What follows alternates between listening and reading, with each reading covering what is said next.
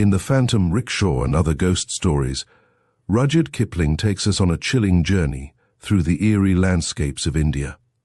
This collection of ghostly tales delves into the supernatural, blending the rich cultural backdrop of the British Raj with spine-tingling narratives.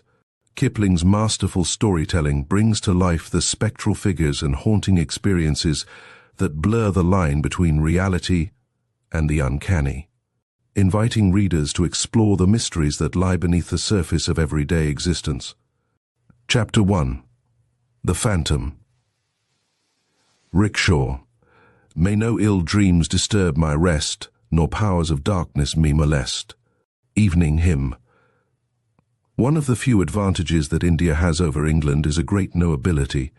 After 5 years' service, a man is directly or indirectly acquainted with the 200 or 300 civilians in his province, all the messes of 10 or 12 regiments and batteries, and some 1,500 other people of the non-official caste. In 10 years his knowledge should be doubled, and at the end of 20 he knows or knows something about every Englishman in the empire, and may travel anywhere and everywhere without paying hotel bills. Globe-trotters who expect entertainment as a right have, even within my memory, blunted this open-heartedness. But nonetheless today, if you belong to the inner circle and are neither a bear nor a black sheep, all houses are open to you, and our small world is very, very kind and helpful. Rickett of Camartha stayed with Polder of Kumaun some 15 years ago. He meant to stay 2 nights, but was knocked down by rheumatic fever, and for 6 weeks disorganized Polder's establishment, stopped Polder's work, and nearly died in Polder's bedroom. Polder behaves as though he had been placed under eternal obligation by Rickett, and yearly sends the little Ricketts a box of presents and toys. It is the same everywhere. The men who do not take the trouble to conceal from you their opinion that you are an incompetent ass, and the women who blacken your character and misunderstand your wife's amusements, will work themselves to the bone in your behalf if you fall sick or into serious trouble. Heatherley, the doctor, kept, in addition to his regular practice, a hospital on his private account, an arrangement of loose boxes for incurables. His friend called it, but it was really a sort of fitting-up shed for craft that had been damaged by stress of weather. The weather in India is often sultry, and since the tale of bricks is always a fixed quantity, and the only liberty allowed is permission to work overtime and get no thanks, men occasionally break down and become as mixed as the metaphors in this sentence. Heatherley is the dearest doctor that ever was, and his invariable prescription to all his patients is, lie low, go slow, and keep cool. He says that more men are killed by overwork than the importance of this world justifies. He maintains that overwork slew Pansay, who died under his hands about 3 years ago. He has, of course, the right to speak authoritatively, and he laughs at my theory that there was a crack in Pansay's head, and a little bit of the dark world came through and pressed him to death. Pansay went off the handle, says Heatherley, after the stimulus of long leave at home. He may or he may not have behaved like a blackguard to Mrs. Keith Wessington. My notion is that the work of the Katabundi settlement ran him off his legs, and that he took to brooding and making much of an ordinary P&O. Flirtation. He certainly was engaged to Miss Mannering, and she certainly broke off the engagement. Then he took a feverish chill and all that nonsense about ghosts developed. Overwork started his illness, kept it alight, and killed him, poor devil. Write him off to the system, one man, to take the work of 2.5 men. I do not believe this. I used to sit up with Pansay sometimes when Heatherley was called out to patients, and I happened to be within claim. The man would make me most unhappy by describing in a low, even voice the procession that was always passing at the bottom of his bed. He had a sick man's command of language. When he recovered, I suggested that he should write out the whole affair from beginning to end, knowing that ink might assist him to ease his mind. When little boys have learned a new bad word, they are never happy till they have chalked it up on a door. And this also is literature. He was in a high fever while he was writing, and the Blood and Thunder magazine diction he adopted did not calm him. 2 months afterward, he was reported fit for duty, but in spite of the fact that he was urgently needed to help an undermanned commission stagger through a deficit, he preferred to die vowing at the last that he was hag-ridden. I got his manuscript before he died, and this is his version of the affair, dated 1885. My doctor tells me that I need rest and change of air. It is not improbable that I shall get both ere long rest, that neither the red-coated messenger nor the midday gun can break, and change of air far beyond that which any homeward-bound steamer can give me. In the meantime, I am resolved to stay where I am, and in flat defiance of my doctor's orders, to take all the world into my confidence. You shall learn for yourselves the precise nature of my malady, and shall, too, judge for yourselves whether any man born of woman on this weary earth was ever so tormented as I. Speaking now as a condemned criminal might speak ere the drop-bolts are drawn, my story, wild and hideously improbable as it may appear, demands at least attention. That it will ever receive credence I utterly disbelieve. 2 months ago I should have scouted as mad or drunk the man who had dared tell me the like. 2 months ago I was the happiest man in India. Today, from Peshawar to the sea, there is no one more wretched. My doctor and I are the only two who know this. His explanation is that my brain, digestion and eyesight are all slightly affected, giving rise to my frequent and persistent delusions. Delusions indeed. I call him a fool, but he attends me still with the same unwearied smile, the same bland professional manner, the same neatly trimmed red whiskers, till I begin to suspect that I am an ungrateful, evil-tempered invalid. But you shall judge for yourselves. 3 years ago it was my fortune, my great misfortune, to sail from Gravesend to Bombay, on return from long leave, with one Agnes Keith Wessington, wife of an officer on the Bombay side. It does not in the least concern you to know what manner of woman she was. Be content with the knowledge that, ere the voyage had ended, both she and I were desperately and unreasoningly in love with one another. Heaven knows that I can make the admission now without one particle of vanity. In matters of this sort, there is always one who gives and another who accepts. From the first day of our ill-omened attachment, I was conscious that Agnes's passion was a stronger, a more dominant, and, if I may use the expression, a purer sentiment than mine. Whether she recognized the fact then, I do not know. Afterward it was bitterly plain to both of us. Arrived at Bombay in the spring of the year, we went our respective ways, to meet no more for the next 3 or 4 months, when my leave and her love took us both to Simla. There we spent the season together, and there my fire of straw burned itself out to a pitiful end with the closing year. I attempt no excuse. I make no apology. Mrs. Wessington had given up much for my sake, and was prepared to give up all. From my own lips in August 1882, she learned that I was sick of her presence, tired of her company, and weary of the sound of her voice. 99 women out of 100 would have wearied of me as I wearied of them. 75% of that number would have promptly avenged themselves by active and obtrusive flirtation with other men. Mrs. Wessington was the 100th. On her neither my openly expressed aversion nor the cutting brutalities with which I garnished our interviews had the least effect. "Jack, darling," was her one eternal cuckoo cry. "I'm sure it's all a mistake, a hideous mistake, and we'll be good friends again some day. Please forgive me, Jack, dear." I was the offender, and I knew it. That knowledge transformed my pity into passive endurance, and eventually into blind hate, the same instinct, I suppose, which prompts a man to savagely stamp on the spider he has but half killed.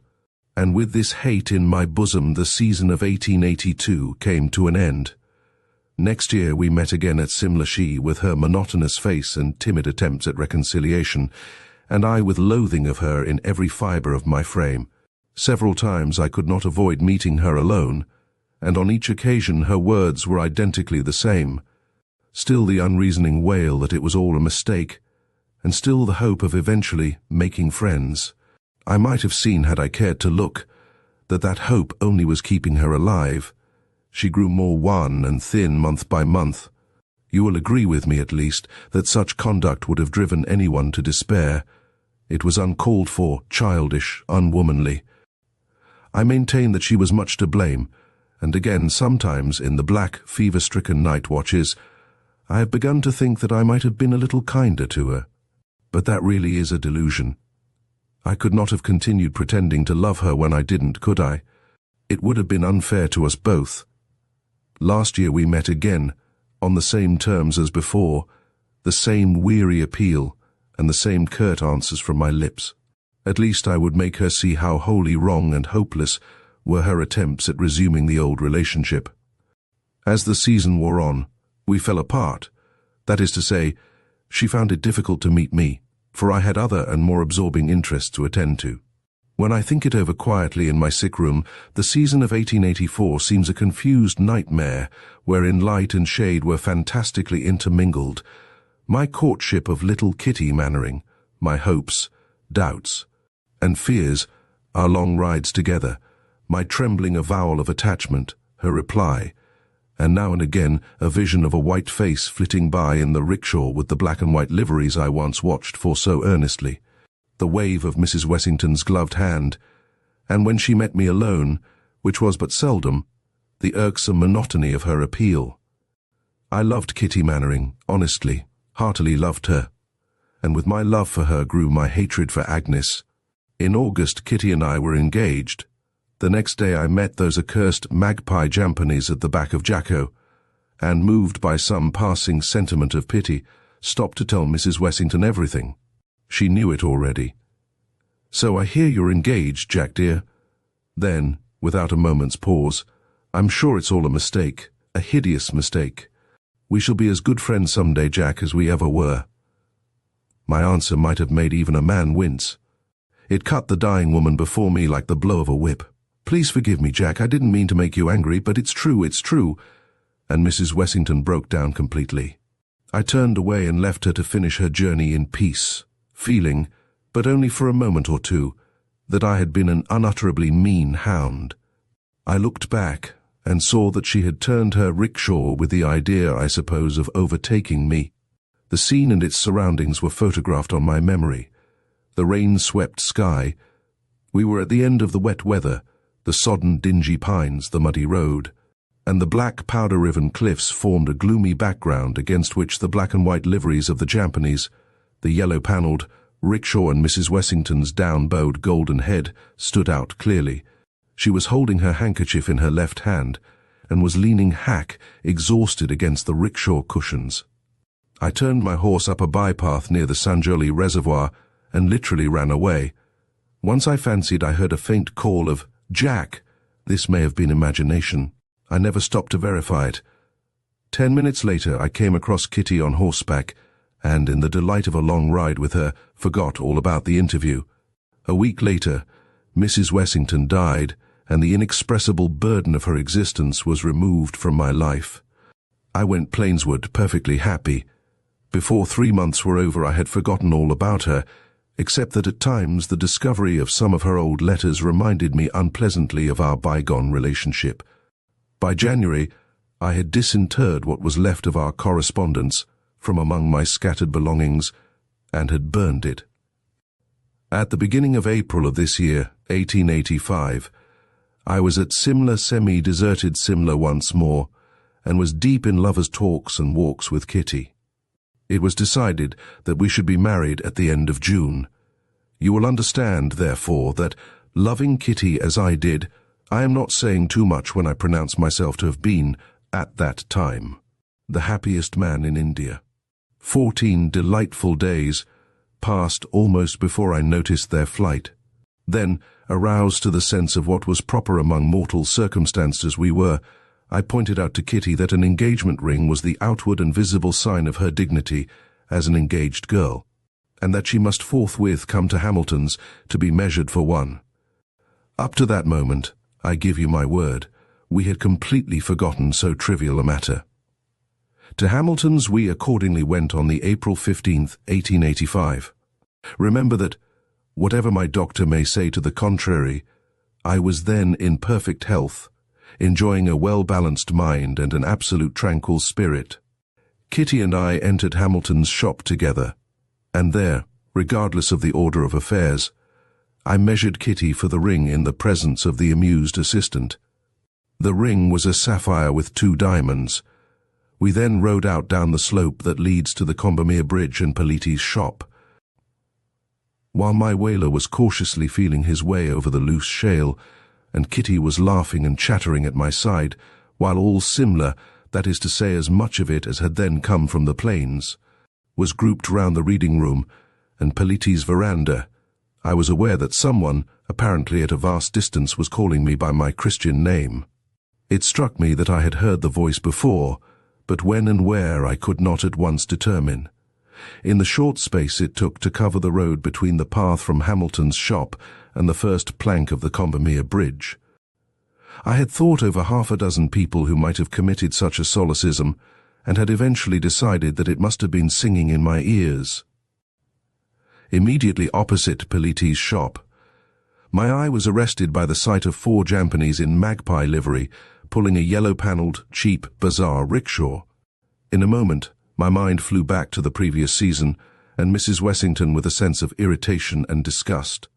Was it not enough that the woman was dead and done with, without her black-and-white servitors reappearing to spoil the day's happiness?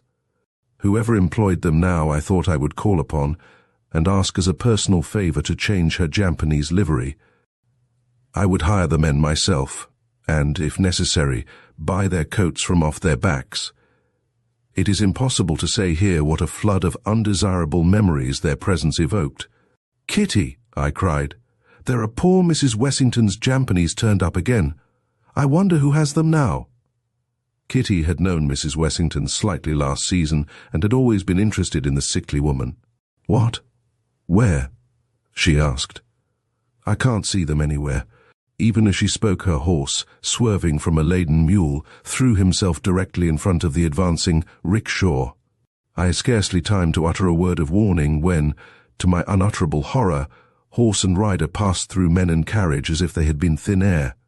"What's the matter?" cried Kitty. "What made you call out so foolishly, Jack?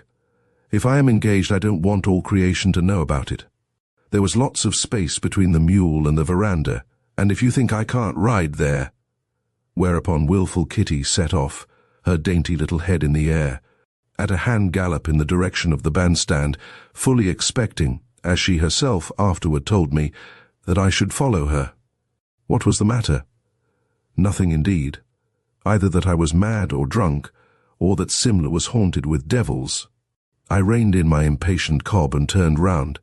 The rickshaw had turned too, and now stood immediately facing me, near the left railing of the Combermere Bridge. "Jack! Jack, darling!"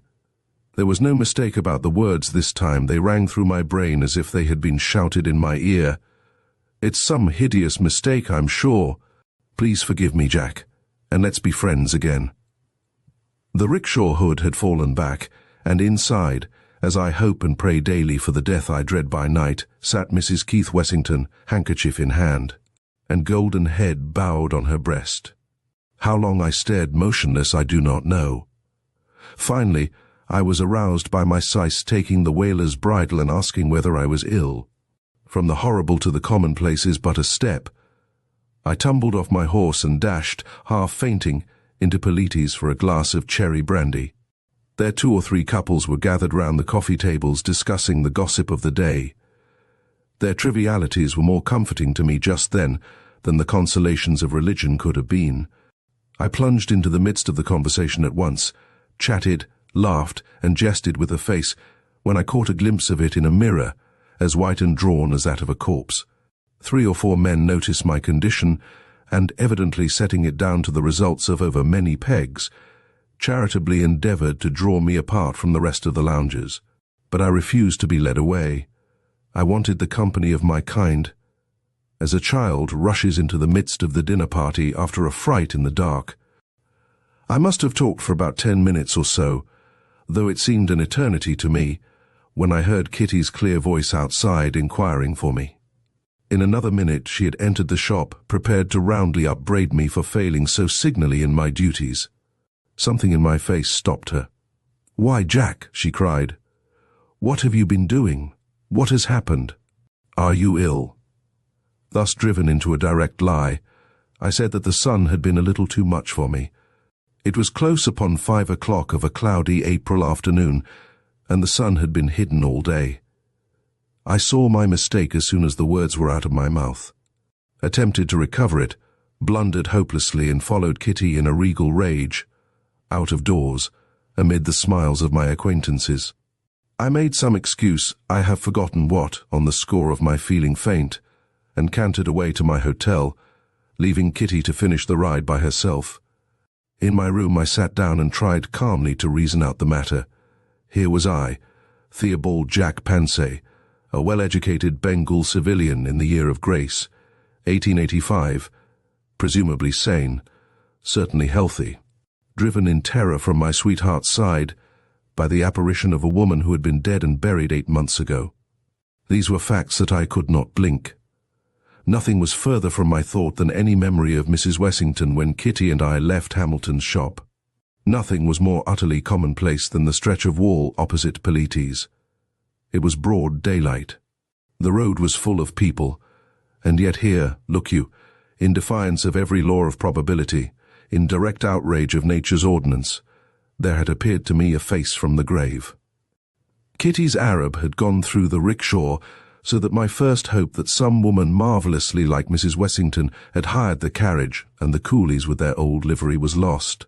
Again and again I went round this treadmill of thought, and again gave up baffled and in despair. The voice was as inexplicable as the apparition. I had originally some wild notion of confiding it all to Kitty, of begging her to marry me at once, and in her arms defying the ghostly occupant of the rickshaw. After all, I argued, the presence of the rickshaw is in itself enough to prove the existence of a spectral illusion. One may see ghosts of men and women, but surely never of coolies and carriages. The whole thing is absurd. Fancy the ghost of a hillman. Next morning I sent a penitent note to Kitty, imploring her to overlook my strange conduct of the previous afternoon. My divinity was still very wroth, and a personal apology was necessary. I explained, with a fluency born of night-long pondering over a falsehood, that I had been attacked with sudden palpitation of the heart, the result of indigestion. This eminently practical solution had its effect, and Kitty and I rode out that afternoon with the shadow of my first lie dividing us. Nothing would please her save a canter round Jacko. With my nerves still unstrung from the previous night, I feebly protested against the notion, suggesting Observatory Hill, Juteau, the Boiler-Gunge Road, anything rather than the Jacko round. Kitty was angry and a little hurt, so I yielded from fear of provoking further misunderstanding, and we set out together toward Chota Simla. We walked a greater part of the way, and, according to our custom, cantered from a mile or so below the convent to the stretch of level road by the Sanjoli Reservoir. The wretched horses appeared to fly, and my heart beat quicker and quicker as we neared the crest of the ascent. My mind had been full of Mrs. Wessington all the afternoon, and every inch of the Jacko road bore witness to our old-time walks and talks. The boulders were full of it, the pines sang it aloud overhead, the rain-fed torrents giggled and chuckled unseen over the shameful story, and the wind in my ears chanted the iniquity aloud. As a fitting climax, in the middle of the level men call the Ladies' Mile, the horror was awaiting me. No other rickshaw was in sight, only the 4 black-and-white jampanies, the yellow-panelled carriage, and the golden head of the woman within all, apparently just as I had left them 8 months and 1 fortnight ago. For an instant I fancied that Kitty must see what I saw. We were so marvellously sympathetic in all things. Her next words undeceived me, not a soul in sight. "Come along, Jack, and I'll race you to the reservoir buildings." Her wiry little Arab was off like a bird, my wailer following close behind, and in this order we dashed under the cliffs. Half a minute brought us within 50 yards of the rickshaw. I pulled my wailer and fell back a little. The rickshaw was directly in the middle of the road, and once more the Arab passed through it, my horse following. "Jack, Jack dear, please forgive me," rang with a wail in my ears, and after an interval, "It's a mistake, a hideous mistake." I spurred my horse like a man possessed. When I turned my head at the reservoir works, the black and white liveries were still waiting, patiently waiting, under the grey hillside, and the wind brought me a mocking echo of the words I had just heard. Kitty bantered me a good deal on my silence throughout the remainder of the ride. I had been talking up till then wildly and at random. To save my life I could not speak afterward naturally, and from Sanjoli to the church wisely held my tongue. I was to dine with the Mannerings that night, and had barely time to canter home to dress. On the road to Elysium Hill I overheard two men talking together in the dusk. "It's a curious thing," said one, "how completely all trace of it disappeared. You know, my wife was insanely fond of the woman, never could see anything in her myself, and wanted me to pick up her old rickshaw and coolies if they were to be got for love or money. Morbid sort of fancy, I call it, but I've got to do what the Memsahib tells me. Would you believe that the man she hired it from tells me that all four of the men, they were brothers, died of cholera on the way to Hardwar? Poor devils. And the rickshaw has been broken up by the man himself. Told me he never used a dead Memsahib's rickshaw. Spoiled his luck. Queer notion, wasn't it? Fancy poor little Mrs. Wessington spoiling anyone's luck except her own." I laughed aloud at this point, and my laugh jarred on me as I uttered it. So there were ghosts of rickshaws after all, and ghostly employments in the other world. How much did Mrs. Wessington give her men? What were their hours? Where did they go? And for visible answer to my last question, I saw the infernal thing blocking my path in the twilight. The dead travel fast, and by short cuts unknown to ordinary coolies. I laughed aloud a second time, and checked my laughter suddenly, for I was afraid I was going mad. Mad to a certain extent I must have been, for I recollect that I reined in my horse at the head of the rickshaw, and politely wished Mrs. Wessington good evening. Her answer was one I knew only too well. I listened to the end, and replied that I heard it all before, but should be delighted if she had anything further to say.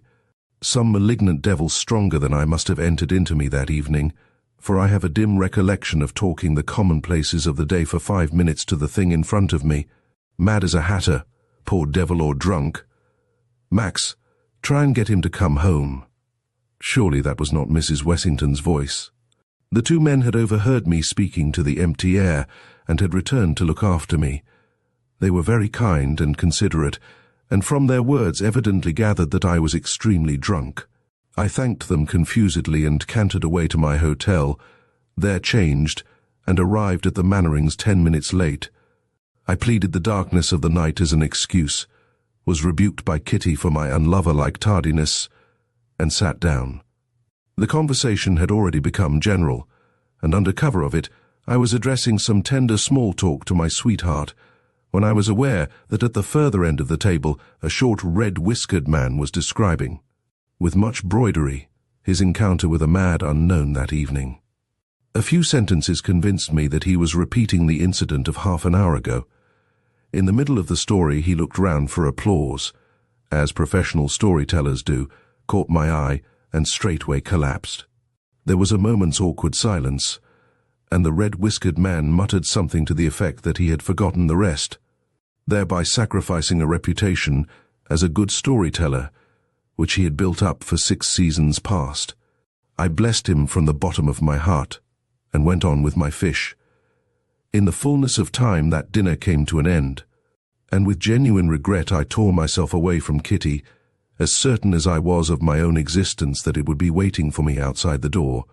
The red-whiskered man, who had been introduced to me as Dr. Heatherley, of Simla, volunteered to bear me company as far as our roads lay together.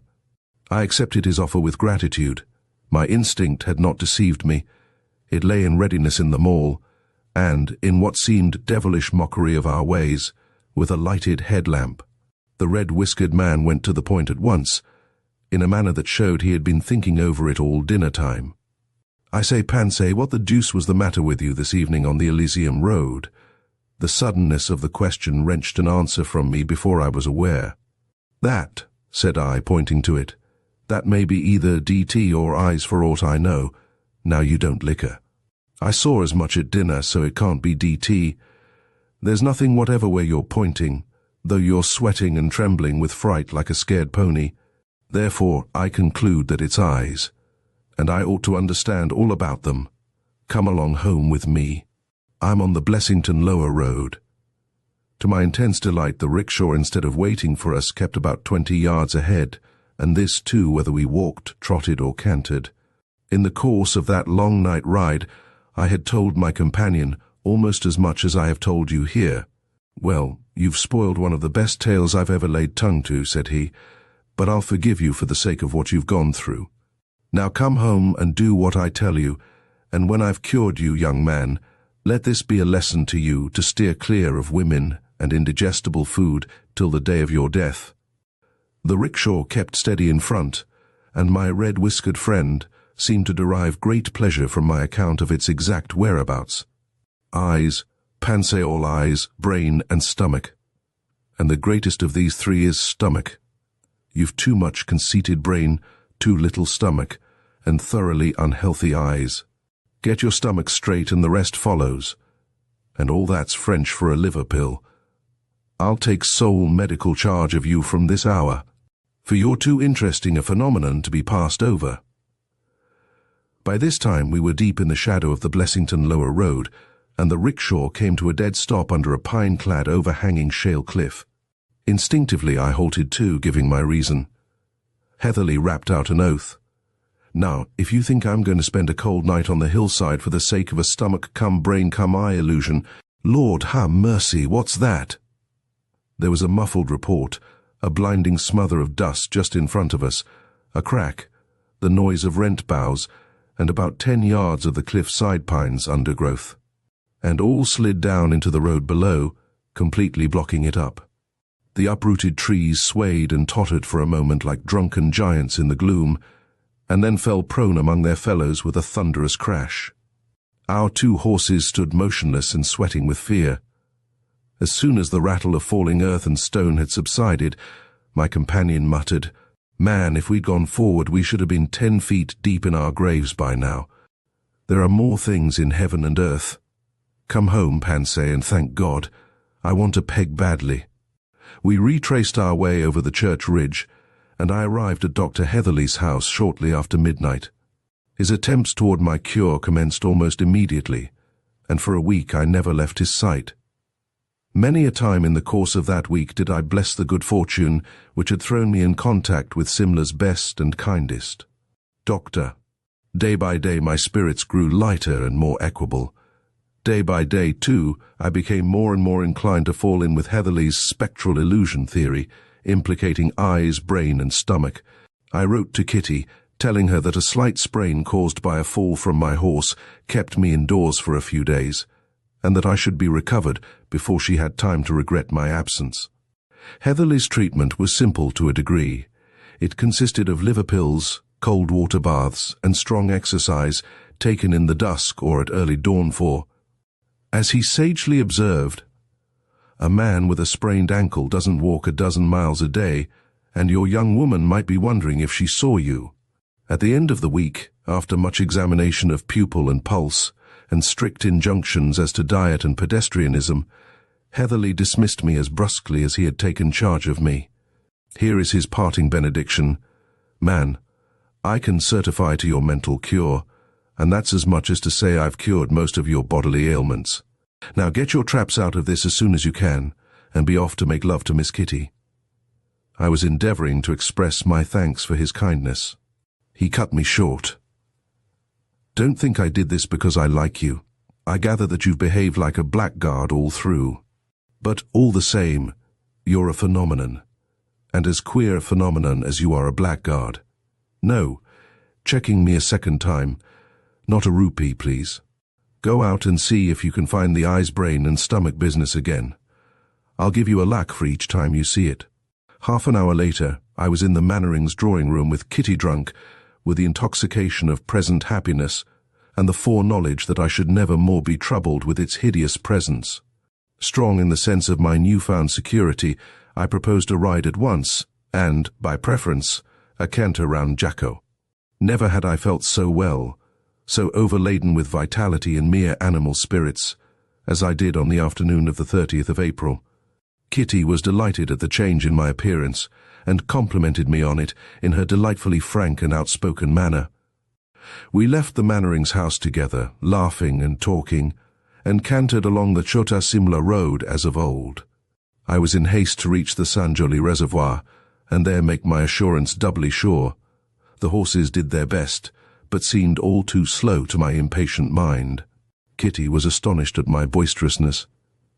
"Why, Jack," she cried at last, "you are behaving like a child. What are you doing?" We were just below the convent, and from sheer wantonness I was making my Wöhler plunge and curvate across the road as I tickled it with the loop of my riding whip. "Doing?" I answered. "Nothing, dear, that's just it. If you'd been doing nothing for a week except lie up, you'd be as riotous as I. Singing and murmuring in your feastful mirth, joying to feel yourself alive. Lord over nature, Lord of the visible earth, Lord of the senses five." My quotation was hardly out of my lips before we had rounded the corner above the convent, and a few yards further on could see across to Sanjoli. In the centre of the level road stood the black and white liveries, the yellow-panelled rickshaw, and Mrs. Keith Wessington. I pulled up, looked, rubbed my eyes, and, I believe, must have said something. The next thing I knew was that I was lying face downward on the road with Kitty kneeling above me in tears. "Has it gone, child?" I gasped. Kitty only wept more bitterly. "Has what gone, Jack dear? What does it all mean?" "There must be a mistake somewhere, Jack. A hideous mistake." Her last words brought me to my feet mad raving for the time being. "Yes, there is a mistake somewhere," I repeated. "A hideous mistake. Come and look at it." I have an indistinct idea that I dragged Kitty by the wrist along the road up to where it stood, and implored her for pity's sake to speak to it, to tell it that we were betrothed, that neither death nor hell could break the tie between us, and Kitty only knows how much more to the same effect.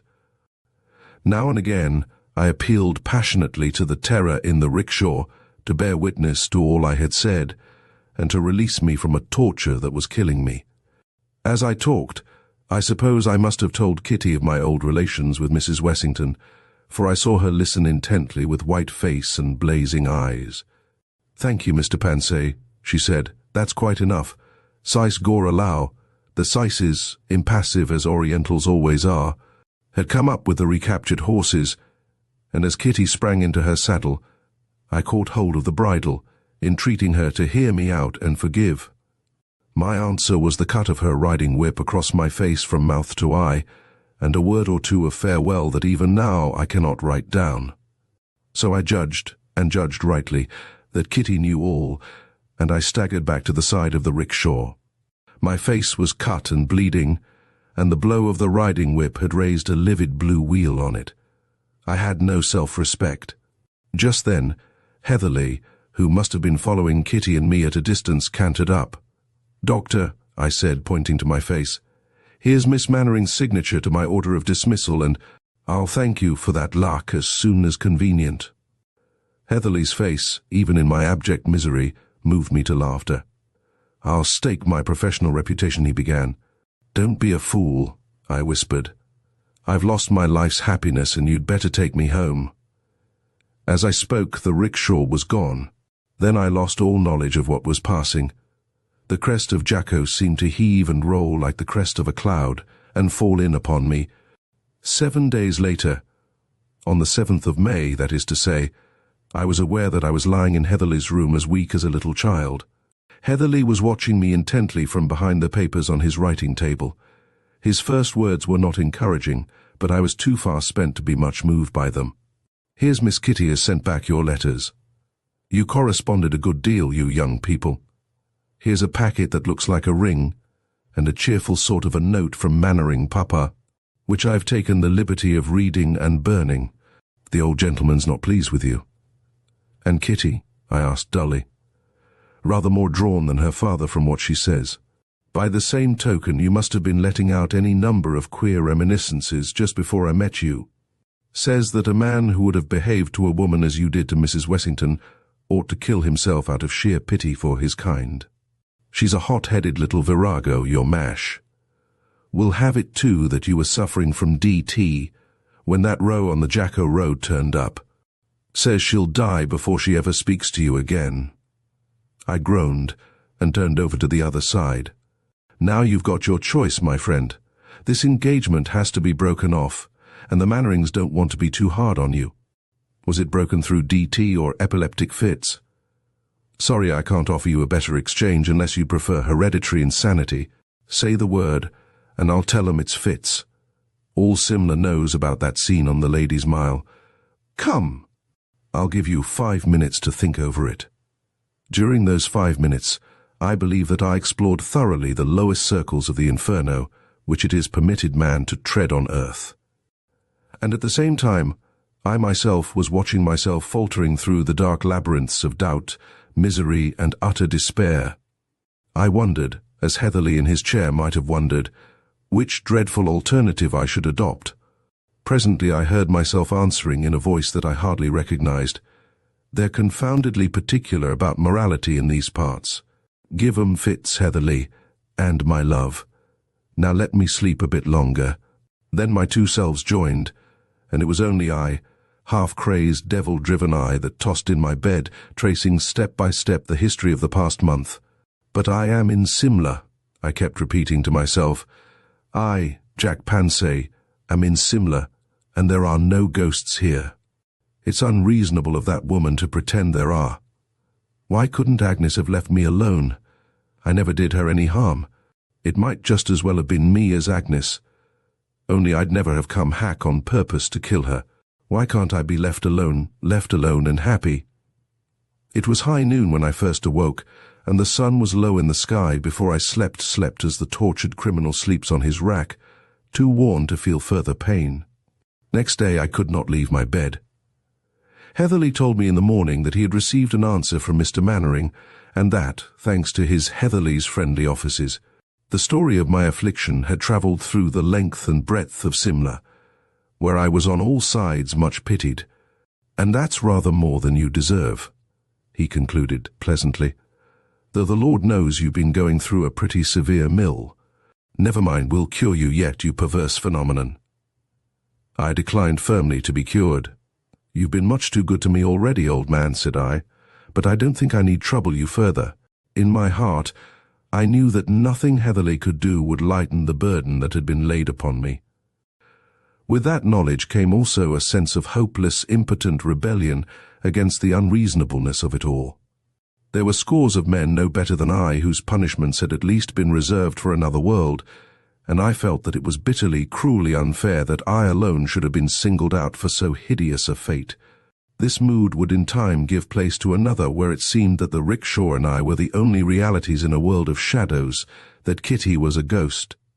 That Mannering, Heatherly, and all the other men and women I knew were all ghosts, and the great grey hills themselves but vain shadows devised to torture me.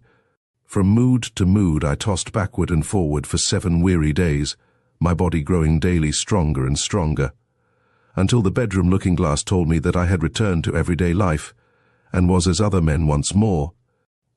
Curiously enough, my face showed no signs of the struggle I had gone through. It was pale indeed, but as expressionless and commonplace as ever.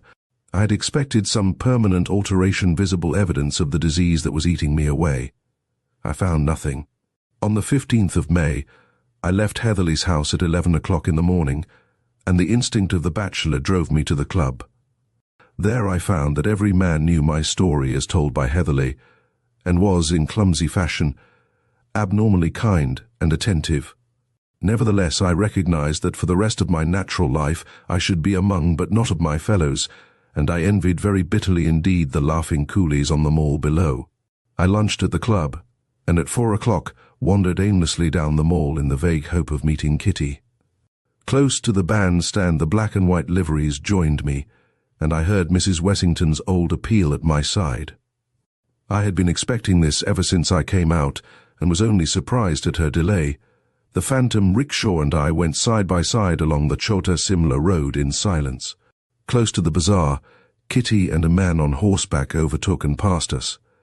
For any sign she gave, I might have been a dog in the road. She did not even pay me the compliment of quickening her pace, though the rainy afternoon had served for an excuse. So Kitty and her companion, and I and my ghostly lighter love, crept round Jacko in couples. The road was streaming with water. The pines dripped like roof pipes on the rocks below, and the air was full of fine, driving rain. 2 or 3 times I found myself saying to myself almost aloud, "I'm Jack Pansay on leave at Simla, at Simla. Every day, ordinary Simla. I mustn't forget that, I mustn't forget that." Then I would try to recollect some of the gossip I had heard at the club, the prices of so-and-so's horses, anything, in fact, that related to the workaday Anglo-Indian world I knew so well. I even repeated the multiplication table rapidly to myself, to make quite sure that I was not taking leave of my senses. It gave me much comfort, and must have prevented my hearing Mrs. Wessington for a time. Once more I wearily climbed the convent slope and entered the level road. Here Kitty and the man started off at a canter, and I was left alone with Mrs. Wessington. "Agnes," said I, "will you put back your hood and tell me what it all means?" The hood dropped noiselessly, and I was face to face with my dead and buried mistress. She was wearing the dress in which I had last seen her alive, carried the same tiny handkerchief in her right hand, and the same card case in her left. A woman 8 months dead with a card case. I had to pin myself down to the multiplication table and to set both hands on the stone parapet of the road, to assure myself that that at least was real. "Agnes," I repeated, "for pity's sake tell me what it all means." Mrs. Wessington leaned forward, with that odd quick turn of the head I used to know so well, and spoke. If my story had not already so madly overleaped the bounds of all human belief, I should apologize to you now. As I know that no one, no, not even Kitty, for whom it is written as some sort of justification of my conduct, will believe me, I will go on. Mrs. Wessington spoke, and I walked with her from the Sanjali Road to the turning below the Commander-in-Chief's house, as I might walk by the side of any living woman's rickshaw, deep in conversation. The second and most tormenting of my moods of sickness had suddenly laid hold upon me, and like the prince in Tennyson's poem, I seemed to move amid a world of ghosts. There had been a garden party at the Commander-in-Chief's, and we too joined the crowd of homeward-bound folk. As I saw them then, it seemed that they were the shadows, impalpable, fantastic shadows, that divided from Mrs. Wessington's rickshaw to pass through. What we said during the course of that weird interview, I cannot, indeed, I dare not tell. Heatherley's comment would have been a short laugh, and a remark that I'd been mashing a brain-iron stomach chimera. It was a ghastly and yet in some indefinable way a marvelously dear experience. Could it be possible, I wondered, that I was in this life to woo a second time the woman I had killed by my own neglect and cruelty? I met Kitty on the homeward road, a shadow among shadows. If I were to describe all the incidents of the next fortnight in their order, my story would never come to an end, and your patience would be exhausted. Morning after morning and evening after evening, the ghostly rickshaw and I used to wander through Simla together. Wherever I went there, the 4 black and white liveries followed me and bore me company to and from my hotel. At the theatre I found them amid the crowd or yelling Japanese, outside the club veranda, after a long evening of whist, at the birthday ball, waiting patiently for my reappearance, and in broad daylight when I went calling. Save that it cast no shadow, the rickshaw was in every respect as real to look upon as one of wood and iron. More than once, indeed, I have had to check myself from warning some hard-riding friend against cantering over it. More than once I have walked down the Mall deep in conversation with Mrs. Wessington, to the unspeakable amazement of the passers-by. Before I had been out and about a week, I learned that the fit theory had been discarded in favor of insanity. However, I made no change in my mode of life. I called, rode, and dined out as freely as ever. I had a passion for the society of my kind, which I had never felt before. I hungered to be among the realities of life.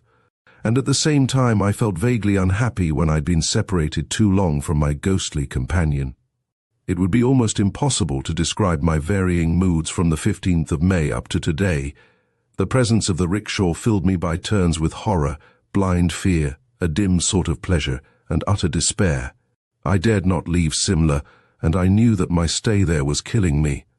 I knew, moreover, that it was my destiny to die slowly and a little every day.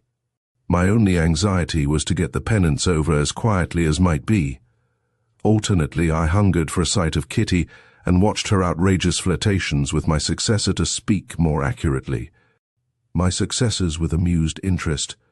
She was as much out of my life as I was out of hers. By day I wandered with Mrs. Wessington, almost content. By night I implored heaven to let me return to the world as I used to know it. Above all these varying moods lay the sensation of dull, numbing wonder that the seen and the unseen should mingle so strangely on this earth to hound one poor soul to its grave. August.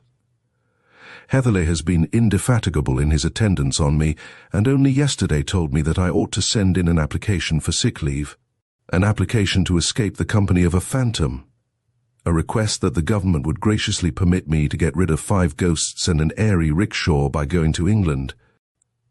Heatherley's proposition moved me to almost hysterical laughter.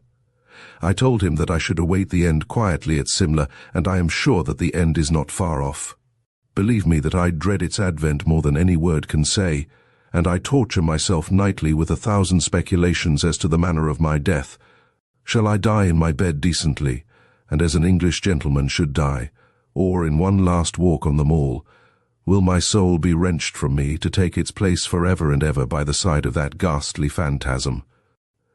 Shall I return to my old lost allegiance in the next world, or shall I meet Agnes loathing her and bound to her side through all eternity? Shall we too hover over the scene of our lives till the end of time, as the day of my death draws nearer? The intense horror that all living flesh feels toward escaped spirits from beyond the grave grows more and more powerful. It is an awful thing to go down quick among the dead with scarcely 1/2 of your life completed. It is 1,000 times more awful to wait as I do in your midst, for I know not what unimaginable terror. Pity me, at least on the score of my delusion, for I know you will never believe what I have written here. Yet as surely as ever a man was done to death by the powers of darkness, I am that man. In justice, too, pity her. For as surely as ever woman was killed by man, I killed Mrs. Wessington, and the last portion of my punishment is ever now upon me. Chapter 2. My own true ghost story. As I came through the desert, thus it was. As I came through the desert, the city of dreadful night, somewhere in the other world, where there are books and pictures and plays and shop windows to look at, and thousands of men who spend their lives in building up all 4, lives a gentleman who writes real stories about the real insides of people, and his name is Mr. Walter Besant. But he will insist upon treating his ghosts, he has published half a workshop full of them, with levity. He makes his ghost seers talk familiarly, and in some cases flirt outrageously, with the phantoms. You may treat anything, from a viceroy to a vernacular paper, with levity, but you must behave reverently toward a ghost, and particularly an Indian one. There are, in this land, ghosts who take the form of fat, cold, pobby corpses and hide in trees near the roadside till a traveller passes. Then they drop upon his neck and remain. There are also terrible ghosts of women who have died in childbed. These wander along the pathways at dusk, or hide in the crops near a village, and call seductively. But to answer their call is death in this world and the next. Their feet are turned backward, that all sober men may recognize them. There are ghosts of little children who have been thrown into wells. These haunt well curbs and the fringes of jungles, and wail under the stars, or catch women by the wrist and beg to be taken up and carried. These and the corpse ghosts, however, are only vernacular articles and do not attack sahibs. No native ghost has yet been authentically reported to have frightened an Englishman, but many English ghosts have scared the life out of both white and black. Nearly every other station owns a ghost. There are said to be 2 at Simla, not counting the woman who blows the bellows at Sairi Dak bungalow on the old road.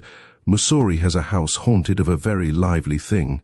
A white lady is supposed to do night watchman round a house in Lahore. Dalhousie says that one of her houses repeats on autumn evenings all the incidents of a horrible horse and precipice accident.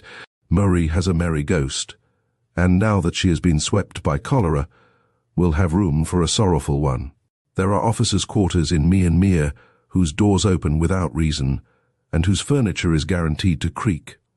Not with the heat of June, but with the weight of invisibles who come to lounge in the chairs. Peshawar possesses houses that none will willingly rent.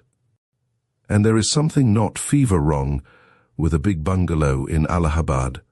The older provinces simply bristle with haunted houses and march phantom armies along their main thoroughfares. Some of the dak bungalows on the Grand Trunk Road have handy little cemeteries in their compound, witnesses to the changes and chances of this mortal life in the days when men drove from Calcutta to the northwest.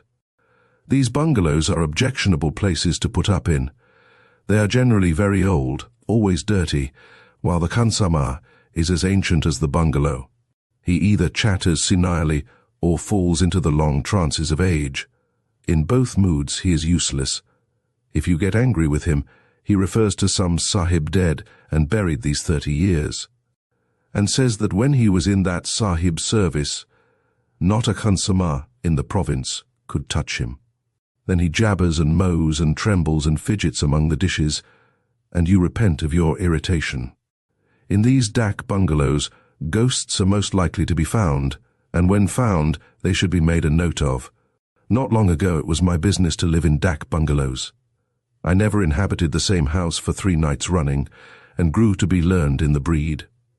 I lived in government-built ones with red brick walls and rail ceilings, an inventory of the furniture posted in every room, and an excited snake at the threshold to give welcome. I lived in converted, one's-old houses officiating as dak bungalows, where nothing was in its proper place and there wasn't even a fowl for dinner. I lived in second-hand palaces where the wind blew through open-work marble tracery just as uncomfortably as through a broken pane. I lived in dak bungalows where the last entry in the visitor's book was 15 months old and where they slashed off the curry kid's head with a sword. It was my good luck to meet all sorts of men, from sober travelling missionaries and deserters flying from British regiments, to drunken loafers who threw whiskey bottles at all who passed, and my still greater good fortune just to escape a maternity case. Seeing that a fair proportion of the tragedy of our lives out here acted itself in dak bungalows, I wondered that I had met no ghosts. A ghost that would voluntarily hang about a dak bungalow would be mad, of course, but so many men have died mad in dak bungalows that there must be a fair percentage of lunatic ghosts. In due time I found my ghost, or ghosts rather, for there were 2 of them. Up till that hour I had sympathized with Mr. Besant's method of handling them, as shown in the strange case of Mr. Lucraft and other stories. I am now in the opposition.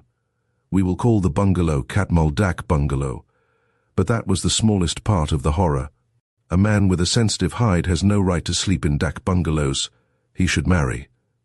Katmal Dak Bungalow was old and rotten and unrepaired. The floor was of worn brick, the walls were filthy, and the windows were nearly black with grime. It stood on a bypath largely used by native sub-deputy assistants of all kinds, from finance to forests, but real sahibs were rare.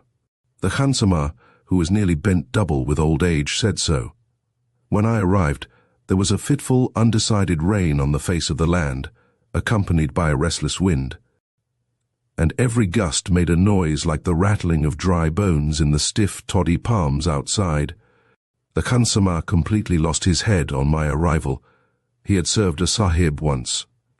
Did I know that sahib? He gave me the name of a well-known man who has been buried for more than a quarter of a century, and showed me an ancient daguerreotype of that man in his prehistoric youth. I had seen a steel engraving of him at the head of a double volume of memoirs a month before, and I felt ancient beyond telling. The day shut in, and the khansama went to get me food. He did not go through the pretense of calling it man's victuals. He said, and that means, among other things, grub dog's rations. There was no insult in his choice of the term. He had forgotten the other word, I suppose. While he was cutting up the dead bodies of animals, I settled myself down after exploring the dak bungalow. There were 3 rooms, beside my own, which was a corner kennel, each giving into the other through dingy white doors fastened with long iron bars. The bungalow was a very solid one, but the partition walls of the rooms were almost jerry-built in their flimsiness. Every step or bang of a trunk echoed from my room down the other three, and every footfall came back tremulously from the far walls. For this reason I shut the door. There were no lamps, only candles in long glass shades. An oil wick was set in the bathroom. For bleak, unadulterated misery, the dak bungalow was the worst of the many that I had ever set foot in. There was no fireplace, and the windows would not open, so a brazier of charcoal would have been useless. The rain and the wind splashed and gurgled and moaned round the house, and the toddy palms rattled and roared. Half a dozen jackals went through the compound singing, and a hyena stood afar off and mocked them. A hyena would convince a Sadducee of the resurrection of the dead, the worst sort of dead. Then came the curious meal, half native and half English in composition, with the old Kansamah babbling behind my chair about dead and gone English people, and the wind-blown candles playing shadow-bo-peep with the bed and the mosquito curtains. It was just the sort of dinner and evening to make a man think of every single one of his past sins, and of all the others that he intended to commit if he lived. Sleep, for several hundred reasons, was not easy. The lamp in the bathroom threw the most absurd shadows into the room, and the wind was beginning to talk nonsense. Just when the reasons were drowsy with blood-sucking, I heard the regular let us take and heave him over grunt of dooley-bearers in the compound. First one dooley came in, then a second, and then a third. I heard the doolies dumped on the ground, and the shutter in front of my door shook. "That's someone trying to come in," I said. But no one spoke, and I persuaded myself that it was the gusty wind. The shutter of the room next to mine was attacked, flung back, and the inner door opened. "That's some sub-deputy assistant," I said, "and he has brought his friends with him. Now they'll talk and spit and smoke for an hour." But there were no voices and no footsteps. No one was putting his luggage into the next room. The door shut, and I thanked Providence that I was to be left in peace. But I was curious to know where the doolies had gone. I got out of bed and looked into the darkness. There was never a sign of a dooley. Just as I was getting into bed again, I heard in the next room the sound that no man in his senses can possibly mistake, the whir of a billiard ball down the length of the slates when the striker is stringing for break. No other sound is like it. A minute afterwards there was another whir, and I got into bed. I was not frightened, indeed I was not. I was very curious to know what had become of the doolies. I jumped into bed for that reason. Next minute I heard the double click of a cannon, and my hair sat up. It is a mistake to say that hair stands up. The skin of the head tightens, and you can feel a faint, prickly bristling all over the scalp. That is the hair sitting up. There was a whir and a click, and both sounds could only have been made by one thing, a billiard ball. I argued the matter out at great length with myself, and the more I argued, the less probable it seemed that one bed, one table, and two chairs, all the furniture of the room next to mine, could so exactly duplicate the sounds of a game of billiards. After another cannon, a three-cushion one to judge by the whir, I argued no more. I had found my ghost, and would have given worlds to have escaped from that dak bungalow. I listened, and with each listen the game grew clearer. There was whir on whir and click on click. Sometimes there was a double click and a whir and another click. Beyond any sort of doubt, people were playing billiards in the next room. And the next room was not big enough to hold a billiard table. Between the pauses of the wind, I heard the game go forward stroke after stroke. I tried to believe that I could not hear voices, but that attempt was a failure. Do you know what fear is?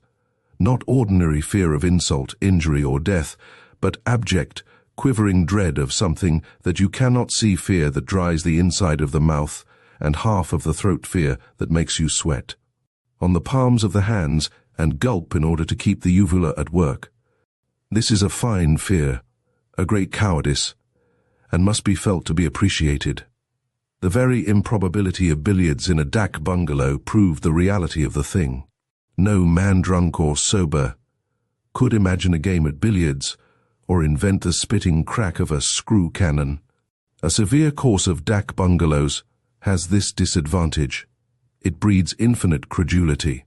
If a man said to a confirmed dak bungalow haunter, "There is a corpse in the next room, and there's a mad girl in the next but one, and the woman and man on that camel have just eloped from a place 60 miles away," the hearer would not disbelieve, because he would know that nothing is too wild, grotesque, or horrible to happen in a dak bungalow.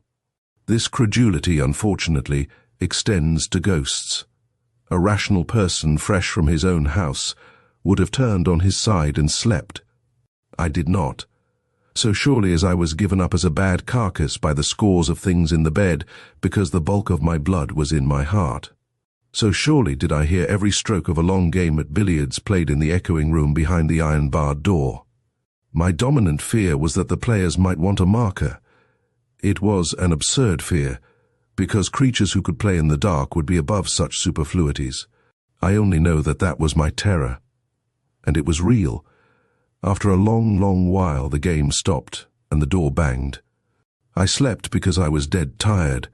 Otherwise I should have preferred to have kept awake. Not for everything in Asia would I have dropped the door bar and peered into the dark of the next room. When the morning came, I considered that I had done well and wisely, and inquired for the means of departure. "By the way," I said, "what were those 3 doolies doing in my compound in the night?" "There were no doolies," said the khansamah. I went into the next room, and the daylight streamed through the open door. I was immensely brave. I would, at that hour, have played black pool with the owner of the big black pool down below. "Has this place always been a dak bungalow?" I asked. "No," said the khansamah. 10 or 20 years ago, I have forgotten how long, it was a billiard room." "How much?" "A billiard room for the sahibs who built the railway. I was khansamah then in the big house where all the railway sahibs lived, and I used to come across with brandy shrab. These 3 rooms were all one, and they held a big table on which the sahibs played every evening." "But the sahibs are all dead now, and the railway runs, you say, nearly to Kabul. Do you remember anything about the sahibs?" "It is long ago, but I remember that one sahib, a fat man and always angry, was playing here one night, and he said to me, 'Mangal Khan, brandy pani do,' and I filled the glass, and he bent over the table to strike, and his head fell lower and lower till it hit the table, and his spectacles came off. And when the sahibs and I myself ran to lift him, he was dead. I helped to carry him out." "Aha, he was a strong sahib. But he is dead, and I, old Mangal Khan, am still living by your favor." That was more than enough. I had my ghost a first-hand authenticated article. I would write to the Society for Psychical Research. I would paralyze the empire with the news. But I would, first of all, put 80 miles of assessed cropland between myself and that dak bungalow before nightfall. The Society might send their regular agent to investigate later on. I went into my own room and prepared to pack after noting down the facts of the case. As I smoked, I heard the game begin again, with a miss in baulk this time, for the whir was a short one. The door was open, and I could see into the room. Click, click. That was a cannon. I entered the room without fear, for there was sunlight within and a fresh breeze without. The unseen game was going on at a tremendous rate. And well it might, when a restless little rat was running to and fro inside the dingy ceiling cloth, and a piece of loose window sash was making 50 breaks off the window bolt as it shook in the breeze. Impossible to mistake the sound of billiard balls, impossible to mistake the whir of a ball over the slate. But I was to be excused. Even when I shut my enlightened eyes, the sound was marvelously like that of a fast game. Entered angrily the faithful partner of my sorrows, Qadir Baksh. "This bungalow is very bad and low caste." No wonder the presence was disturbed and speckled. 3 sets of dooli bearers came to the bungalow late last night when I was sleeping outside, and said that it was their custom to rest in the rooms set apart for the English people. What honor has the khansamah? They tried to enter, but I told them to go. No wonder, if these Aureas have been here, that the presence is sorely spotted. It is shame, and the work of a dirty man. Qadir Baksh did not say that he had taken from each gang 2 annas for rent in advance, and then beyond my earshot, had beaten them with the big green umbrella, whose use I could never before divine. But Kadir Baksh has no notions of morality. There was an interview with the Khansama, but as he promptly lost his head, wrath gave place to pity, and pity led to a long conversation, in the course of which he put the fat engineer Sahib's tragic death in 3 separate stations, 2 of them 50 miles away. The third shift was to Calcutta, and there the Sahib died while driving a dog-cart. If I had encouraged him, the Khansama would have wandered all through Bengal with his corpse. I did not go away as soon as I intended. I stayed for the night, while the wind and the rat and the sash and the window bolt played a ding-dong, 150 up. Then the wind ran out and the billiards stopped, and I felt that I had ruined my one genuine hall-marked ghost story.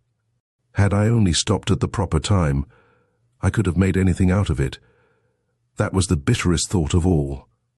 Chapter 3. The Strange Ride of Morrowbie Jukes. Alive or dead, there is no other way. Native proverb.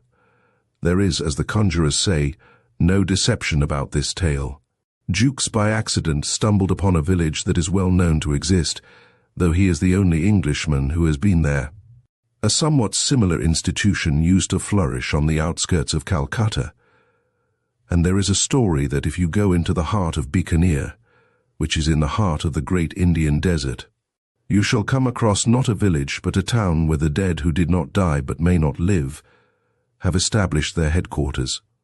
And since it is perfectly true that in the same desert is a wonderful city where all the rich moneylenders retreat after they have made their fortunes so vast that the owners cannot trust even the strong hand of the government to protect them, but take refuge in the waterless sands, and drive sumptuous sea-spring barouches, and buy beautiful girls and decorate their palaces with gold and ivory and Minton tiles and mother and pearl, I do not see why Jukes's tale should not be true.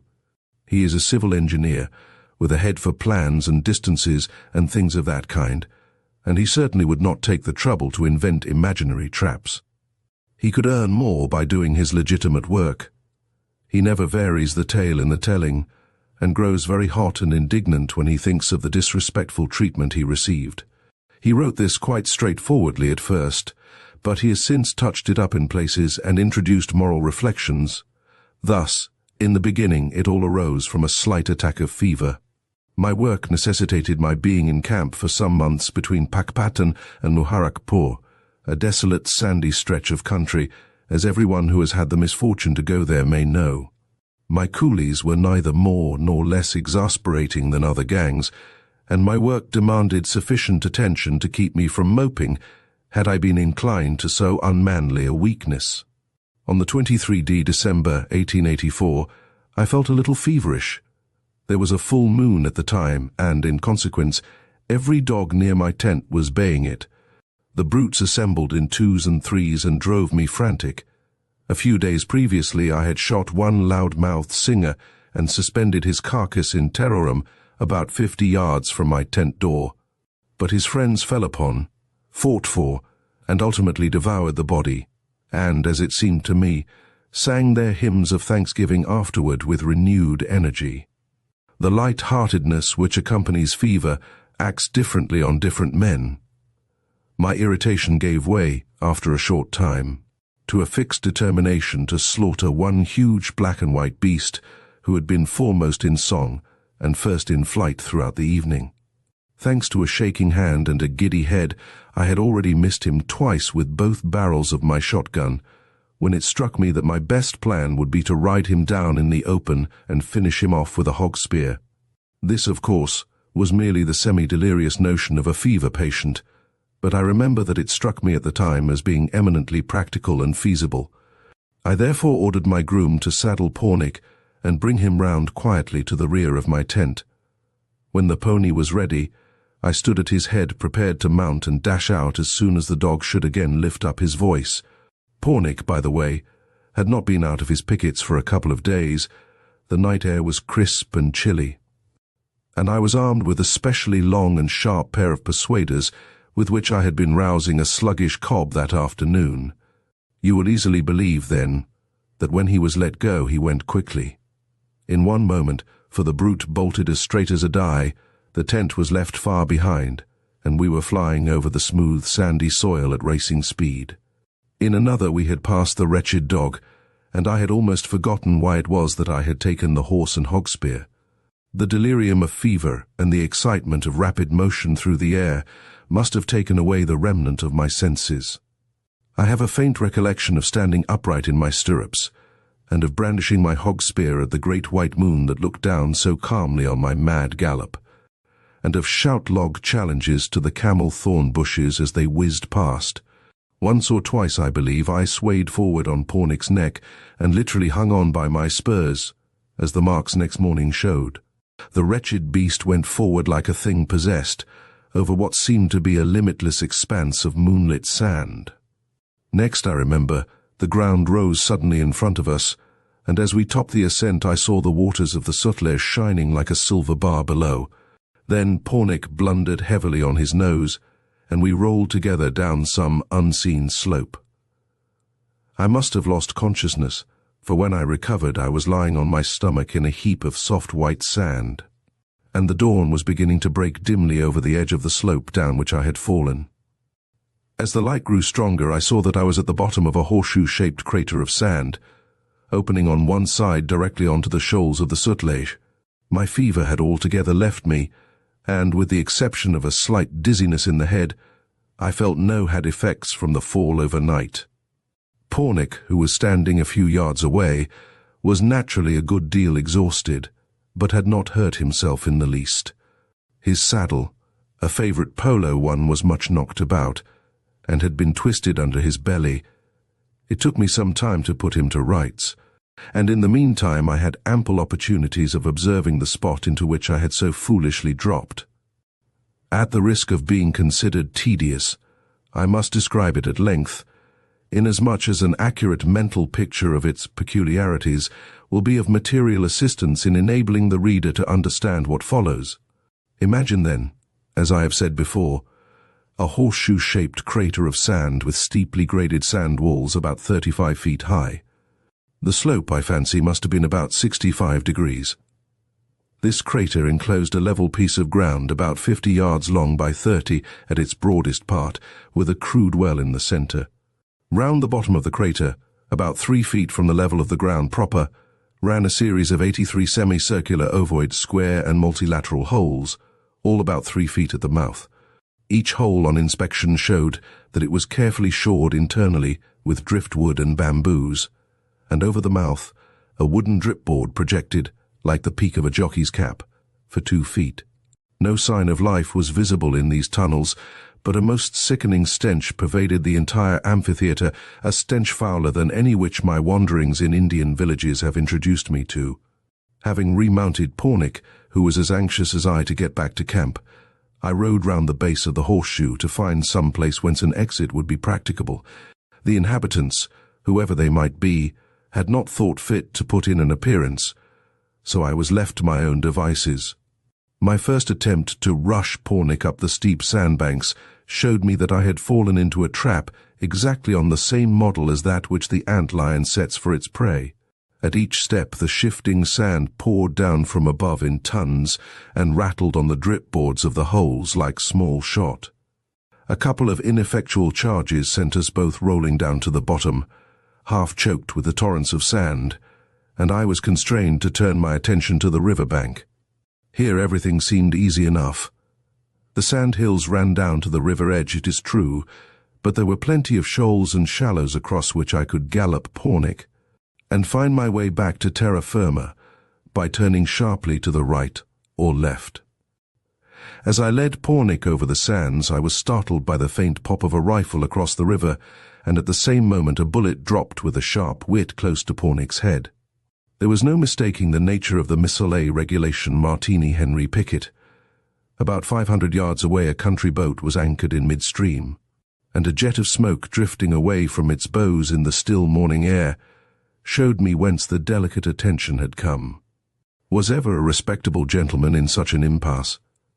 The treacherous sand slope allowed no escape from a spot which I had visited most involuntarily, and a promenade on the river frontage was the signal for a bombardment from some insane native in a boat. I'm afraid that I lost my temper very much indeed. Another bullet reminded me that I had better save my breath to cool my porridge, and I retreated hastily up the sands and back to the horseshoe, where I saw that the noise of the rifle had drawn 65 human beings from the badger holes which I had up till that point supposed to be untenanted.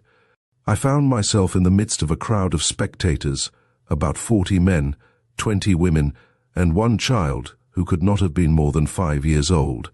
They were all scantily clothed in that salmon-colored cloth which one associates with Hindu mendicants, and at first sight gave me the impression of a band of loathsome fakirs. The filth and repulsiveness of the assembly were beyond all description, and I shuddered to think what their life in the badger holes must be. Even in these days, when local self-government has destroyed the greater part of a native's respect for a sahib, I have been accustomed to a certain amount of civility from my inferiors, and on approaching the crowd naturally expected that there would be some recognition of my presence. As a matter of fact there was, but it was by no means what I had looked for. The ragged crew actually laughed at me. Such laughter I hope I may never hear again. They cackled, yelled, whistled, and howled as I walked into their midst, some of them literally throwing themselves down on the ground in convulsions of unholy mirth. In a moment I had let go Pornick's head, and, irritated beyond expression at the morning's adventure, commenced cuffing those nearest to me with all the force I could. The wretches dropped under my blows like 9 pins, and the laughter gave place to wails for mercy, while those yet untouched clasped me round the knees, imploring me in all sorts of uncouth tongues to spare them. In the tumult, and just when I was feeling very much ashamed of myself for having thus easily given way to my temper, a thin, high voice murmured in English from behind my shoulder, "Sahib! Sahib, do you not know me? Sahib, it is Gunga Das, the telegraph master." I spun round quickly and faced the speaker. Gunga Das? I have, of course, no hesitation in mentioning the man's real name I had known 4 years before as a Deccani Brahmin loaned by the Punjab government to one of the Khalsi estates. He was in charge of a branch telegraph office there, and when I had last met him was a jovial, full-stomached, portly government servant with a marvellous capacity for making bad puns in English, a peculiarity which made me remember him long after I had forgotten his services to me in his official capacity. It is seldom that a Hindu makes English puns. Now, however, the man was changed beyond all recognition. Caste mark, stomach, slate-coloured continuations, and unctuous speech were all gone. I looked at a withered skeleton, turbanless and almost naked, with long matted hair and deep-set codfish eyes. But for a crescent-shaped scar on the left cheek, the result of an accident for which I was responsible, I should never have known him. But it was indubitably Gunga Das, and for this I was thankful, an English-speaking native who might at least tell me the meaning of all that I had gone through that day. The crowd retreated to some distance as I turned toward the miserable figure and ordered him to show me some method of escaping from the crater. He held a freshly plucked crow in his hand, and in reply to my question climbed slowly on a platform of sand which ran in front of the holes, and commenced lighting a fire there in silence. Dried bents, sand poppies and driftwood burn quickly, and I derived much consolation from the fact that he lit them with an ordinary sulphur match. When they were in a bright glow, and the crow was nearly spitted in front thereof, Gunga Das began without a word of preamble, "There are only 2 kinds of men, sir, the alive and the dead. When you are dead, but when you are alive, you live." Here the crow demanded his attention for an instant as it twirled before the fire in danger of being burned to a cinder. "If you die at home, and do not die when you come to the ghat to be burned, you come here." The nature of the reeking village was made plain now, and all that I had known or read of the grotesque and the horrible paled before the fact just communicated by the ex-Brahmin. 16 years ago, when I first landed in Bombay, I had been told by a wandering Armenian of the existence, somewhere in India, of a place to which such Hindus as had the misfortune to recover from trance or catalepsy were conveyed and kept, and I recollect laughing heartily at what I was then pleased to consider a traveller's tale. Sitting at the bottom of the sand trap, The memory of Watson's hotel, with its swinging punkahs, white-robed attendants, and the sallow-faced Armenian, rose up in my mind as vividly as a photograph, and I burst into a loud fit of laughter. The contrast was too absurd. Gunga Das, as he bent over the unclean bird, watched me curiously. Hindus seldom laugh, and his surroundings were not such as to move Gunga Das to any undue excess of hilarity. He removed the crow solemnly from the wooden spit, and as solemnly devoured it. Then he continued his story, which I give in his own words. In epidemics of the cholera, you are carried to be burned almost before you are dead. When you come to the riverside, the cold air, perhaps, makes you alive, and then, if you are only little alive, mud is put on your nose and mouth, and you die conclusively. If you are rather more alive, more mud is put, but if you are too lively, they let you go and take you away. I was too lively, and made protestation with anger against the indignities that they endeavored to press upon me. In those days I was Brahmin and proud man. Now I am dead man and eat here. He eyed the well-gnawed breastbone with the first sign of emotion that I had seen in him since we met crows and other things. They took me from my sheets when they saw that I was too lively and gave me medicines for 1 week, and I survived successfully. Then they sent me by rail from my place to Okara Station, with a man to take care of me, and at Okara Station we met 2 other men, and they conducted we 3 on camels, in the night, from Okara Station to this place. And they propelled me from the top to the bottom, and the other 2 succeeded, and I have been here ever since 2.5 years. Once I was Brahmin and proud man, and now I eat crows. There is no way of getting out. None of what kind at all. When I first came, I made experiments frequently, and all the others also, but we have always succumbed to the sand which is precipitated upon our heads. But surely, I broke in at this point, the riverfront is open, and it is worthwhile dodging the bullets. While at night, I had already matured a rough plan of escape, which a natural instinct of selfishness forbade me sharing with Gunga Das. He, however, divined my unspoken thought almost as soon as it was formed, and, to my intense astonishment, gave vent to a long, low chuckle of derision, the laughter, be it understood, of a superior, or at least of an equal. You will not, he had dropped the sir completely after his opening sentence, make any escape that way. But you can try. I have tried. Once only. The sensation of nameless terror and abject fear which I had in vain attempted to strive against overmastered me completely. My long fast.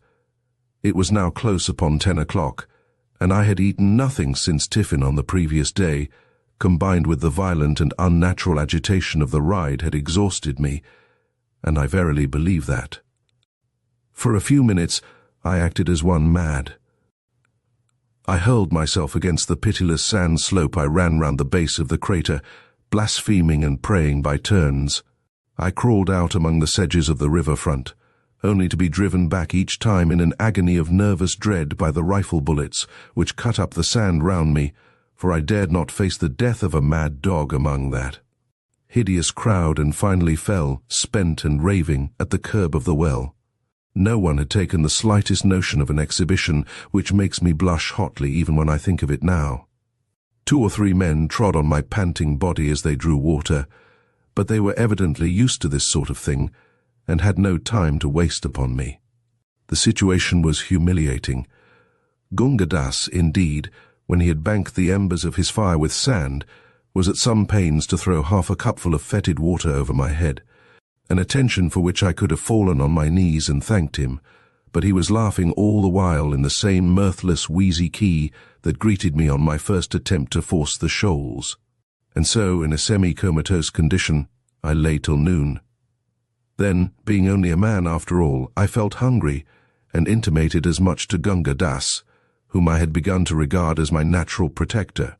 Following the impulse of the outer world when dealing with natives, I put my hand into my pocket and drew out 4 annas. The absurdity of the gift struck me at once, and I was about to replace the money. Gunga Das, however, was of a different opinion. "Give me the money," said he. "All you have, or I will get help and we will kill you. All this as if it were the most natural thing in the world.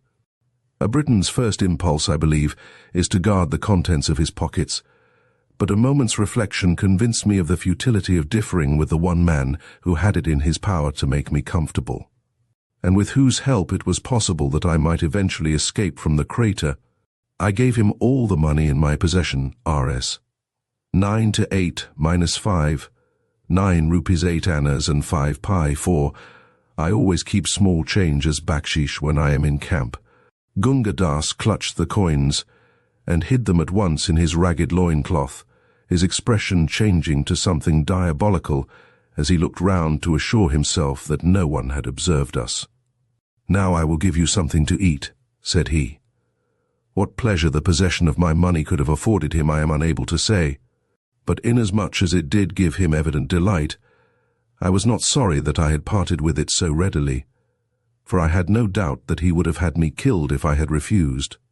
One does not protest against the vagaries of a den of wild beasts, and my companions were lower than any beasts. While I devoured what Gunga Das had provided, a coarse chapati and a cupful of the foul well water, the people showed not the faintest sign of curiosity, that curiosity which is so rampant, as a rule, in an Indian village. I could even fancy that they despised me. At all events, they treated me with the most chilling indifference, and Gunga Das was nearly as bad. I plied him with questions about the terrible village, and received extremely unsatisfactory answers.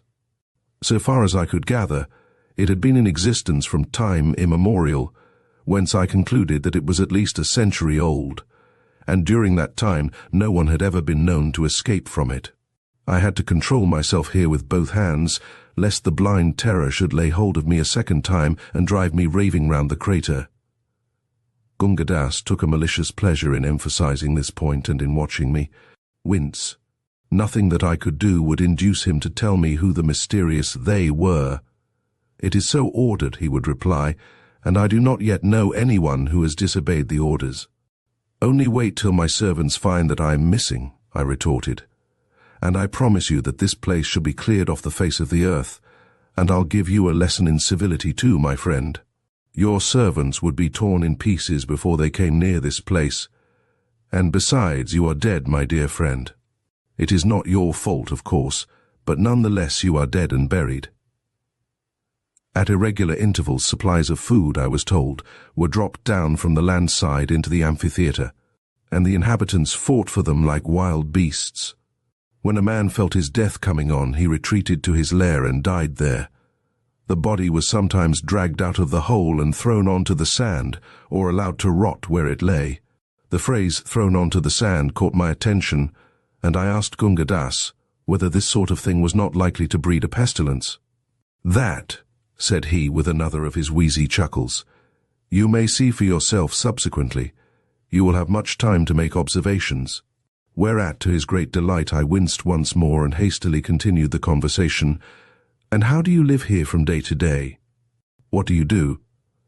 The question elicited exactly the same answer as before, coupled with the information that this place is like your European heaven, there is neither marrying nor giving in marriage. Gunga Das had been educated at a mission school, and, as he himself admitted, had he only changed his religion like a wise man, might have avoided the living grave which was now his portion. But as long as I was with him, I fancy he was happy. Here was a sahib, a representative of the dominant race, helpless as a child and completely at the mercy of his native neighbors. In a deliberate lazy way, he set himself to torture me as a schoolboy would devote a rapturous half-hour to watching the agonies of an impaled beetle, or as a ferret in a blind burrow might glue himself comfortably to the neck of a rabbit. The burden of his conversation was that there was no escape of no kind whatever, and that I should stay here till I died and was thrown on to the sand. If it were possible to forejudge the conversation of the damned on the advent of a new soul in their abode, I should say that they would speak as Gunga Das did to me throughout that long afternoon. I was powerless to protest or answer, all my energies being devoted to a struggle against the inexplicable terror that threatened to overwhelm me again and again.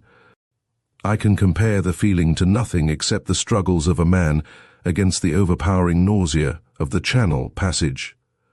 Only my agony was of the spirit and infinitely more terrible.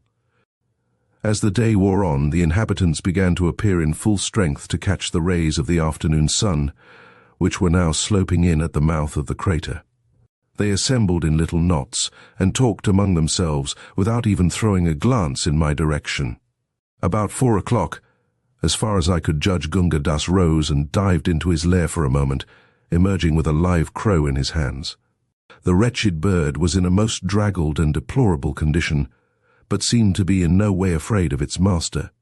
Advancing cautiously to the river front, Gunga Das stepped from tussock to tussock until he had reached a smooth patch of sand directly in the line of the boat's fire.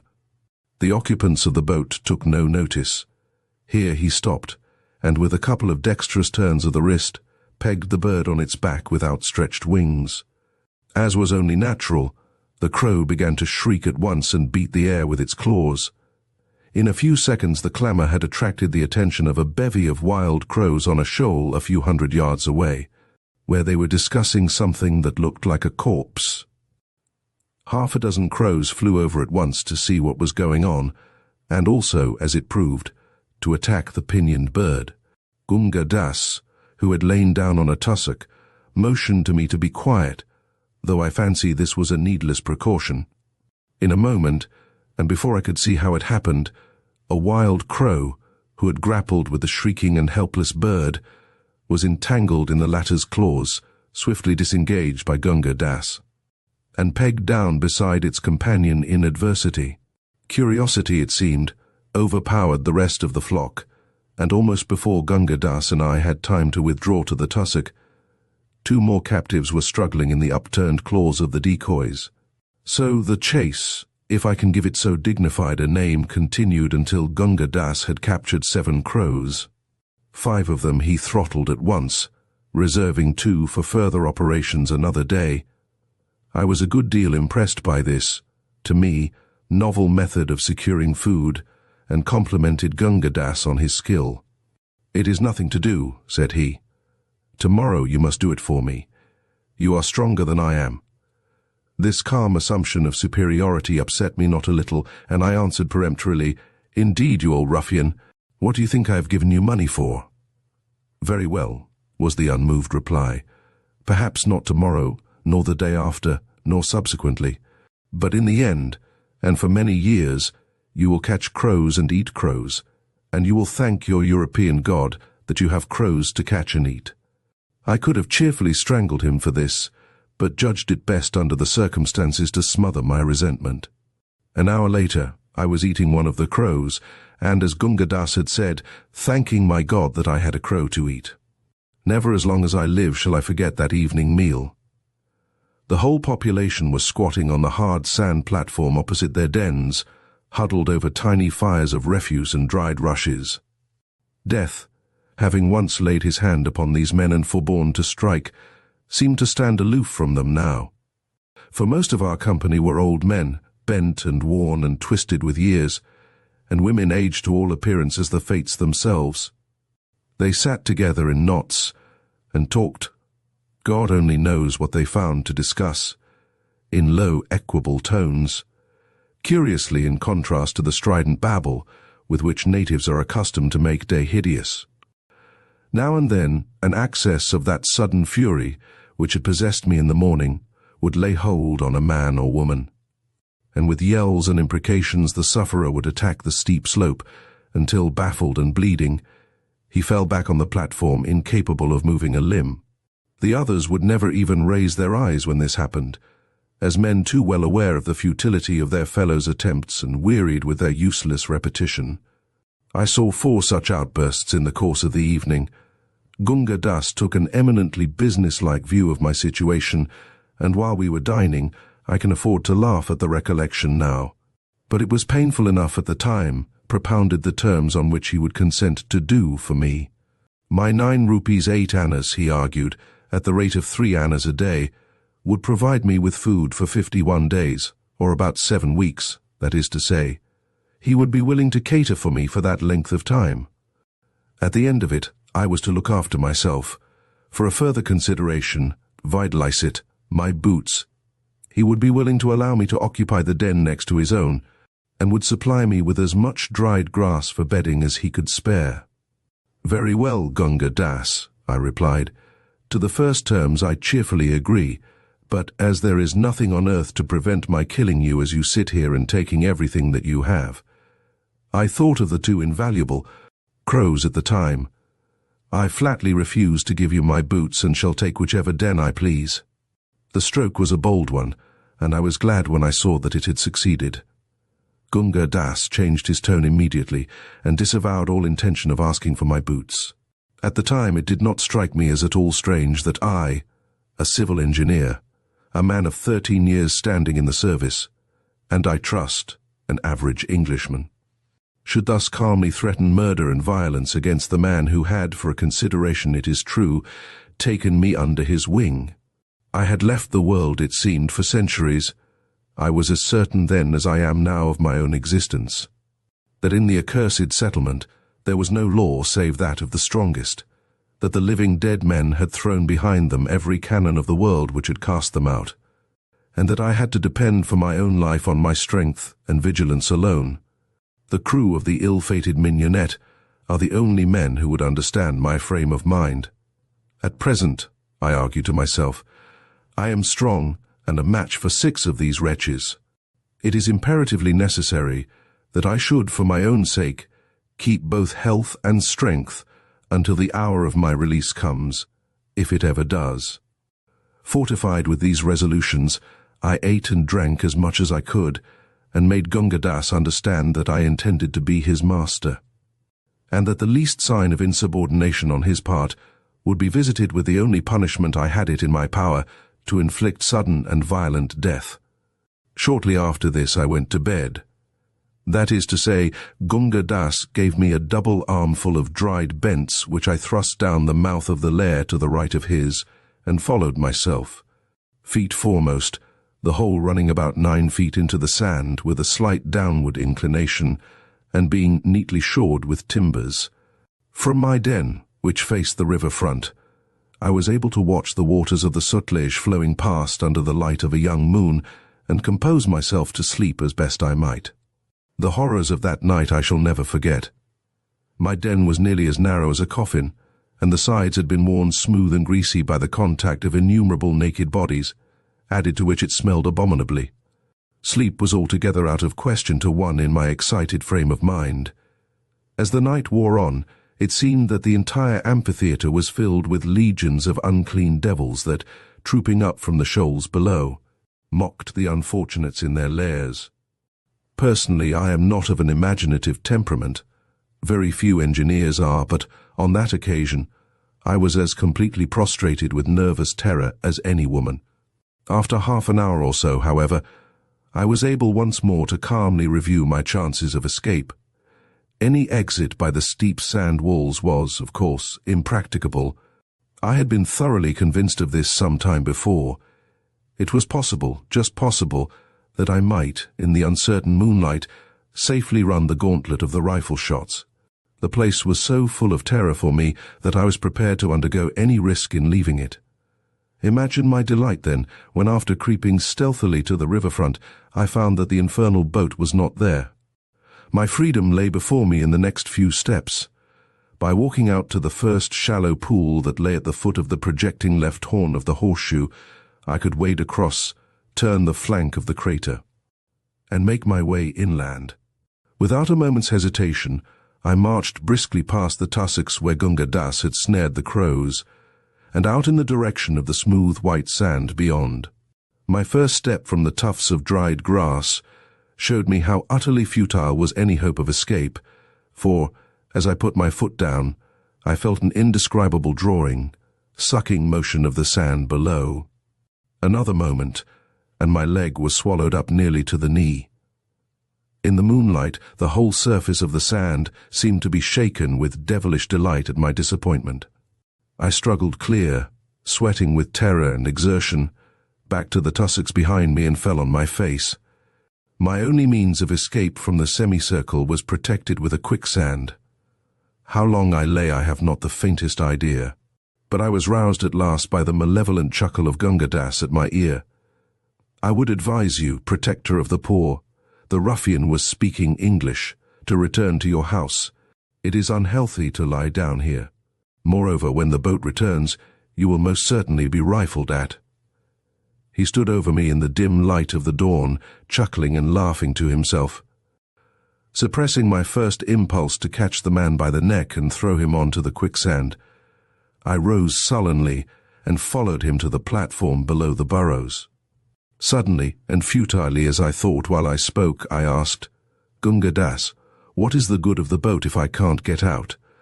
I recollect that even in my deepest trouble I'd been speculating vaguely on the waste of ammunition in guarding an already well-protected foreshore. Gunga Das laughed again and made answer, "They have the boat only in daytime. It is for the reason that there is a way. I hope we shall have the pleasure of your company for much longer time. It is a pleasant spot when you have been here some years and eaten roast crow long enough." I staggered, numbed and helpless, toward the fetid burrow allotted to me, and fell asleep. An hour or so later, I was awakened by a piercing scream, the shrill, high-pitched scream of a horse in pain. Those who have once heard that will never forget the sound. I found some little difficulty in scrambling out of the burrow. When I was in the open, I saw Pornick, my poor old Pornick, lying dead on the sandy soil. How they had killed him I cannot guess. Gunga Das explained that horse was better than crow, and greatest good of greatest number is political maxim. We are now republic, Mr. Jukes, and you are entitled to a fair share of the beast. If you like, we will pass a vote of thanks. Shall I propose? Yes, we were a republic indeed. A republic of wild beasts penned at the bottom of a pit, to eat and fight and sleep till we died. I attempted no protest of any kind, but sat down and stared at the hideous sight in front of me. In less time almost than it takes me to write this, Pornick's body was divided. In some unclear way or other, the men and women had dragged the fragments onto the platform and were preparing their normal meal. Gunga Das cooked mine. The almost irresistible impulse to fly at the sand walls until I was wearied laid hold of me afresh, and I had to struggle against it with all my might. Gunga Das was offensively jocular, till I told him that if he addressed another remark of any kind whatever to me, I should strangle him where he sat. This silenced him till silence became insupportable, and I bade him say something. "You will live here till you die like the other Ferengi," he said coolly, watching me over the fragment of gristle that he was gnawing. "What other Sahib, you swine? Speak at once, and don't stop to tell me a lie." "He is over there," answered Gunga Das, pointing to a burrow mouth about 4 doors to the left of my own. "You can see for yourself. He died in the burrow as you will die, and I will die, and as all these men and women and the one child will also die. For pity's sake, tell me all you know about him. Who was he? When did he come? And when did he die?" This appeal was a weak step on my part. Gunga Das only leered and replied, "I will not unless you give me something first." Then I recollected where I was and struck the man between the eyes, partially stunning him. He stepped down from the platform at once, and cringing and fawning and weeping and attempting to embrace my feet, led me round to the burrow which he had indicated. I know nothing whatever about the gentleman. Your God be my witness that I do not. He was as anxious to escape as you were, and he was shot from the boat, though we all did all things to prevent him from attempting. He was shot here. Gunga Das laid his hand on his lean stomach and bowed to the earth. "Well, and what then?" "Go on." And then, Your Honour, we carried him into his house and gave him water, and put wet cloths on the wound, and he laid down in his house and gave up the ghost." "In how long?" "In how long?" "About half an hour after he received his wound." "I call Vishnu to witness," yelled the wretched man, "that I did everything for him, everything which was possible, that I did." He threw himself down on the ground and clasped my ankles, but I had my doubts about Gunga Das's benevolence and kicked him off as he lay protesting. "I believe you robbed him of everything he had, but I can find out in a minute or two. How long was the Sahib here?" "Nearly a year and a half." I think he must have gone mad. But hear me swear, protector of the poor, won't your honor hear me swear that I never touched an article that belonged to him? What is your worship going to do? I had taken Gunga Das by the waist and had hauled him onto the platform opposite the deserted burrow. As I did so, I thought of my wretched fellow prisoner's unspeakable misery among all these horrors for 18 months, and the final agony of dying like a rat in a hole with a bullet wound in the stomach. Gunga Das fancied I was going to kill him and howled pitifully. The rest of the population, in the plethora that follows a full flesh meal, watched us without stirring. "Go inside, Gunga Das," said I, "and fetch it out." I was feeling sick and faint with horror now. Gunga Das nearly rolled off the platform and howled aloud. "But I am Brahmin, Sahib, a high-caste Brahmin. By your soul, by your father's soul, do not make me do this thing.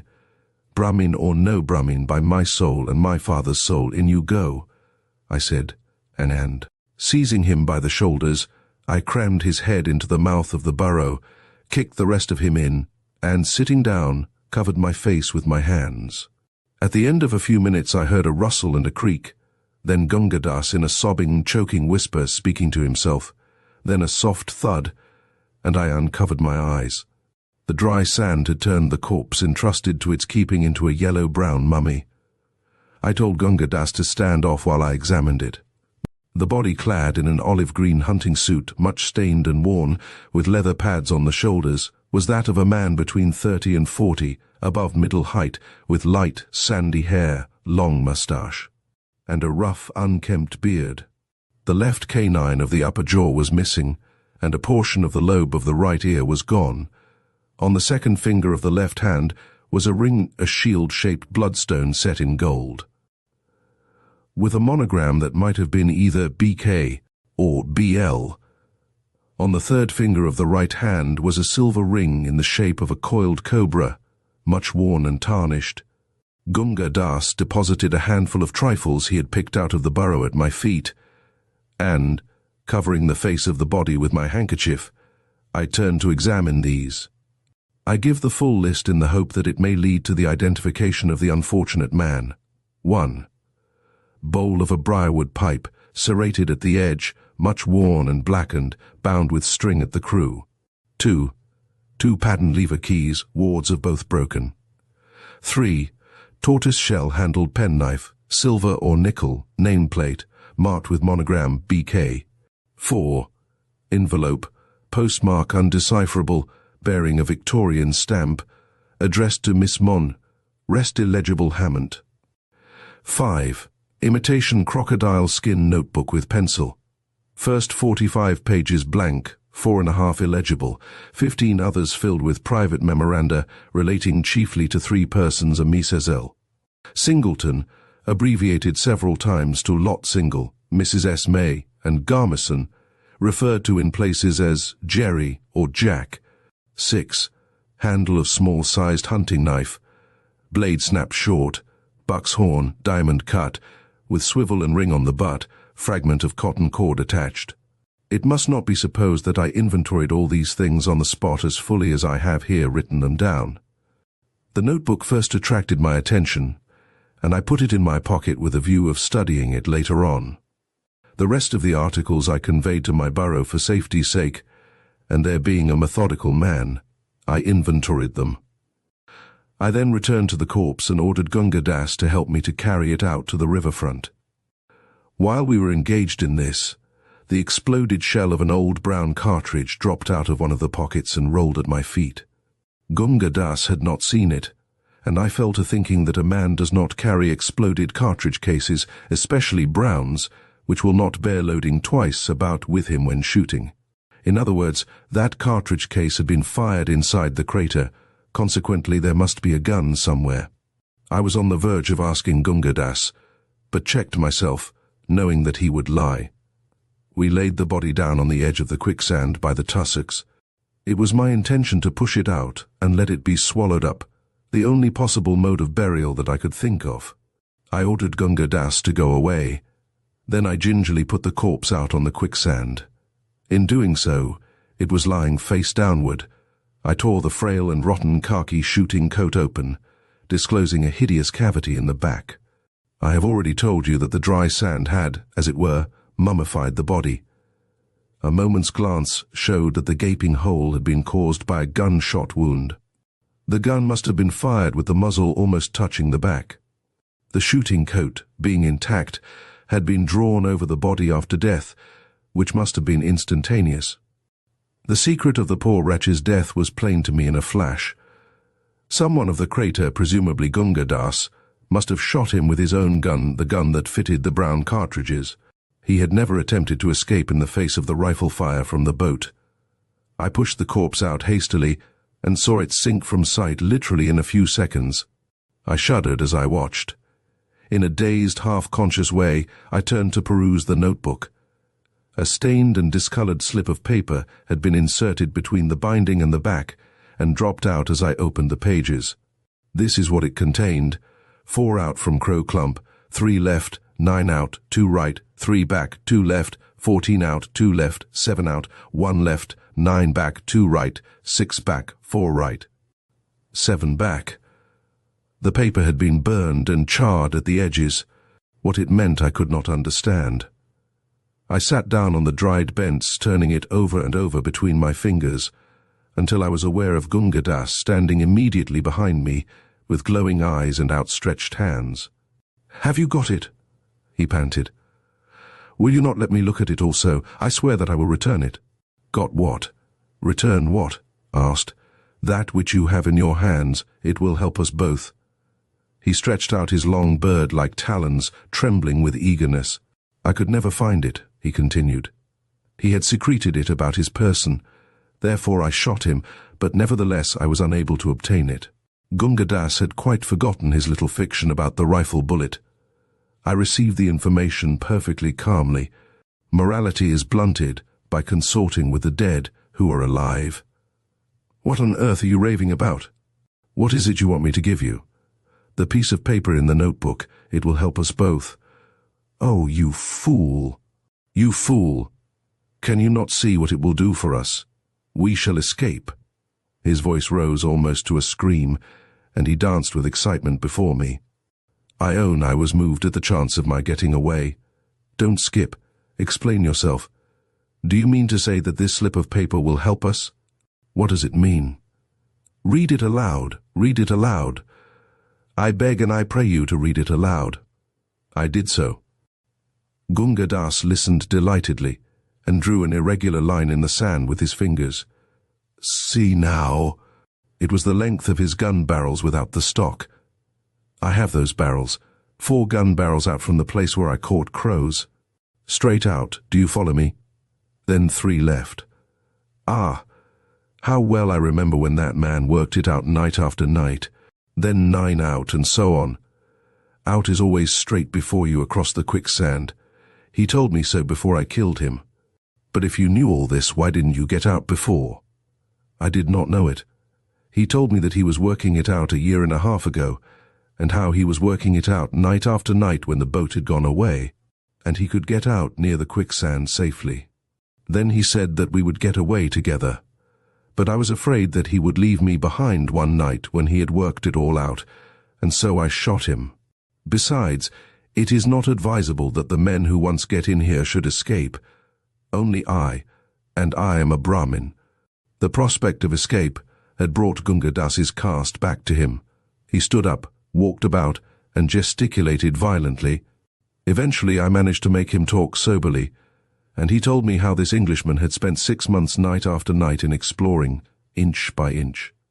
The passage across the quicksand, how he had declared it to be simplicity itself up to within about 20 yards of the river bank, after turning the flank of the left horn of the horseshoe.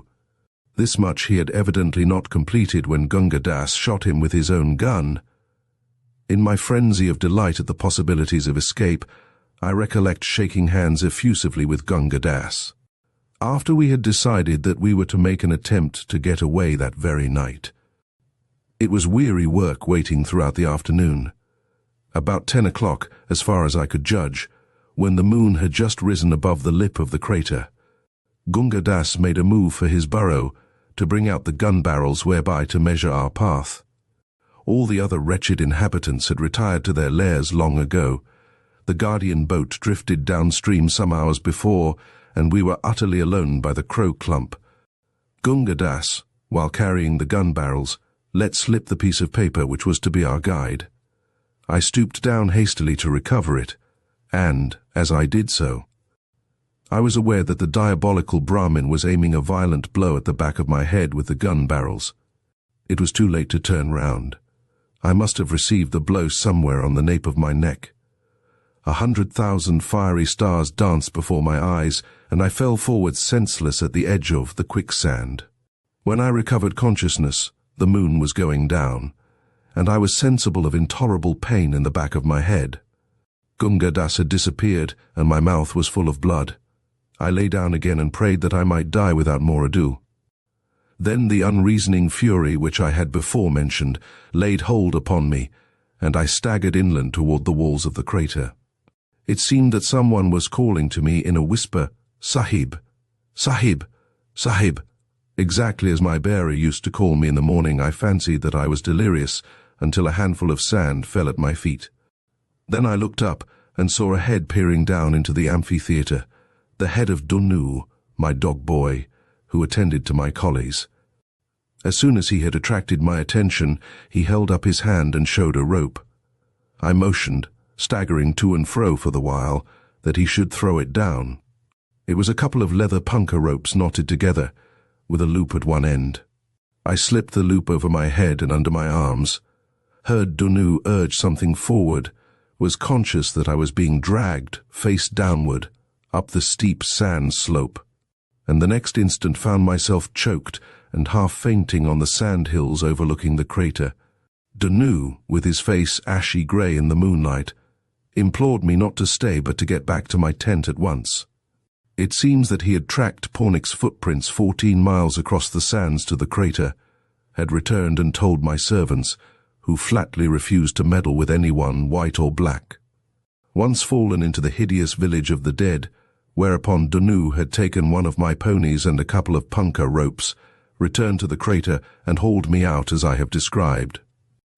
To cut a long story short, Dunu is now my personal servant on a gold muhr a month, a sum which I still think far too little for the services he has rendered.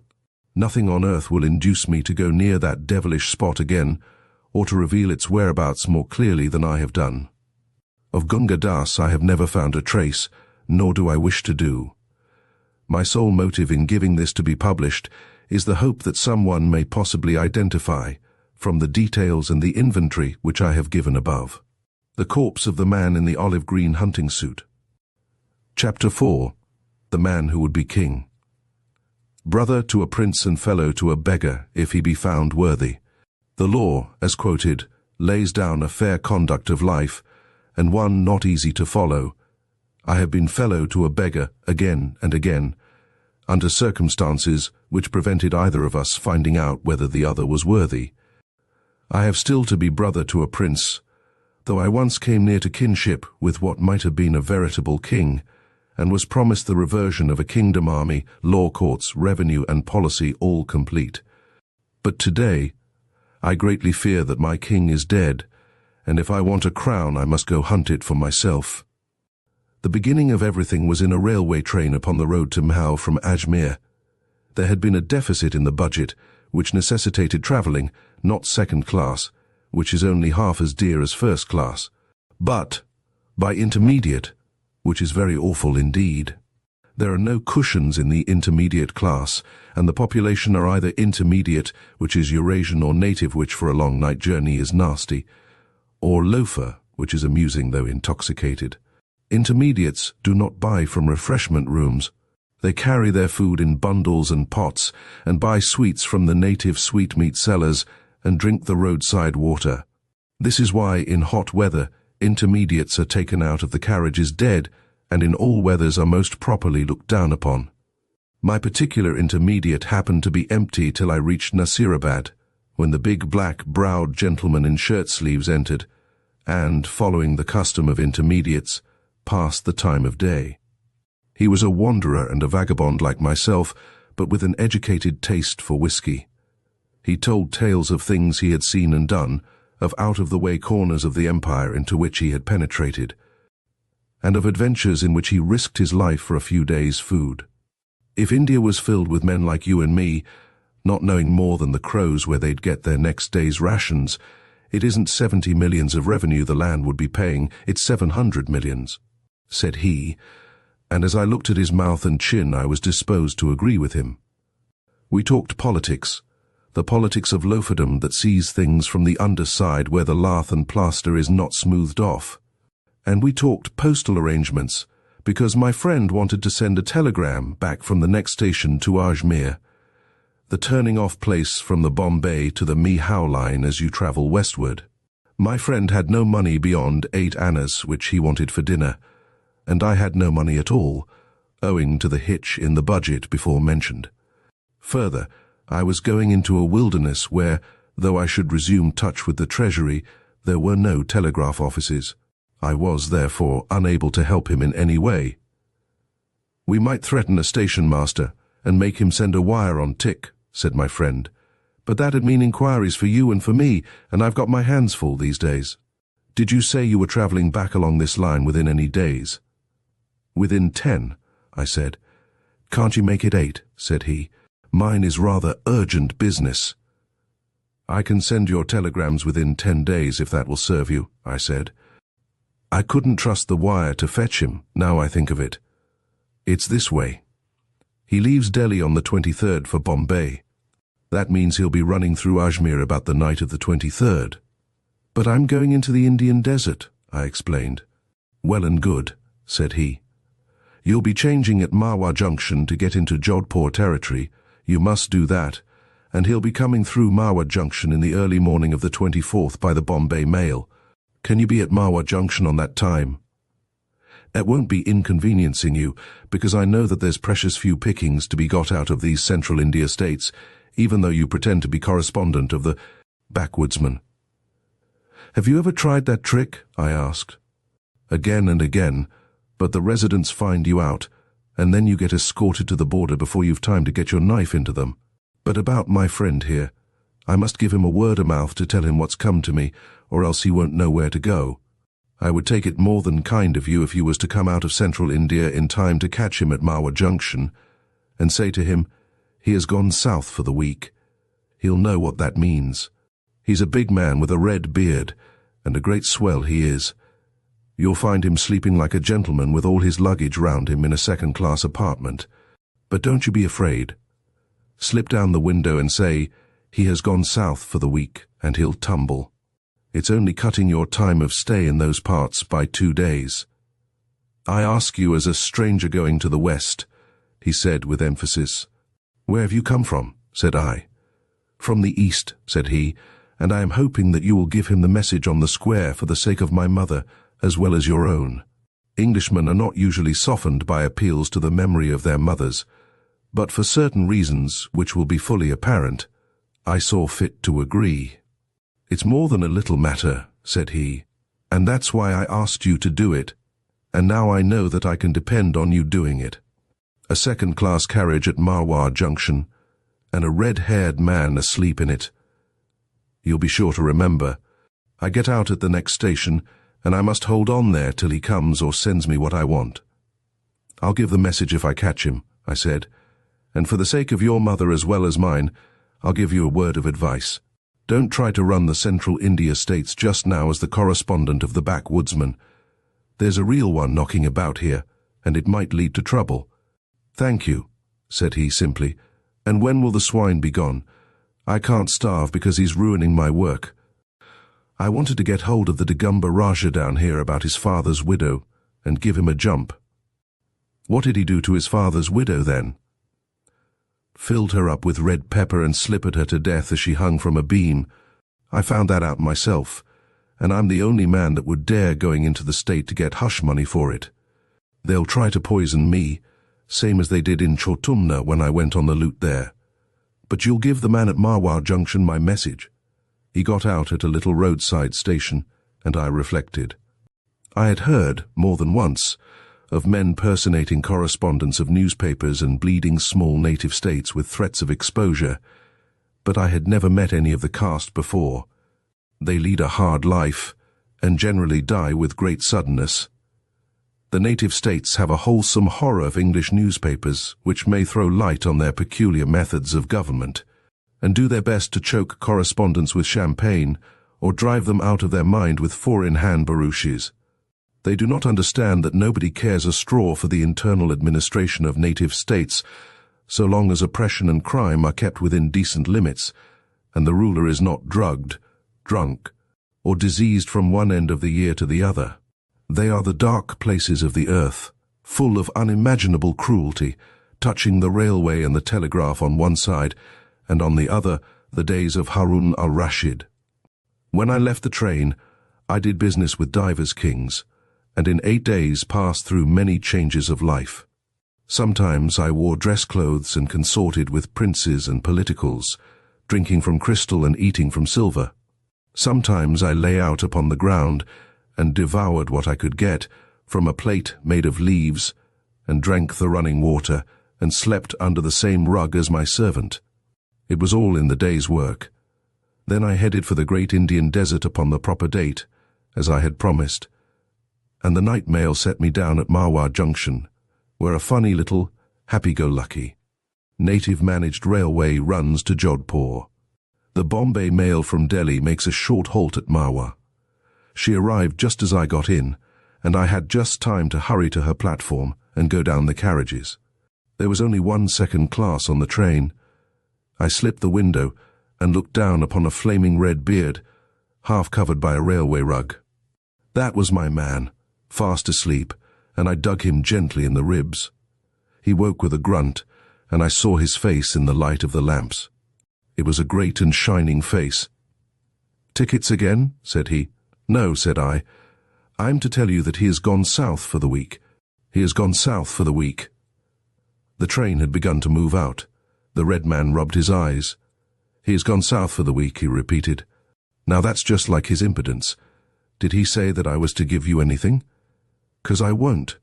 "He didn't," I said, and dropped away, and watched the red lights die out in the dark. It was horribly cold because the wind was blowing off the sands. I climbed into my own train, not an intermediate carriage this time, and went to sleep. If the man with the beard had given me a rupee, I should have kept it as a memento of a rather curious affair. But the consciousness of having done my duty was my only reward. Later on I reflected that two gentlemen like my friends could not do any good if they foregathered and personated correspondents of newspapers, and might.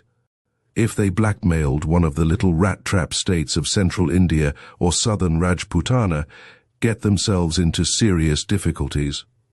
I therefore took some trouble to describe them as accurately as I could remember to people who would be interested in deporting them, and succeeded, so I was later informed, in having them headed back from the Dagumba borders. Then I became respectable, and returned to an office where there were no kings and no incidents outside the daily manufacture of a newspaper.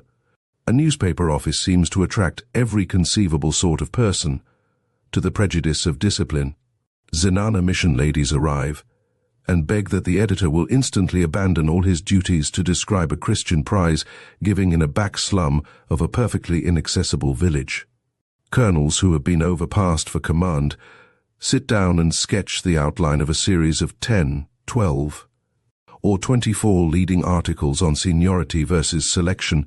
Missionaries wish to know why they have not been permitted to escape from their regular vehicles of abuse, and swear at a brother missionary under special patronage of the editorial we, stranded theatrical companies troop up to explain that they cannot pay for their advertisements, but on their return from New Zealand or Tahiti will do so with interest.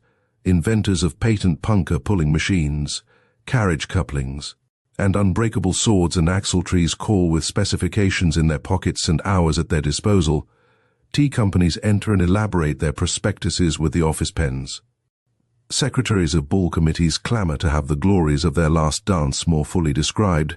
Strange ladies rustle in and say, "I want 100 ladies' cards printed at once, please," which is manifestly part of an editor's duty, and every dissolute ruffian that ever tramped the Grand Trunk Road makes it his business to ask for employment as a proofreader. And all the time, the telephone bell is ringing madly, and kings are being killed on the continent, and empires are saying, "You're another," and Mr. Gladstone is calling down brimstone upon the British dominions. And the little black copy boys are whining, "Copy chehaye, copy wanted," like tired bees, and most of the paper is as blank as Modred's shield. But that is the amusing part of the year. There are 6 other months when none ever come to call, and the thermometer walks inch by inch up to the top of the glass, and the office is darkened to just above reading light. And the press machines are red hot to touch, and nobody writes anything but accounts of amusements in the hill stations or obituary notices.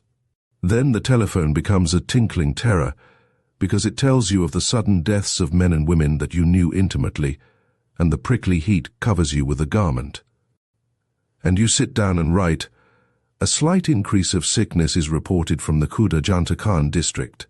The outbreak is purely sporadic in its nature, and, thanks to the energetic efforts of the district authorities, is now almost at an end. It is, however, with deep regret, we record the death," etc. Then the sickness really breaks out, and the less recording and reporting the better for the peace of the subscribers. But the empires and the kings continue to divert themselves as selfishly as before, and the foreman thinks that a daily paper really ought to come out once in 24 hours. And all the people at the hill stations in the middle of their amusements say, "Good gracious, why can't the paper be sparkling?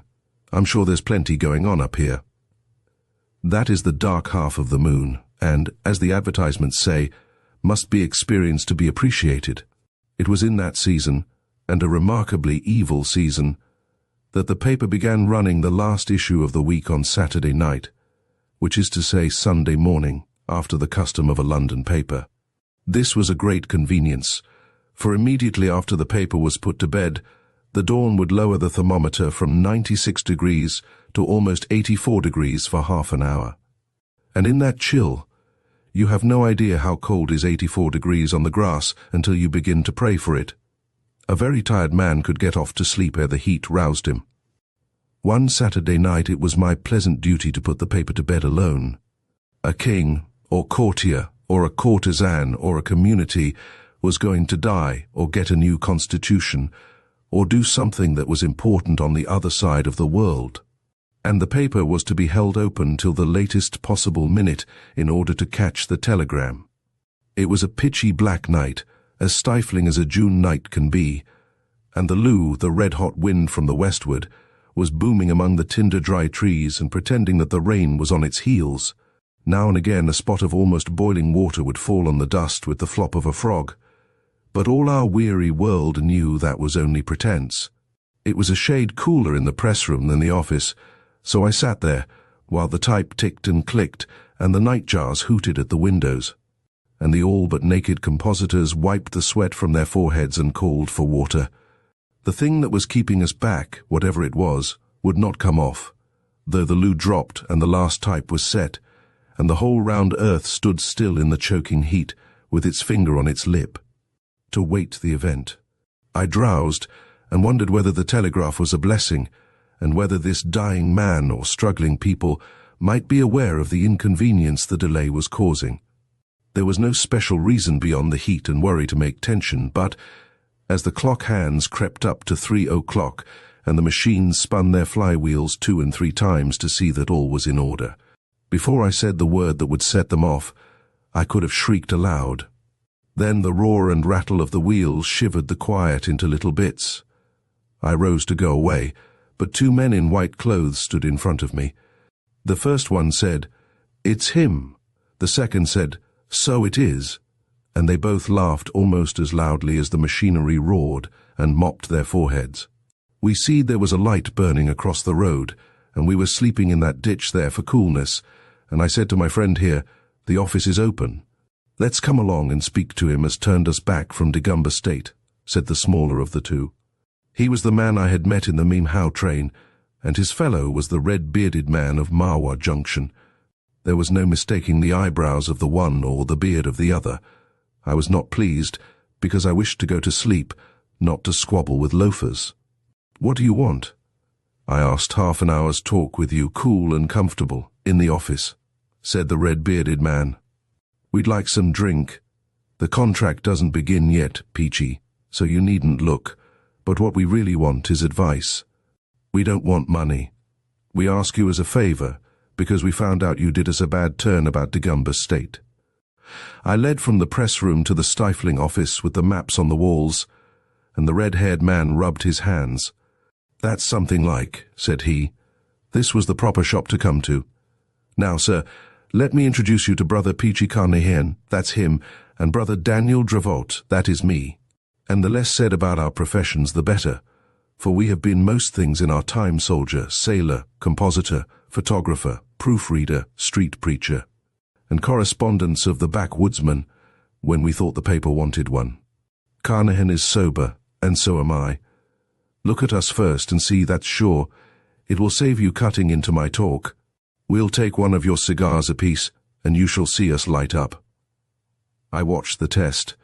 The men were absolutely sober, so I gave them each a tepid whiskey and soda. "Well and good," said Carnahan of the eyebrows, wiping the froth from his moustache. "Let me talk now, Dan. We have been all over India, mostly on foot. We have been boiler fitters, engine drivers, petty contractors and all that, and we have decided that India isn't big enough for such as us. They certainly were too big for the office." Dravot's beard seemed to fill half the room, and Carnahan's shoulders the other half, as they sat on the big table.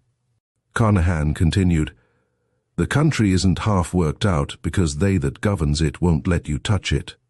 They spend all their blessed time in governing it, and you can't lift a spade, nor chip a rock, nor look for oil, nor anything like that, without all the government saying, 'Leave it alone and let us govern.' Therefore, such as it is, we will let it alone and go away to some other place where a man isn't crowded and can come to his own. We are not little men, and there is nothing that we are afraid of except drink, and we have signed a contract on that. Therefore we are going away to be kings. Kings in our own right," muttered Dravot. "Yes, of course," I said. "You've been tramping in the sun, and it's a very warm night, and hadn't you better sleep over the notion? Come tomorrow." "Neither drunk nor sunstruck," said Dravot. "We have slept over the notion half a year, and require to see books and atlases. And we have decided that there is only one place now in the world that two strong men can soar a whack. They call it Kafiristan.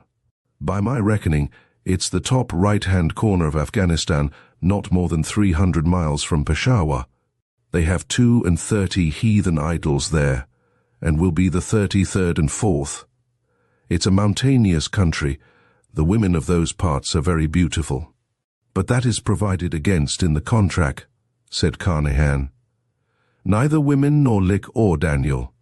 And that's all we know, except that no one has gone there, and they fight, and in any place where they fight, a man who knows how to drill men can always be a king.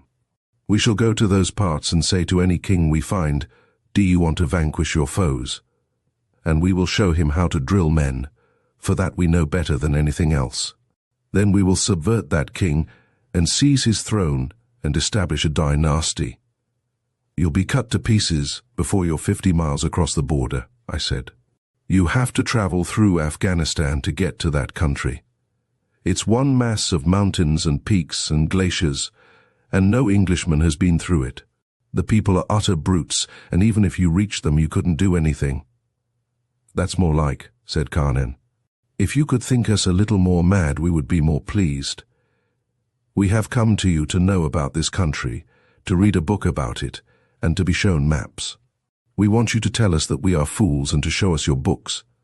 He turned to the bookcases. "Are you at all in earnest?" I said. "A little," said Dravot sweetly. "As big a map as you have got, even if it's all blank where Kafiristan is, and any books you've got. We can read, though we aren't very educated." I uncased the big 32 miles to the inch map of India and two smaller frontier maps, hauled down volume Inifcan of the Encyclopedia Britannica, and the men consulted them. "See here," said Dravot, his thumb on the map.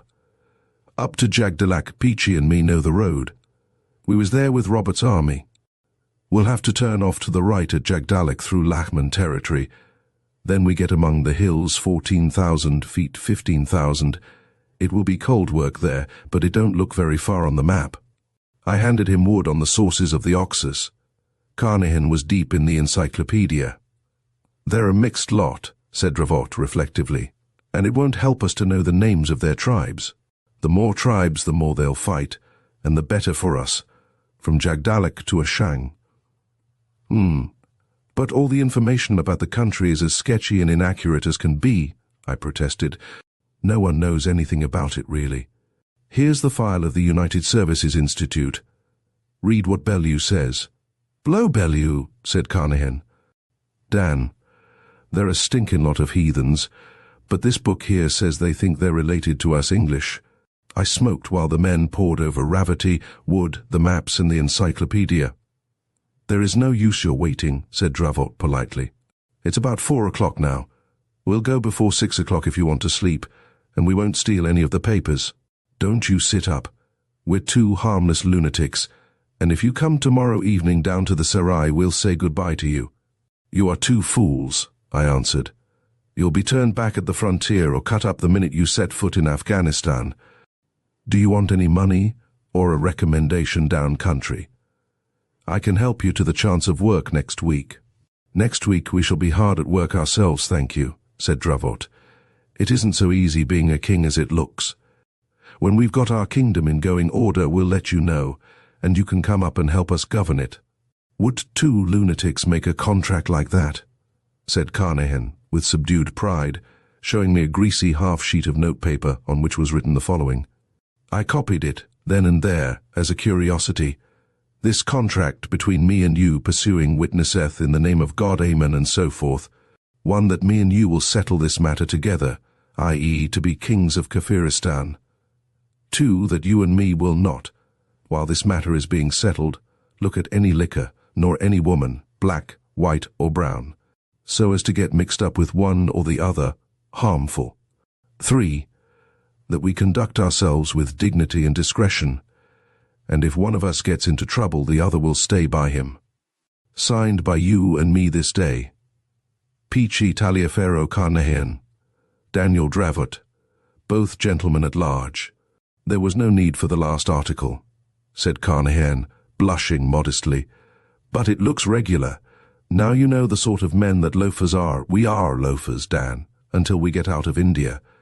And do you think that we would sign a contract like that unless we was in earnest? We have kept away from the two things that make life worth having. You won't enjoy your lives much longer if you are going to try this idiotic adventure. Don't set the office on fire, I said, and go away before 9 o'clock. I left them still poring over the maps and making notes on the back of the contract. Be sure to come down to the Serai tomorrow, were their parting words. The Kumharsan Serai is the great four-square sink of humanity where the strings of camels and horses from the north load and unload. All the nationalities of Central Asia may be found there, and most of the folk of India proper. Balkh and Bokhara there, meet Bengal and Bombay, and try to draw eye teeth. You can buy ponies, turquoises, Persian pussycats, saddlebags, fat-tailed sheep, and musk in the Kumharsan Serai, and get many strange things for nothing. In the afternoon I went down to see whether my friends intended to keep their word, or were lying there drunk. A priest, attired in fragments of ribbons and rags, stalked up to me, gravely twisting a child's paper whirligig. Behind him was his servant bending under the load of a crate of mud toys. The two were loading up 2 camels, and the inhabitants of the Serai watched them with shrieks of laughter. The priest is mad, said a horse dealer to me. He is going up to Kabul to sell toys to the emir. He will either be raised to honor or have his head cut off. He came in here this morning and has been behaving madly ever since. The witless are under the protection of God, stammered a flat-cheeked Uzbek in broken Hindi. They foretell future events. Would they could have foretold that my caravan would have been cut up by the Shinwaris almost within shadow of the pass, grunted the Yusufzai agent of a Rajputana trading house whose goods had been diverted into the hands of other robbers just across the border, and whose misfortunes were the laughing-stock of the bazaar. O he priest, whence come you, and whither do you go? "From Rome have I come," shouted the priest, waving his whirligig. "From Rome, blown by the breath of 100 devils across the sea. O thieves, robbers, liars, the blessing of Pir Khan on pigs, dogs, and perjurers! Who will take the protected of God to the north to sell charms that are never still to the emir? The camels shall not gall, the sons shall not fall sick, and the wives shall remain faithful while they are away, of the men who give me place in their caravan. Who will assist me to slipper the king of the Roos with a golden slipper with a silver heel? The protection of Pir Khan be upon his labours." He spread out the skirts of his gabardine and pirouetted between the lines of tethered horses. "There starts a caravan from Peshawar to Kabul in 20 days, said the Yusufzai trader. "My camels go therewith. Do thou also go and bring us good luck." "I will go even now," shouted the priest. "I will depart upon my winged camels, and be at Peshawar in a day. Ho, Hazar Mir Khan," he yelled to his servant, "drive out the camels, but let me first mount my own." He leaped on the back of his beast as it knelt, and turning round to me cried, "Come thou also, Sahib, a little along the road, and I will sell thee a charm and amulet that shall make thee king of Kafiristan." Then the light broke upon me, and I followed the 2 camels out of the sarai till we reached open road, and the priest halted. "What do you think of that?" said he in English. "Carnahan can't talk their patter, so I've made him my servant. He makes a handsome servant. Tea isn't for nothing that I've been knocking about the country for 14 years. Didn't I do that talk neat? We'll hitch on to a caravan at Peshawar till we get to Jagdalak, and then we'll see if we can get donkeys for our camels and strike into Kafiristan. Whirligigs for the emir, O law. Put your hand under the camel bags and tell me what you feel." I felt the butt of a martini, and another, and another. 20 of 'em, said Dravot placidly. 20 of 'em and ammunition to correspond, under the whirligigs and the mud dolls. Heaven help you if you are caught with those things, I said. A martini is worth her weight in silver among the Parthans. 1,500 rupees of capital. Every rupee we could beg, borrow, or steal are invested on these 2 camels, said Dravot. We won't get caught. We're going through the Khyber with a regular caravan. Who'd touch a poor mad priest? Have you got everything you want? I asked, overcome with astonishment. Not yet, but we shall soon. Give us a memento of your kindness, brother. You did me a service yesterday, and that time in Marwa. Half my kingdom shall you have, as the saying is. I slipped a small charm compass from my watch chain and handed it up to the priest. Goodbye, said Dravot, giving me hand cautiously. It's the last time we'll shake hands with an Englishman these many days. Shake hands with him, Carnahan, he cried, as the second camel passed me. Carnahan leaned down and shook hands. Then the camels passed away along the dusty road, and I was left alone to wonder. My eye could detect no failure in the disguises. The scene in the sarai proved that they were complete to the native mind. There was just the chance, therefore, that Carnahan and Dravot would be able to wander through Afghanistan without detection. But beyond, they would find death-certain and awful death. 10 days later, a native correspondent, giving me the news of the day from Peshawar, wound up his letter with, "There has been much laughter here on account of a certain mad priest who is going in his estimation to sell petty gauds and insignificant trinkets, which he ascribes as great charms to H.H. the Amir Okara. He passed through Peshawar and associated himself to the second summer caravan that goes to Kabul. The merchants are pleased because, through superstition, they imagine that such mad fellows bring good fortune. The 2 then were beyond the border. I would have prayed for them, but that night a real king died in Europe, and demanded an obituary notice. The wheel of the world swings through the same phases again and again. Summer passed and winter thereafter, and came and passed again. The daily paper continued and I with it, and upon the 3rd summer there fell a hot night, a night issue, and a strained waiting for something to be telegraphed from the other side of the world. Exactly as had happened before. A few great men had died in the past 2 years, the machines worked with more clatter, and some of the trees in the office garden were a few feet taller. But that was all the difference. I passed over to the press room and went through just such a scene as I have already described. The nervous tension was stronger than it had been 2 years before, and I felt the heat more acutely. At 3 o'clock I cried, "Print off," and turned to go, when there crept to my chair what was left of a man. He was bent into a circle, his head was sunk between his shoulders, and he moved his feet one over the other like a bear.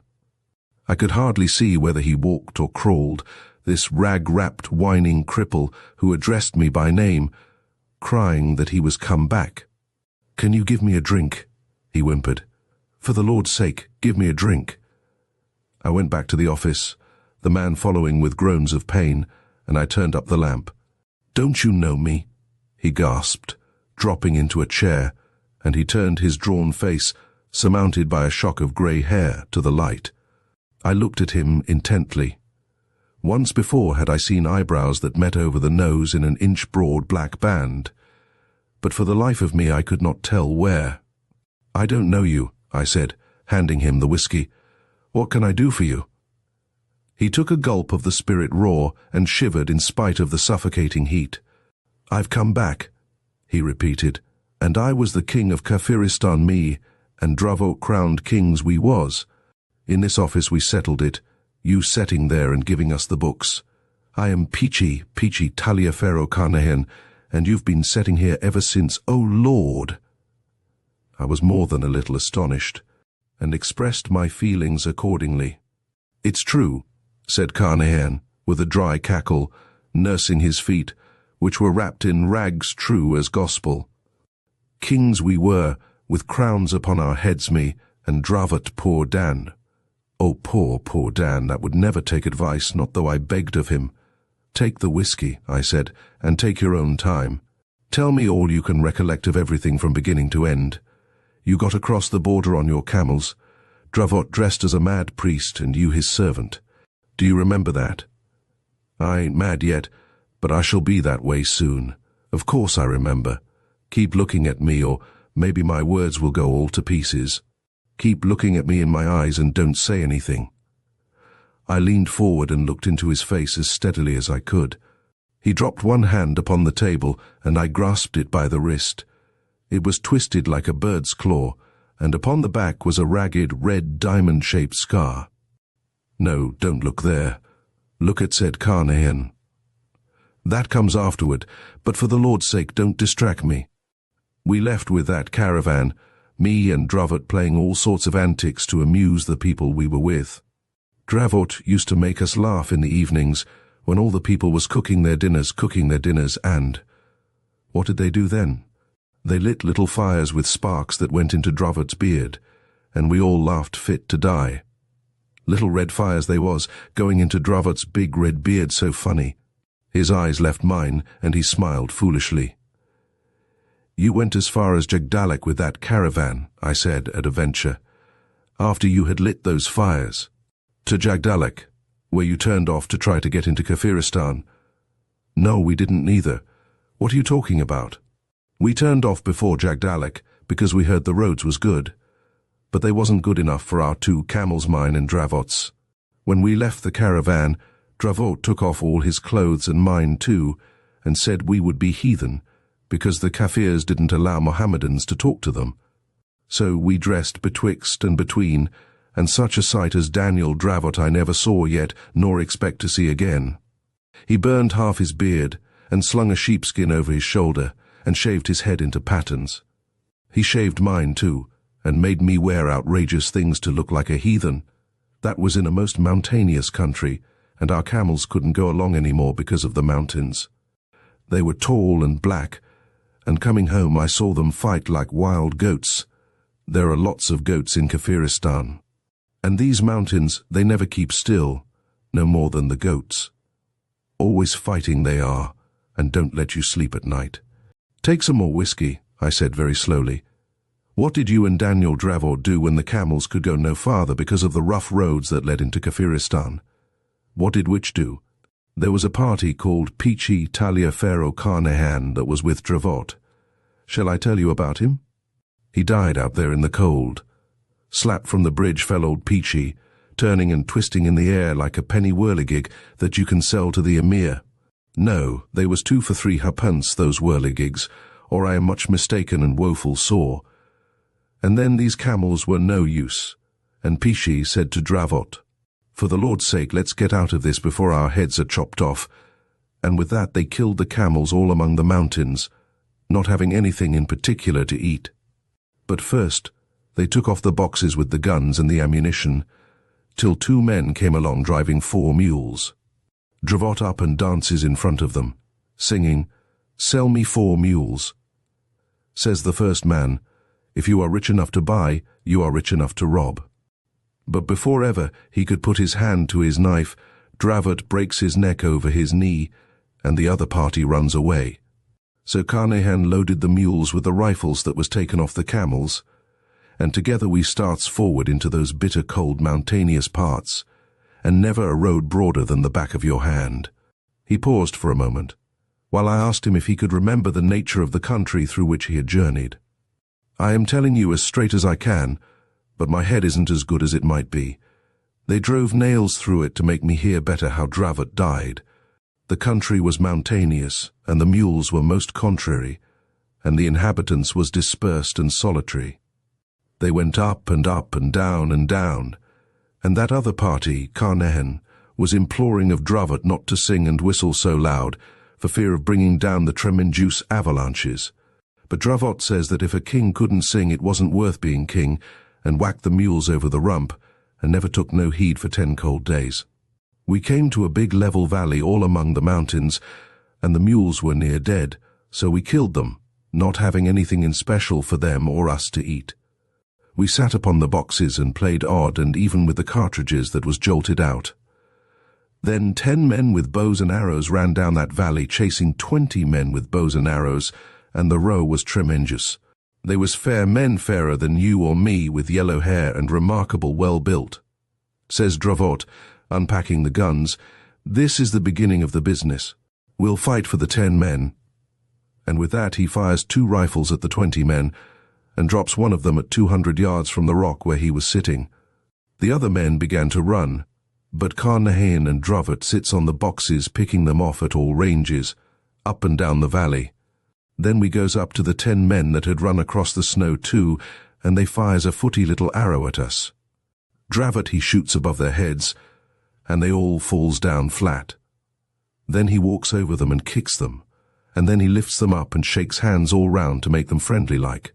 He calls them and gives them the boxes to carry, and waves his hand for all the world as though he was king already. They takes the boxes and him across the valley and up the hill into a pine wood on the top, where there was 6 big stone idols. Dravot he goes to the biggest a fellow they called Imbra, and lays a rifle and a cartridge at his feet, rubbing his nose respectfully with his own nose, patting him on the head, and nods his head and says, "That's all right. I'm in the know too, and these old jim-jams are my friends." Then he opens his mouth and points down it, and when the first man brings him food, he says, "No," and when the second man brings him food, he says, "No," but when one of the old priests and the boss of the village brings him food, he says, "Yes," very haughty, and eats it slow. That was how we came to our first village without any trouble, just as though we had tumbled from the skies. But we tumbled from one of those damned rope bridges, you see, and you couldn't expect a man to laugh much after that. "Take some more whiskey and go on," I said. "That was the first village you came into. How did you get to be king?" "I wasn't king," said Carnehan. "Dravot he was the king, and a handsome man he looked with a gold crown on his head and all. Him and the other party stayed in that village, and every morning Dravot sat by the side of old Imbra, and the people came and worshipped. That was Dravot's order. Then a lot of men came into the valley, and Carnehan Dravot picks them off with the rifles before they knew where they was, and runs down into the valley and up again the other side, and finds another village, same as the first one, and the people all falls down flat on their faces, and Dravot says, "Now what is the trouble between you 2 villages?" And the people points to a woman, as fair as you or me, that was carried off, and Dravot takes her back to the first village, and counts up the dead 8 there was. For each dead man, Dravot pours a little milk on the ground and waves his arms like a whirligig, and that's all right, says he. Then he and Carnahan takes the big boss of each village by the arm and walks them down the valley and shows them how to scratch a line with a spear right down the valley, and gives each a sod of turf from both sides of the line. Then all the people comes down and shouts like the devil and all, and Dravot says, "Go and dig the land and be fruitful and multiply," which they did, though they didn't understand. Then we asks the names of things in their lingo, bread and water and fire and idols and such, and Dravot leads the priest of each village up to the idol and says he must sit there and judge the people. And if anything goes wrong, he is to be shot. Next week they was all turning up the land in the valley as quiet as bees and much prettier, and the priests heard all the complaints and told Dravot in dumb show what it was about. "That's just the beginning," says Dravot. "They think we're gods." He and Carnahan picks out 20 good men and shows them how to click off a rifle and form fours and advance in line, and they was very pleased to do so, and clever to see the hang of it. Then he takes out his pipe and his baxi pouch, and leaves one at one village and one at the other, and off we two goes to see what was to be done in the next valley. That was all rock, and there was a little village there, and Carnahan says, "Send 'em to the old valley to plant," and takes 'em there and gives 'em some land that wasn't took before. They were a poor lot, and we blooded 'em with a kid before letting 'em into the new kingdom. That was to impress the people, and then they settled down quiet, and Carnahan went back to Dravot, who had got into another valley, all snow and ice and most mountainous. There was no people there, and the army got afraid, so Dravot shoots one of them and goes on till he finds some people in a village. And the army explains that unless the people wants to be killed, they had better not shoot their little matchlocks, for they had matchlocks. We makes friends with the priest, and I stays there alone with 2 of the army, teaching the men how to drill. And a thundering big chief comes across the snow with kettle drums and horns twanging, because he heard there was a new god kicking about. Carnahan sights for the brown of the men 1/2 a mile across the snow and wings one of them. Then he sends a message to the chief that, unless he wished to be killed, he must come and shake hands with me and leave his arms behind.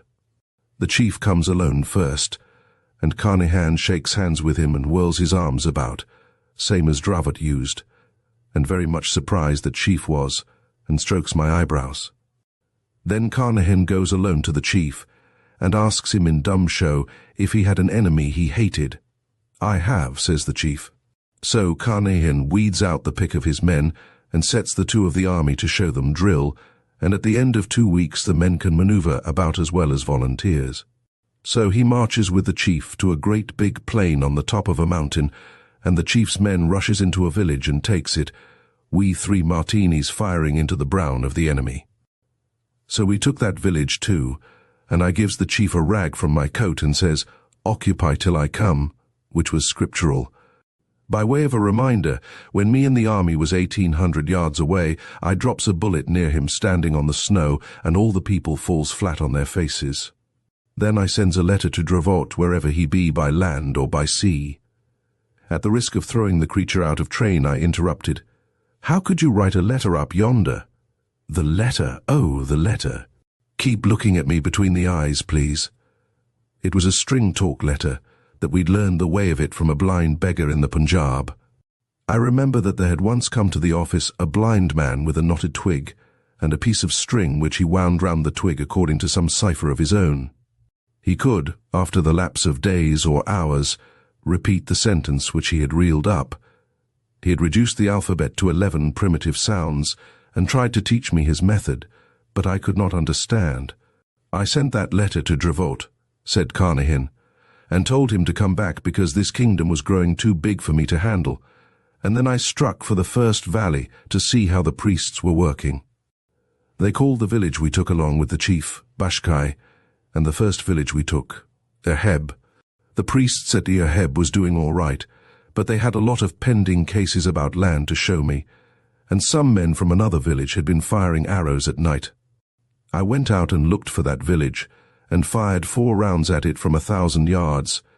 That used all the cartridges I cared to spend, and I waited for Dravot, who had been away 2 or 3 months, and I kept my people quiet. One morning I heard the devil's own noise of drums and horns, and Dan Dravot marches down the hill with his army and a tail of hundreds of men, and, which was the most amazing, a great gold crown on his head. "My God, Carnahan," says Daniel, "this is a tremendous business, and we've got the whole country as far as it's worth having. I am the son of Alexander by Queen Semiramis, and you're my younger brother and a god too. It's the biggest thing we've ever seen. I've been marching and fighting for 6 weeks with the army, and every footy little village for 50 miles has come in rejoiceful.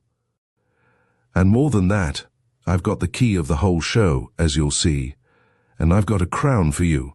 I told 'em to make 2 of 'em at a place called Shoe, where the gold lies in the rock like suet in mutton. Gold I've seen, and turquoise I've kicked out of the cliffs, and there's garnets in the sands of the river, and here's a chunk of amber that a man brought me. Call up all the priests and here, take your crown." One of the men opens a black hair bag, and I slips the crown on. It was too small and too heavy, but I wore it for the glory. Hammered gold it was, 5 pounds weight, like a hoop of a barrel. "Peachy," says Dravot, "we don't want to fight no more. The craft's the trick, so help me." And he brings forward that same chief that I left at Bashkai, Billy Fish we called him afterward, because he was so like Billy Fish that drove the big tank engine at Mac on the Bolan in the old days. "Shake hands with him," says Dravot, and I shook hands and nearly dropped, for Billy Fish gave me the grip. I said nothing but tried him with the fellow craft grip. He answers all right, and I tried the master's grip, but that was a slip. "A fellow craft he is," I says to Dan. "Does he know the word?" "He does," says Dan, "and all the priests know. It's a miracle. The chiefs and the priests can work a fellow craft lodge in a way that's very like ours, and they've cut the marks on the rocks, but they don't know the 3rd degree, and they've come to find out. It's God's truth. I've known these long years that the Afghans knew up to the fellow craft degree, but this is a miracle. A god and a grand master of the craft am I, and a lodge in the 3rd degree I will open, and will raise the head priests and the chiefs of the villages. It's against all the law," I says, "holding a lodge without warrant from anyone, and you know we never held office in any lodge."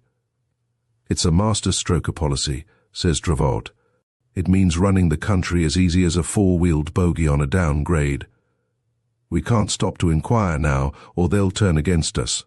I've 40 chiefs at my heel, and passed and raised according to their merit they shall be. Billet these men on the villages, and see that we run up a lodge of some kind. The Temple of Imbra will do for a lodge room. The women must make aprons as you show them. I'll hold a levee of chiefs tonight and lodge tomorrow." I was fair run off my legs, but I wasn't such a fool as not to see what a pull this craft business gave us. I showed the priests' families how to make aprons of the degrees, but for Dravot's apron, the blue border and marks was made of turquoise lumps on white hide, not cloth. We took a great square stone in the temple for the master's chair, and little stones for the officers' chairs, and painted the black pavement with white squares, and did what we could to make things regular. At the levee, which was held that night on the hillside with big bonfires, Dravot gives out that him and me were gods and sons of Alexander, and past grand masters in the craft, and was come to make Kafiristan a country where every man should eat in peace and drink in quiet, and specially obey us. Then the chiefs come round to shake hands, and they were so hairy and white and fair it was just shaking hands with old friends. We gave them names according as they was like men we had known in India. Billy Fish, Holly Dilworth, Picky Kurgan, that was Bazaar Master when I was at Howe, and so on, and so on. The most amazing miracles was at lodge next night. One of the old priests was watching us continuous, and I felt uneasy, for I knew we'd have to fudge the ritual, and I didn't know what the men knew. The old priest was a stranger come in from beyond the village of Bashkai. The minute Dravot puts on the master's apron that the girls had made for him, the priest fetches a whoop and a howl, and tries to overturn the stone that Dravot was sitting on. "It's all up now," I says. "That comes of meddling with the craft without warrant."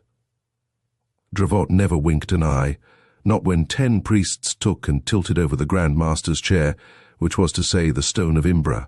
The priest begins rubbing the bottom end of it to clear away the black dirt, and presently he shows all the other priests the Master's mark, same as was on Dravot's apron, cut into the stone. Not even the priests of the Temple of Imbra knew it was there. The old chap falls flat on his face at Dravot's feet and kisses him. "Luck again," says Dravot across the lodge to me. "They say it's the missing mark that no one could understand the why of. We're more than safe now." Then he bangs the butt of his gun for a gavel and says, "By virtue of the authority vested in me by my own right hand and the help of Peachy, I declare myself Grand Master of all Freemasonry in Kafiristan, in this the mother lodge of the country, and King of Kafiristan equally with Peachy." At that he puts on his crown and I puts on mine. I was doing senior warden, and we opens the lodge in most ample form. It was an amazing miracle. The priests moved in lodge through the first 2 degrees almost without telling, as if the memory was coming back to them. After that, Peachy and Dravot raised such as was worthy high priests and chiefs of far-off villages. Billy Fish was the first, and I can tell you we scared the soul out of him. It was not in any way according to ritual, but it served our turn. We didn't raise more than 10 of the biggest men, because we didn't want to make the degree common. And they was clamouring to be raised.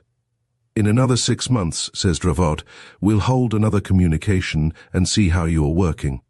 Then he asks them about their villages, and learns that they was fighting one against the other, and was sick and tired of it. And when they wasn't doing that, they was fighting with the Mohammedans.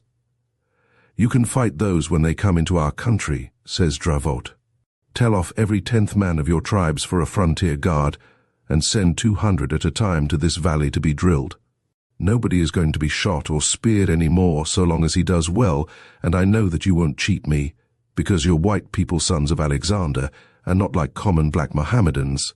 You are my people, and by God," says he, running off into English at the end, "I'll make a damned fine nation of you, or I'll die in the making." I can't tell all we did for the next 6 months. Because Dravot did a lot I couldn't see the hang of, and he learned their lingo in a way I never could. My work was to help the people plough, and now and again go out with some of the army and see what the other villages were doing, and make 'em throw rope bridges across the ravines which cut up the country horrid.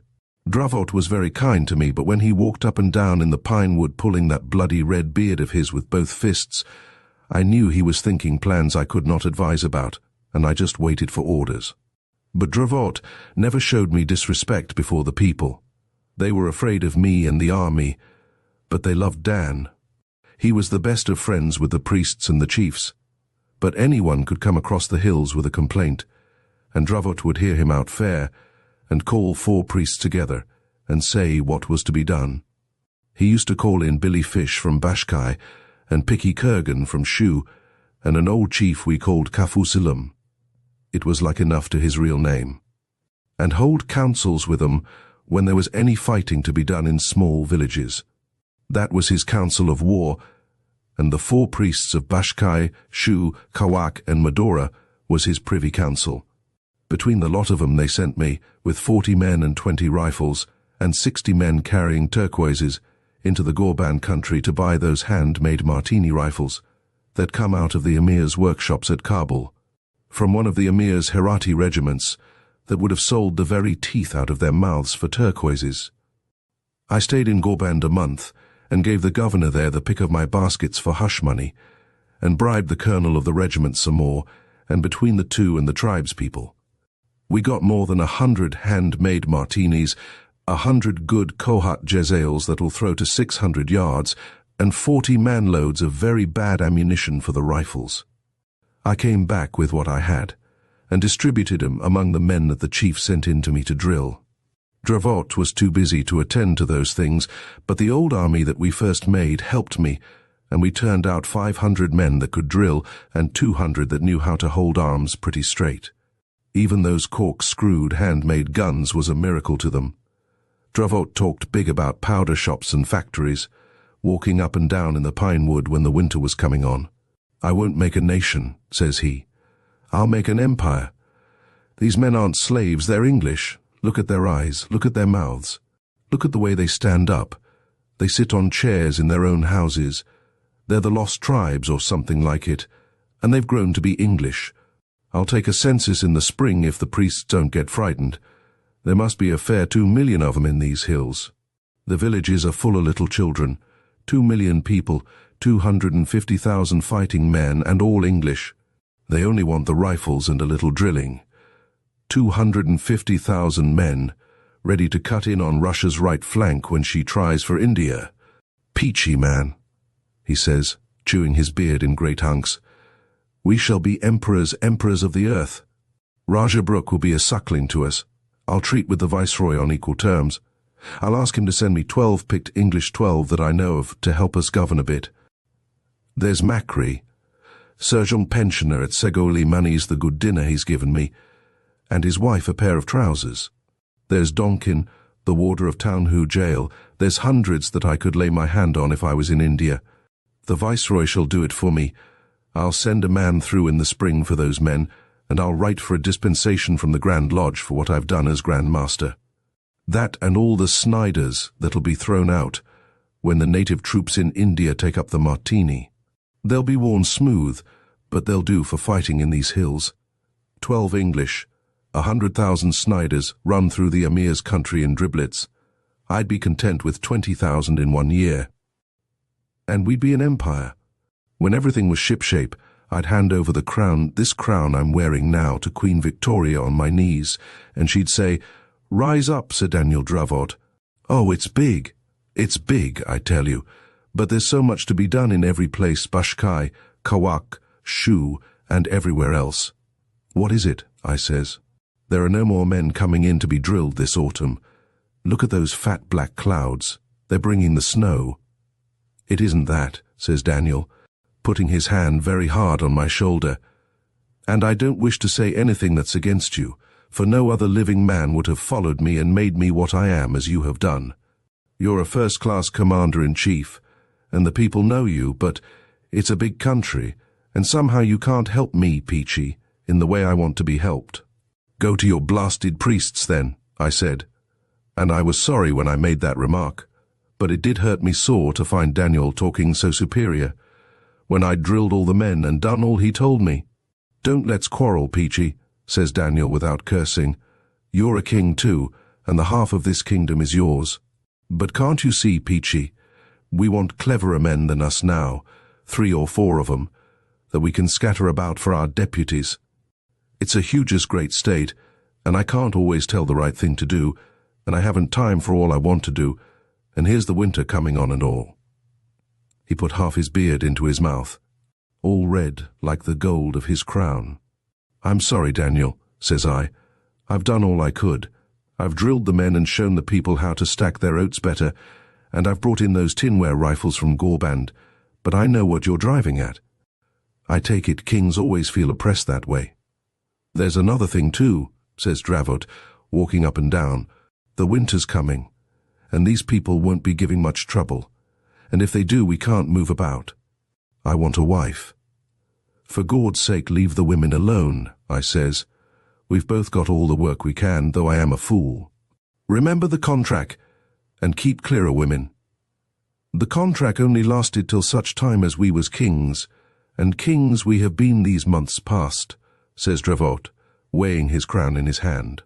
"You go get a wife too, Peachy, a nice, strapping, plump girl that'll keep you warm in the winter. They're prettier than English girls, and we can take the pick of 'em, boil 'em once or twice in hot water, and they'll come out like chicken and ham." "Don't tempt me," I says. "I will not have any dealings with a woman, not till we are a damn side more settled than we are now. I've been doing the work of 2 men, and you've been doing the work of 3. Let's lie off a bit, and see if we can get some better tobacco from Afghan country and run in some good liquor. And no women." "Who's talking?" says Dravot. "I said a queen to breed a king's son for the king. A queen out of the strongest tribe, that'll make them your blood brothers. And that'll lie by your side and tell you all the people thinks about you and their own affairs. That's what I want." "Do you remember that Bengali woman I kept at Mughal Sarai when I was a plate layer?" says I, A fat lot of good she was to me. She taught me the lingo, and one or two other things. But what happened? She ran away with the station master's servant and half my month's pay. Then she turned up at Dada Junction in tow of a half-caste, and had the impudence to say I was her husband, all among the drivers in the running shed, too. We've done with that. Says Dravot, these women are whiter than you or me, and a queen I will have for the winter months.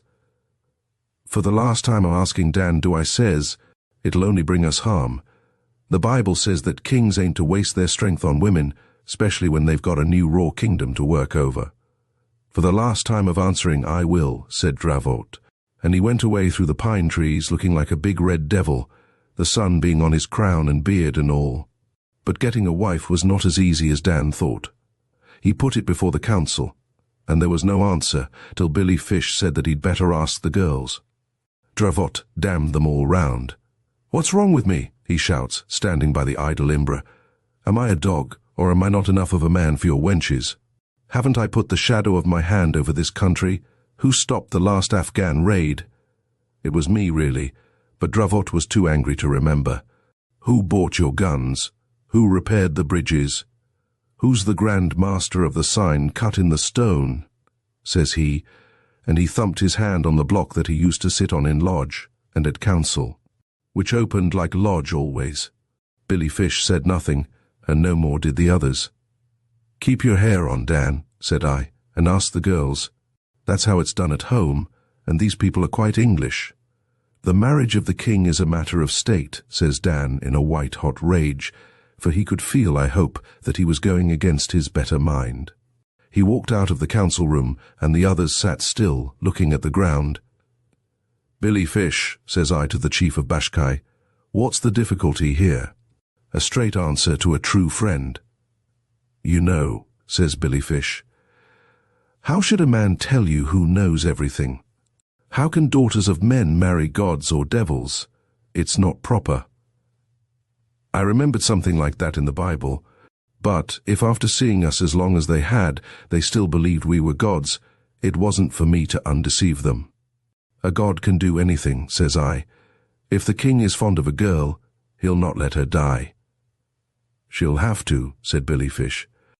There are all sorts of gods and devils in these mountains, and now and again a girl marries one of them and isn't seen any more.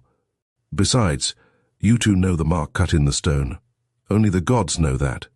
We thought you were men till you showed the sign of the master. I wished then that we had explained about the loss of the genuine secrets of a master. Mason at the first go-off, but I said nothing. All that night there was a blowing of horns in a little dark temple halfway down the hill, and I heard the girl crying fit to die. One of the priests told us that she was being prepared to marry the king. I'll have no nonsense of that kind, says Dan. I don't want to interfere with your customs, but I'll take my own wife. The girl's a little bit afraid, says the priest. She thinks she's going to die, and they're a heartening of her up down in the temple. Hearten her very tender then, says Dravot, or I'll hearten you with the butt of a gun so you'll never want to be heartened again. He licked his lips, did Dan, and stayed up walking about more than half the night, thinking of the wife that he was going to get in the morning. I wasn't any means comfortable, for I knew that dealings with a woman in foreign parts, though you was a crowned king 20 times over, could not but be risky. I got up very early in the morning while Dravot was asleep, and I saw the priests talking together in whispers, and the chiefs talking together too, and they looked at me out of the corners of their eyes. What is up, Fish? I say to the Bashkai man, who was wrapped up in his furs and looking splendid to behold.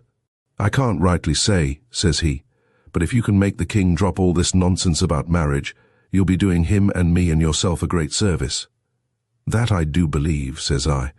But sure, you know, Billy, as well as me, having fought against and for us, that the king and me are nothing more than two of the finest men that God Almighty ever made. Nothing more, I do assure you. That may be, says Billy Fish, and yet I should be sorry if it was. He sinks his head upon his great fur cloak for a minute and thinks. King, says he, be you man or god or devil, I'll stick by you today. I have 20 of my men with me, and they will follow me. We'll go to Bashkai until the storm blows over." A little snow had fallen in the night, and everything was white except the greasy fat clouds that blew down and down from the north. Dravot came out with his crown on his head, swinging his arms and stamping his feet, and looking more pleased than Punch. "For the last time, drop it, Dan," says I in a whisper. "Billy Fish here says that there will be a row. A row among my people," says Dravot. "Not much. Peachy, you're a fool not to get a wife too. Where's the girl?" says he with a voice as loud as the braying of a jackass. "Call up all the chiefs and priests, and let the emperor see if his wife suits him." There was no need to call anyone. They were all there, leaning on their guns and spears round the clearing in the center of the pine wood. A lot of priests went down to the little temple to bring up the girl, and the horns blew fit to wake the dead. Billy Fish saunters round and gets as close to Daniel as he could, and behind him stood his 20 men with matchlocks, not a man of them under 6 feet. I was next to Dravot, and behind me was 20 men of the regular army. Up comes the girl, and a strapping wench she was, covered with silver and turquoises but white as death, and looking back every minute at the priests. "She'll do," said Dan, looking her over. "What's to be afraid of, lass? Come and kiss me." He puts his arm round her. She shuts her eyes, gives a bit of a squeak, and down goes her face in the side of Dan's flaming red beard. "The slut's bitten me," says he, clapping his hand to his neck, and sure enough, his hand was red with blood. Billy Fish and 2 of his matchlock men catches hold of Dan by the shoulders and drags him into the Bashkai lot, while the priests howls in their lingo, "Neither god nor devil, but a man." I was all taken aback, for a priest cut at me in front, and the army behind began firing into the Bashkai men. "God Almighty," says Dan, "what is the meaning of this?" "Come back, come away," says Billy Fish. "Ruin and mutiny is the matter. We'll break for Bashkai if we can." I tried to give some sort of orders to my men, the men of the regular army, but it was no use. So I fired into the brown of 'em with an English martini and drilled 3 beggars in a line. The valley was full of shouting, howling creatures, and every soul was shrieking, "Not a god nor a devil, but only a man." The Bashkai troops stuck to Billy Fish all they were worth. But their matchlocks wasn't half as good as the Kabul breechloaders, and 4 of them dropped. Dan was bellowing like a bull, for he was very wrathy, and Billy Fish had a hard job to prevent him running out at the crowd. "We can't stand," says Billy Fish. "Make a run for it down the valley, the whole place is against us." The matchlock men ran, and we went down the valley in spite of Dravot. He was swearing horrible and crying out that he was a king. The priests rolled great stones on us, and the regular army fired hard, and there wasn't more than 6 men, not counting Dan, Billy Fish and me, that came down to the bottom of the valley alive. Then they stopped firing, and the horns in the temple blew again. "Come away, for Gord's sake, come away," says Billy Fish. "They'll send runners out to all the villages before ever we get to Bashkai.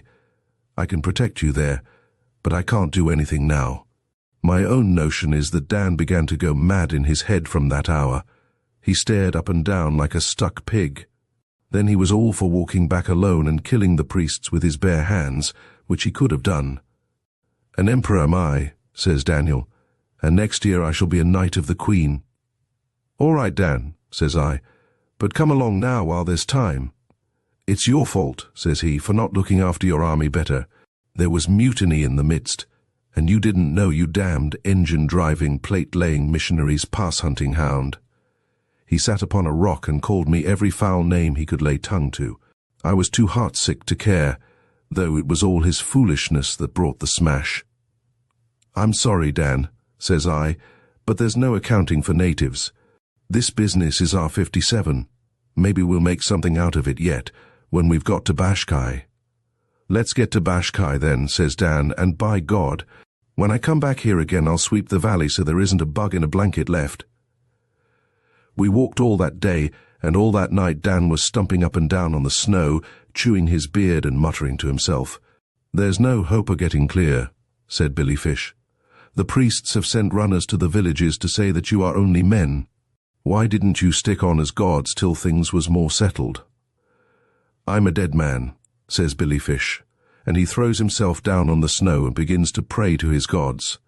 "Next morning we was in a cruel bad country, all up and down, no level ground at all, and no food either." The 6 Bashkai men looked at Billy Fish hungry way as if they wanted to ask something, but they never said a word. At noon we came to the top of a flat mountain all covered with snow, and when we climbed up into it, behold, there was an army in position waiting in the middle. "The runners had been very quick," says Billy Fish with a little bit of a laugh. "They are waiting for us." 3 or 4 men began to fire from the enemy's side, and a chance shot took Daniel in the calf of the leg. That brought him to his senses. He looks across the snow at the army, and sees the rifles that we had brought into the country. "We're done for," says he. "They are Englishmen, these people, and it's my blasted nonsense that has brought you to this. Get back, Billy Fish, and take your men away. You've done what you could, and now cut for it. Carnahan," says he, "shake hands with me and go along with Billy. Maybe they won't kill you. I'll go and meet 'em alone." "It's me that did it, me the king." "Go," says I. "Go to hell, Dan. I'm with you here. Billy Fish, you clear out, and we two will meet those folk." "I'm a chief," says Billy Fish, quite quiet. "I stay with you. My men can go." The Bashkai fellows didn't wait for a second word, but ran off, and Dan and me and Billy Fish walked across to where the drums were drumming and the horns were horning. It was cold, awful cold. I've got that cold in the back of my head now. There's a lump of it there. The punka coolies had gone to sleep. 2 kerosene lamps were blazing in the office, and the perspiration poured down my face and splashed on the blotter as I leaned forward. Carnahan was shivering, and I feared that his mind might go.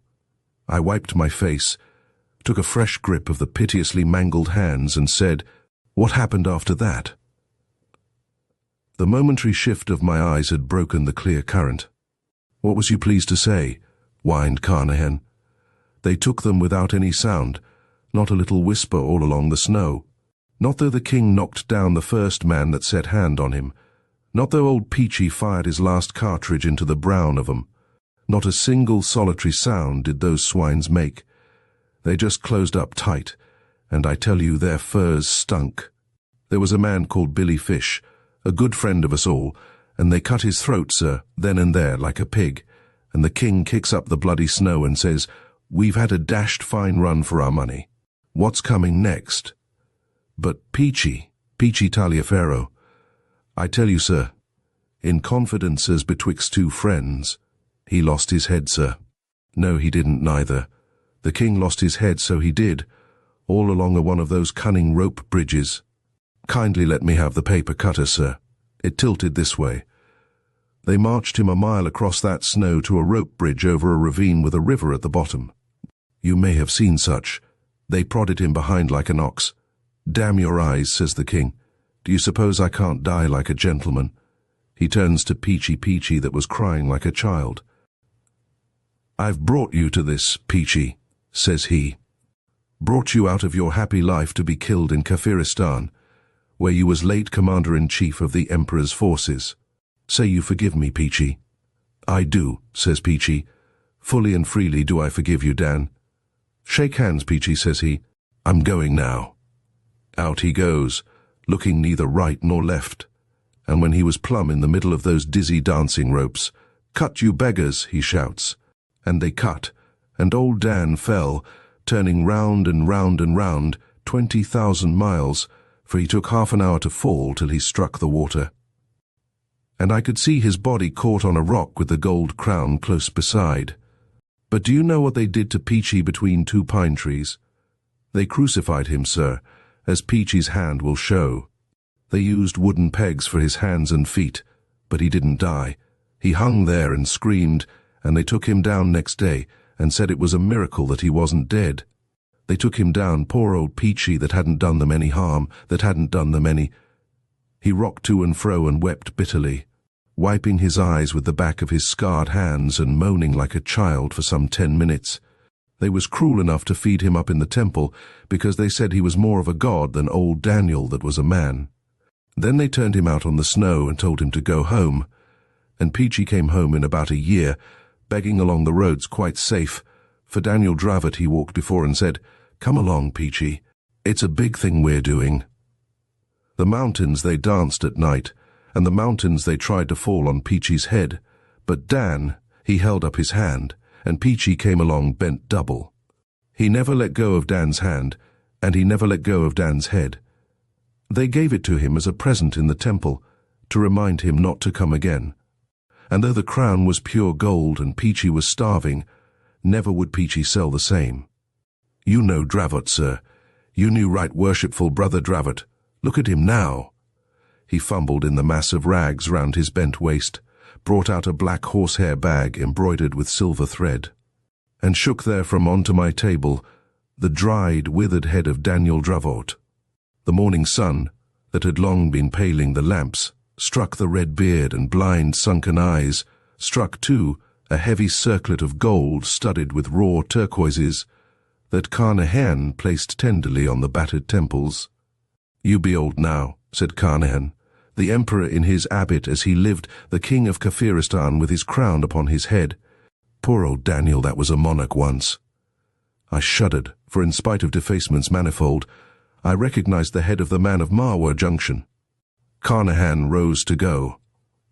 I attempted to stop him. He was not fit to walk abroad. "Let me take away the whiskey and give me a little money," he gasped. "I was a king once. I'll go to the deputy commissioner and ask to set in the poorhouse till I get my health. No, thank you. I can't wait till you get a carriage for me. I've urgent private affairs in the south at Marwa." He shambled out of the office and departed in the direction of the deputy commissioner's house. That day at noon, I had occasion to go down the blinding hot mall, and I saw a crooked man crawling along the white dust of the roadside, his hat in his hand, quavering dolorously after the fashion of street singers at home. There was not a soul in sight, and he was out of all possible earshot of the houses, and he sang through his nose, turning his head from right to left. "The Son of Man goes forth to war, a golden crown to gain, his blood-red banner streams afar. Who follows in his train?" I waited to hear no more, but put the poor wretch into my carriage and drove him off to the nearest missionary for eventual transfer to the asylum. He repeated the hymn twice while he was with me, whom he did not in the least recognize, and I left him singing it to the missionary. 2 days later, I inquired after his welfare of the superintendent of the asylum. He was admitted suffering from sunstroke. "He died early yesterday morning," said the superintendent. "Is it true that he was half an hour bareheaded in the sun at midday?" "Yes," said I. "But do you happen to know if he had anything upon him by any chance when he died?" "Not to my knowledge," said the superintendent. And there the matter rests. Chapter 5. The finest story in the world. Oh, ever the knightly years were gone with the old world to the grave. I was a king in Babylon, and you were a Christian slave. W. E. Henley. His name was Charlie Mears. He was the only son of his mother, who was a widow, and he lived in the north of London, coming into the city every day to work in a bank. He was 20 years old and suffered from aspirations. I met him in a public billiard saloon where the marker called him by his given name, and he called the marker Bullseyes. Charlie explained, a little nervously, that he had only come to the place to look on, and since looking on at games of skill is not a cheap amusement for the young, I suggested that Charlie should go back to his mother. That was our first step toward better acquaintance. He would call on me sometimes in the evenings instead of running about London with his fellow clerks, and before long, speaking of himself as a young man must, he told me of his aspirations, which were all literary. He desired to make himself an undying name chiefly through verse, though he was not above sending stories of love and death to the drop a penny in the slot journals. It was my fate to sit still while Charlie read me poems of many hundred lines and bulky fragments of plays that would surely shake the world. My reward was his unreserved confidence, and the self-revelations and troubles of a young man are almost as holy as those of a maiden. Charlie had never fallen in love, but was anxious to do so on the first opportunity. He believed in all things good and all things honorable, but, at the same time, was curiously careful to let me see that he knew his way about the world as befitted a bank clerk on 25 shillings a week. He rhymed dove with love and moon with June, and devoutly believed that they had never so been rhymed before. The long, lame gaps in his plays he filled up with hasty words of apology and description, and swept on, seeing all that he intended to do so clearly that he esteemed it already done, and turned to me for applause. I fancy that his mother did not encourage his aspirations, and I know that his writing table at home was the edge of his washstand. This he told me almost at the outset of our acquaintance, when he was ravaging my bookshelves, and a little before I was implored to speak the truth as to his chances of writing something really great, you know. Maybe I encouraged him too much, for one night he called on me, his eyes flaming with excitement, and said breathlessly, "Do you mind, can you let me stay here and write all this evening? I won't interrupt you, I won't really. There's no place for me to write in at my mother's." "What's the trouble?" I said, knowing well what that trouble was. "I have a notion in my head that would make the most splendid story that was ever written. Do let me write it out here." "It's such a notion." There was no resisting the appeal. I set him a table. He hardly thanked me, but plunged into the work at once. For half an hour, the pen scratched without stopping. Then Charlie sighed and tugged his hair. The scratching grew slower, there were more erasures, and at last ceased. The finest story in the world would not come forth. "It looks such awful rot now," he said mournfully, "and yet it seemed so good when I was thinking about it. What's wrong?" I could not dishearten him by saying the truth, so I answered, "Perhaps you don't feel in the mood for writing." "Yes, I do, except when I look at this stuff." "Ugh!" "Read me what you've done," I said. He read, and it was wondrous bad, and he paused at all the specially turgid sentences, expecting a little approval, for he was proud of those sentences, as I knew he would be. "It needs compression," I suggested cautiously. "I hate cutting my things down. I don't think you could alter a word here without spoiling the sense. It reads better aloud than when I was writing it. Charlie, you're suffering from an alarming disease afflicting a numerous class. Put the thing by and tackle it again in a week." "I want to do it at once. What do you think of it? How can I judge from a half-written tale?"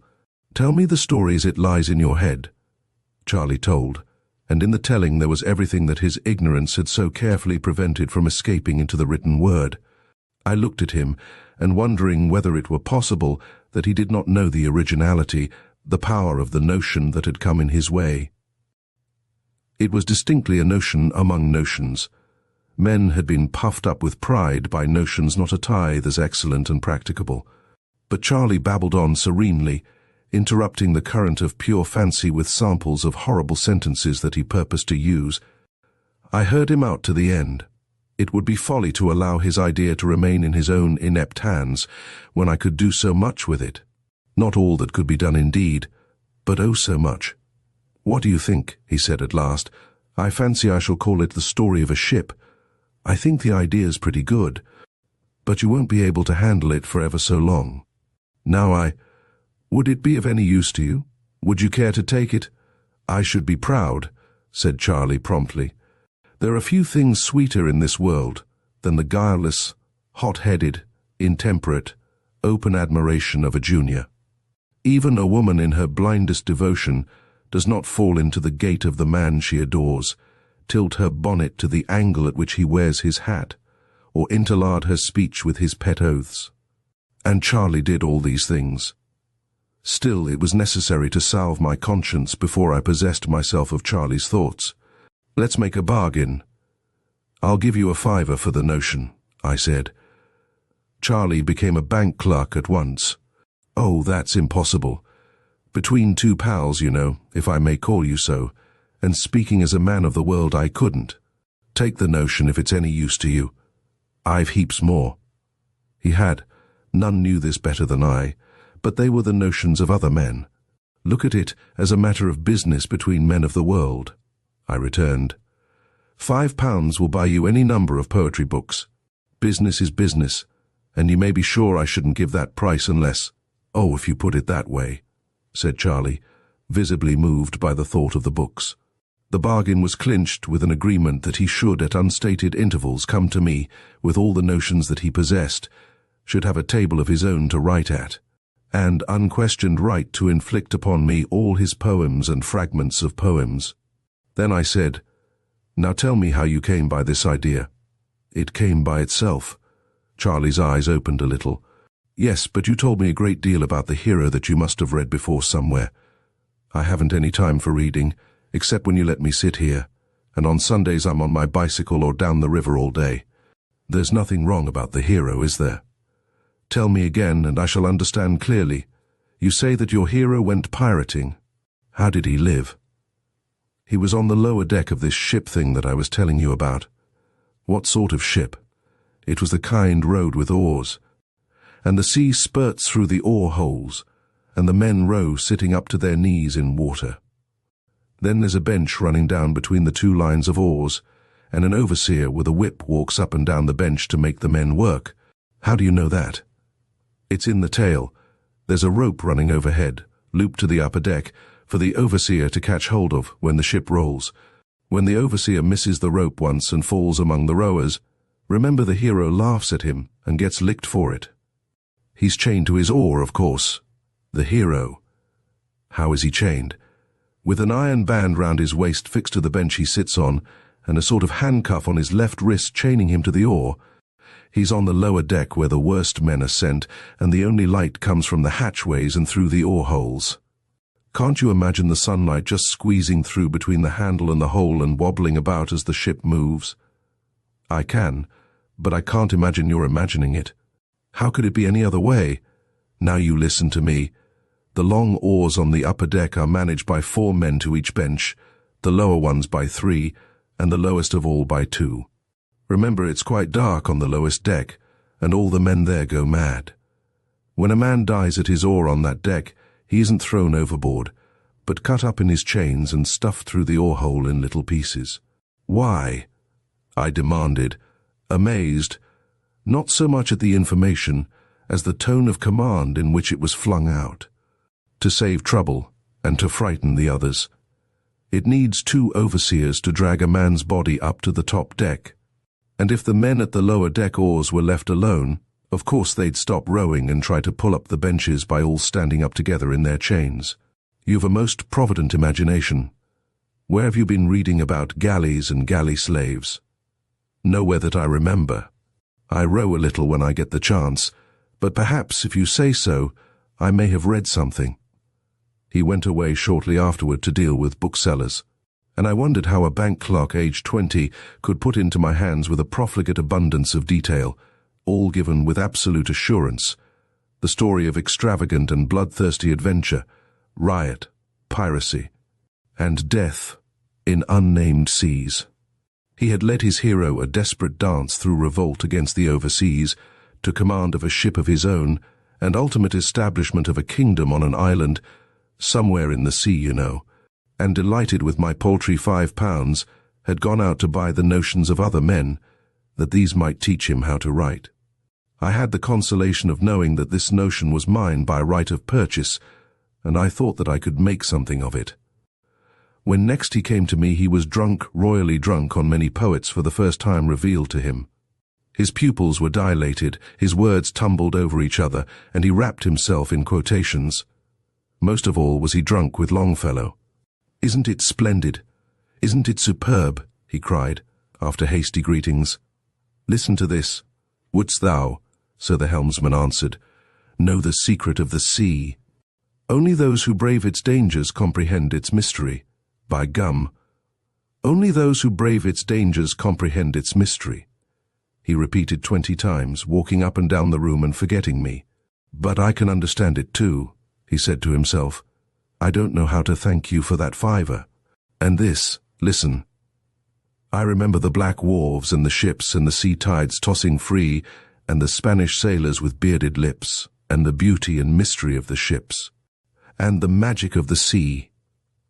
I haven't braved any dangers, but I feel as if I knew all about it.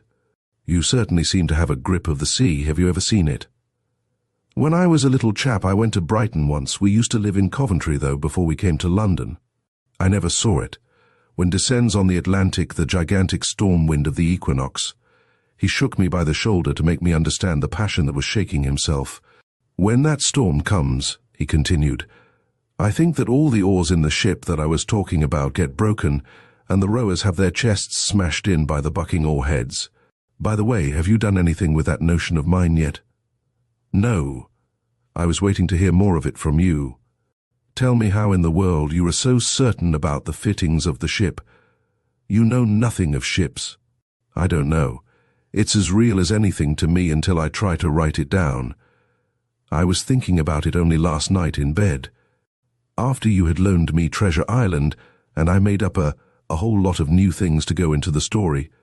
What sort of things? About the food the men ate, rotten figs and black beans and wine in a skin bag, passed from bench to bench. Was the ship built so long ago as what? I don't know whether it was long ago or not. It's only a notion, but sometimes it seems just as real as if it was true. Do I bother you with talking about it? Not in the least. Did you make up anything else? Yes, but it's nonsense. Charlie flushed a little. Never mind, let's hear about it. Well, I was thinking over the story, and after a while I got out of bed and wrote down on a piece of paper the sort of stuff the men might be supposed to scratch on, their oars with the edges of their handcuffs. It seemed to make the thing more lifelike. It is so real to me, you know. Have you the paper on you? Yes, but what's the use of showing it? It's only a lot of scratches. All the same, we might have 'em reproduced in the book on the front page. I'll attend to those details. Show me what your men wrote. He pulled out of his pocket a sheet of notepaper with a single line of scratches upon it, and I put this carefully away. What is it supposed to mean in English? I said. Oh, I don't know. Perhaps it means I'm beastly tired. It's great nonsense, he repeated. But all those men in the ship seem as real people to me. Do something to the notion soon. I should like to see it written and printed. But all you've told me would make a long book. Make it then. You've only to sit down and write it out. Give me a little time. Have you any more notions? Not just now. I'm reading all the books I've bought. They're splendid. When he had left, I looked at the sheet of notepaper with the inscription upon it. Then I took my head tenderly between both hands to make certain that it was not coming off or turning round. But there seemed to be no interval between quitting my rooms and finding myself arguing with a policeman outside a door marked private in a corridor of the British Museum. All I demanded, as politely as possible, was the Greek antiquity man. The policeman knew nothing except the rules of the museum, and it became necessary to forage through all the houses and offices inside the gates. An elderly gentleman called away from his lunch put an end to my search by holding the notepaper between finger and thumb and sniffing at it scornfully. What does this mean? Said he. So far as I can ascertain, it is an attempt to write extremely corrupt Greek. On the part here he glared at me with intention of an extremely illiterate person. He read slowly from the paper, Pollock, Erckman, Tauchnitz, Henniker, 4 names familiar to me. Can you tell me what the corruption is supposed to mean, the gist of the thing? I asked. I have been many times overcome with weariness in this particular employment. That is the meaning. He returned me the paper, and I fled without a word of thanks, explanation, or apology. I might have been excused for forgetting much. To me, of all men, had been given the chance to write the most marvelous tale in the world. Nothing less than the story of a Greek galley slave, as told by himself. Small wonder that his dreaming had seemed real to Charlie. The fates that are so careful to shut the doors of each successive life behind us had, in this case, been neglectful, and Charlie was looking. Though that he did not know, where never man had been permitted to look with full knowledge since time began. Above all, he was absolutely ignorant of the knowledge sold to me for £5, and he would retain that ignorance, for bank clerks do not understand metempsychosis, and a sound commercial education does not include Greek. He would supply me. Here I capered among the dumb gods of Egypt and laughed in their battered faces with material to make my tale sure, so sure that the world would hail it as an impudent and vamped fiction. And I alone would know that it was absolutely and literally true. I alone held this jewel to my hand for the cutting and polishing. Therefore I danced again among the gods, till a policeman saw me and took steps in my direction. It remained now only to encourage Charlie to talk, and here there was no difficulty. But I had forgotten those accursed books of poetry. He came to me time after time, as useless as a surcharged phonograph drunk on Byron, Shelley, or Keats. Knowing now what the boy had been in his past lives, and desperately anxious not to lose one word of his babble, I could not hide from him my respect and interest.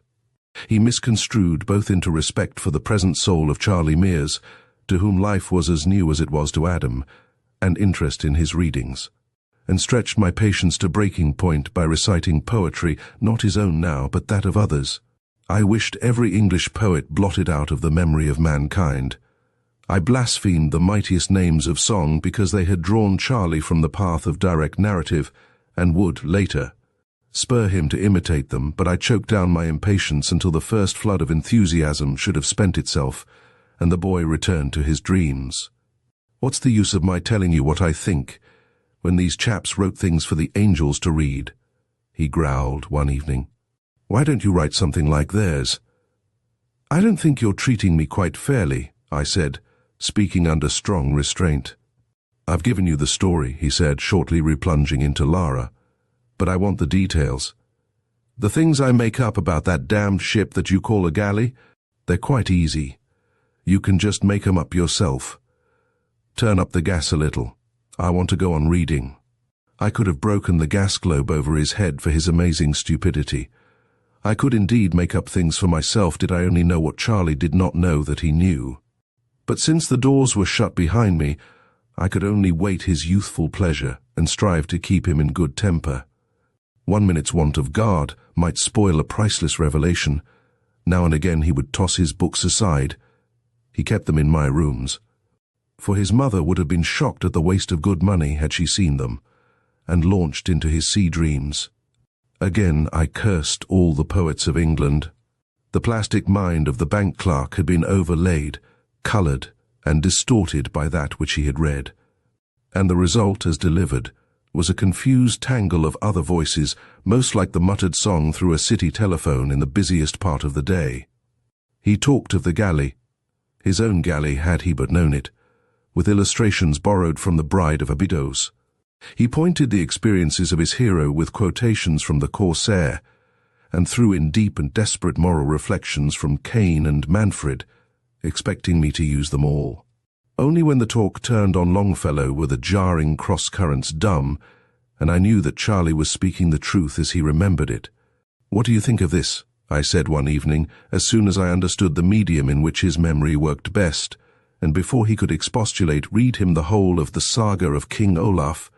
He listened open-mouthed, flushed his hands drumming on the back of the sofa where he lay, till I came to the songs of Ymar Tamberskelver and the verse, "Ymar then, the arrow taking from the loosened string," answered, "That was Norway breaking 'neath thy hand, O king." He gasped with pure delight of sound. "That's better than Byron a little," I ventured. "Better? Why, it's true. How could he have known?"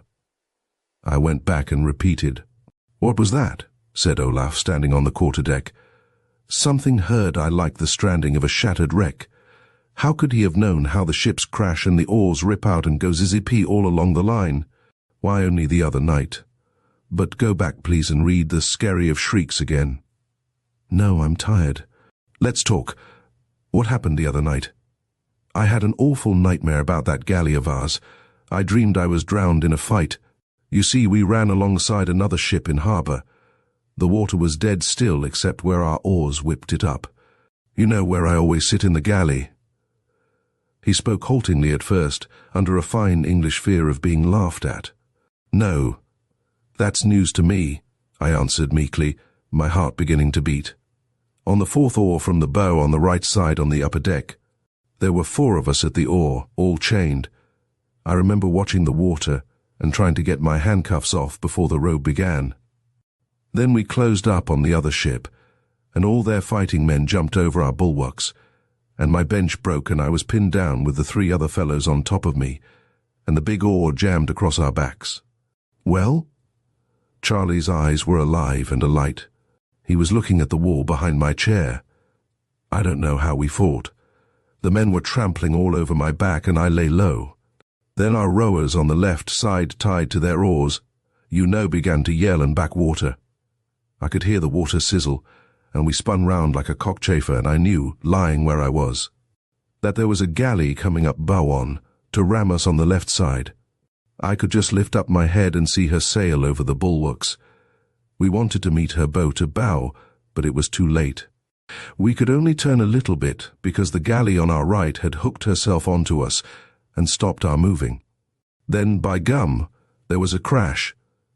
Our left oars began to break as the other galley, the moving one stuck her nose into them.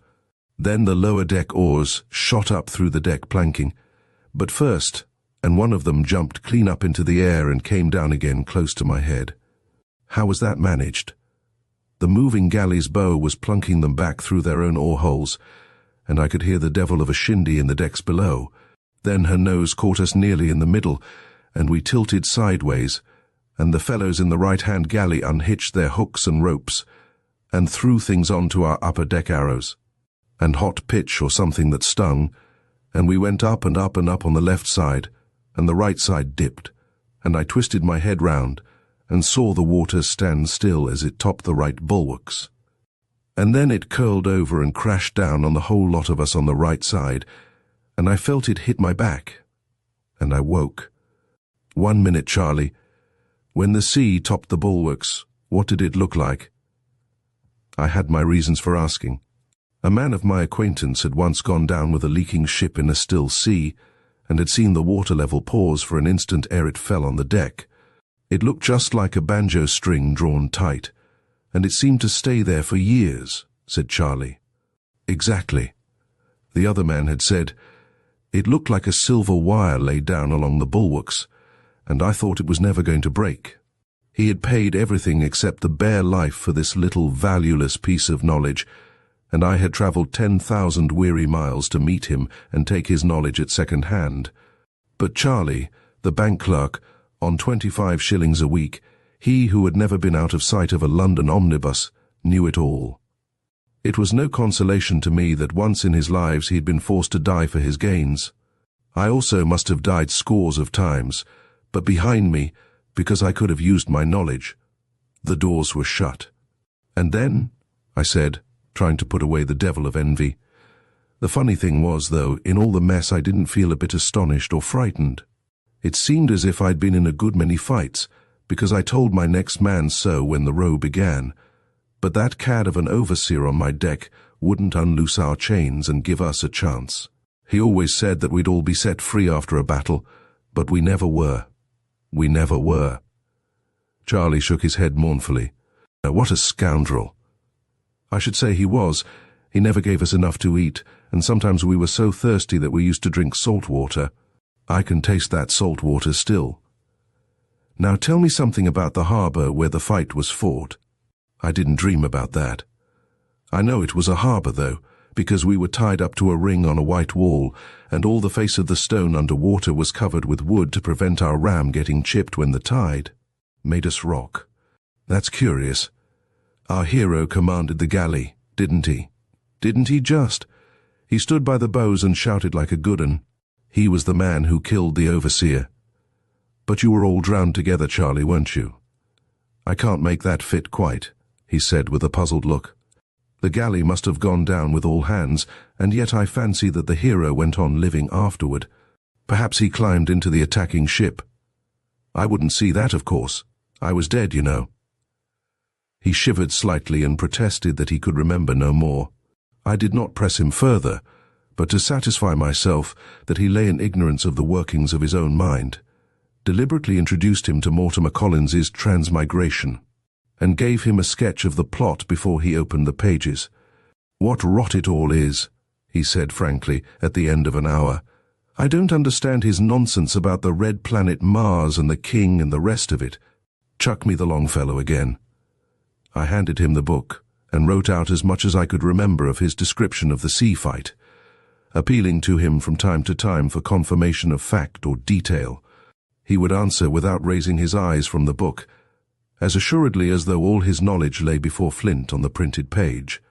I spoke under the normal key of my voice, that the current might not be broken, and I know that he was not aware of what he was saying, for his thoughts were out on the sea with Longfellow. "Charlie," I asked, "when the rowers on the galleys mutinied, how did they kill their overseers? Tore up the benches and brained them." "That happened when a heavy sea was running. An overseer on the lower deck slipped from the center plank and fell among the rowers. They choked him to death against the side of the ship with their chained hands quite quietly, and it was too dark for the other overseer to see what had happened. When he asked, he was pulled down too and choked, and the lower deck fought their way up deck by deck with the pieces of the broken benches banging behind them. How they howled! And what happened after that? I don't know. The hero went away, red hair and red beard and all. That was after he had captured our galley, I think." The sound of my voice irritated him, and he motioned slightly with his left hand as a man does when interruption jars. "You never told me he was red-headed before, or that he captured your galley," I said, after a discreet interval. Charlie did not raise his eyes. "He was as red as a red bear," said he abstractedly. "He came from the north, they said so in the galley when he looked for rowers, not slaves, but free men. Afterward, years and years afterward, news came from another ship, or else he came back." His lips moved in silence. He was rapturously retasting some poem before him. Where had he been then? I was almost whispering that the sentence might come gentle to whichever section of Charlie's brain was working on my behalf. "To the beaches, the long and wonderful beaches," was the reply, after a minute of silence. "To Furdestrandi?" I asked, tingling from head to foot. "Yes, to Furdestrandi," he pronounced the word in a new fashion, and I too saw the voice failed. "Do you know what you have said?" I shouted incautiously. He lifted his eyes, fully roused now. "No," he snapped. "I wish you'd let a chap go on reading. Hark to this. But other, the old sea captain, he neither paused nor stirred till the king listened, and then once more took up his pen and wrote down every word. And to the king of the Saxons, in witness of the truth, raising his noble head, he stretched his brown hand and said, 'Behold this walrus tooth. By Jove, what chaps those must have been, to go sailing all over the shop, never knowing where they'd fetch the land.'" "Ha! Charlie," I pleaded, "if you'll only be sensible for a minute or two, I'll make our hero in our tale every inch as good as other." "Umph. Longfellow wrote that poem. I don't care about writing things any more. I want to read." He was thoroughly out of tune now, and raging over my own ill luck, I left him. Conceive yourself at the door of the world's treasure house, guarded by a child, an idle, irresponsible child, playing knucklebones on, whose favor depends the gift of the key, and you will imagine one half my torment. Till that evening, Charlie had spoken nothing that might not lie within the experiences of a Greek galley slave. But now, or there was no virtue in books, he had talked of some desperate adventure of the Vikings, of Thorfinn Karlsefni's sailing to Wineland, which is America, in the 9th or 10th century. The battle in the harbor he had seen, and his own death he had described. But this was a much more startling plunge into the past. Was it possible that he had skipped half a dozen lives and was then dimly remembering some episode of 1,000 years later? It was a maddening jumble, and the worst of it was that Charlie Mears, in his normal condition, was the last person in the world to clear it up. I could only wait and watch, but I went to bed that night full of the wildest imaginings. There was nothing that was not possible if Charlie's detestable memory only held good. I might rewrite the saga of Thorfinn Karlsefni as it had never been written before, might tell the story of the first discovery of America, myself the discoverer. But I was entirely at Charlie's mercy, and so long as there was a 3 and 6 penny bone volume within his reach, Charlie would not tell. I dared not curse him openly. I hardly dared jog his memory, for I was dealing with the experiences of 1,000 years ago, told through the mouth of a boy of today, and a boy of today is affected by every change of tone and gust of opinion, so that he lies even when he desires to speak the truth. I saw no more of him for nearly a week. When next I met him, it was in Gracechurch Street, with a bill book chained to his waist. Business took him over London Bridge, and I accompanied him. He was very full of the importance of that book and magnified it. As we passed over the Thames, we paused to look at a steamer, unloading great slabs of white and brown marble. A barge drifted under the steamer's stern, and a lonely cow in that barge bellowed. Charlie's face changed from the face of the bank clerk to that of an unknown, and though he would not have believed this, a much shrewder man. He flung out his arm across the parapet of the bridge, and laughing very loudly said, "When they heard our bulls bellow, the Scrollings ran away." I waited only for an instant, but the barge and the cow had disappeared under the bows of the steamer before I answered. "Charlie, what do you suppose are Scrollings?" "Never heard of 'em before. They sound like a new kind of seagull." "What a chap you are for asking questions," he replied. "I have to go to the cashier of the omnibus company yonder. Will you wait for me, and we can lunch somewhere together? I've a notion for a poem." "No thanks, I'm off." "You're sure you know nothing about Scrollings?" "Not unless he's been entered for the Liverpool handicap." He nodded and disappeared in the crowd. Now it is written in the saga of Eric the Red, or that of Thorfinn Karlsefni, that 900 years ago, when Karlsefni's galleys came to Leif's booths, which Leif had erected in the unknown land called Markland, which may or may not have been Rhode Island, the Scrollings. And the Lord, he knows who these may or may not have been, came to trade with the Vikings, and ran away because they were frightened at the bellowing of the cattle which Thorfinn had brought with him in the ships. But what in the world could a Greek slave know of that affair? I wandered up and down among the streets trying to unravel the mystery, and the more I considered it, the more baffling it grew. One thing only seemed certain, and that certainty took away my breath for the moment. If I came to full knowledge of anything at all, it would not be one life of the soul in Charlie Mears's body, but half a dozen several and separate existences spent on blue water in the morning of the world. Then I walked round the situation. Obviously, if I used my knowledge, I should stand alone and unapproachable until all men were as wise as myself. That would be something, but manlike I was ungrateful. It seemed bitterly unfair that Charlie's memory should fail me when I needed it most. Great powers above. I looked up at them through the fog smoke. Did the lords of life and death know what this meant to me? Nothing less than eternal fame of the best kind that comes from one and is shared by one alone. I would be content remembering Clive. I stood astounded at my own moderation with the mere right to tell one story, to work out one little contribution to the light literature of the day. If Charlie were permitted full recollection for 1 hour, for 60 short minutes of existences that had extended over 1,000 years, I would forego all profit and honor from all that I should make of his speech. I would take no share in the commotion that would follow throughout the particular corner of the earth that calls itself the world. The thing should be put forth anonymously. Nay, I would make other men believe that they had written it. They would hire bull-hided, self-advertising Englishmen to bellow it abroad. Preachers would found a fresh conduct of life upon it, swearing that it was new and that they had lifted the fear of death from all mankind. Every Orientalist in Europe would patronize it discursively with Sanskrit and Pali texts. Terrible women would invent unclean variants of the men's belief for the elevation of their sisters. Churches and religions would war over it. Between the hailing and restarting of an omnibus, I foresaw the scuffles that would arise among half a dozen denominations, all professing the doctrine of the true metempsychosis as applied to the world in the new era, and saw, too, the respectable English newspapers shying, like frightened kine, over the beautiful simplicity of the tale. The mind leaped forward 100, 200, 1,000 years. I saw with sorrow that men would mutilate and garble the story. That rival creeds would turn it upside down till, at last, the Western world, which clings to the dread of death more closely than the hope of life, would set it aside as an interesting superstition and stampede after some faith so long forgotten that it seemed altogether new. Upon this I changed the terms of the bargain that I would make with the lords of life and death. Only let me know, let me write, the story with sure knowledge that I wrote the truth, and I would burn the manuscript as a solemn sacrifice. 5 minutes after the last line was written, I would destroy it all.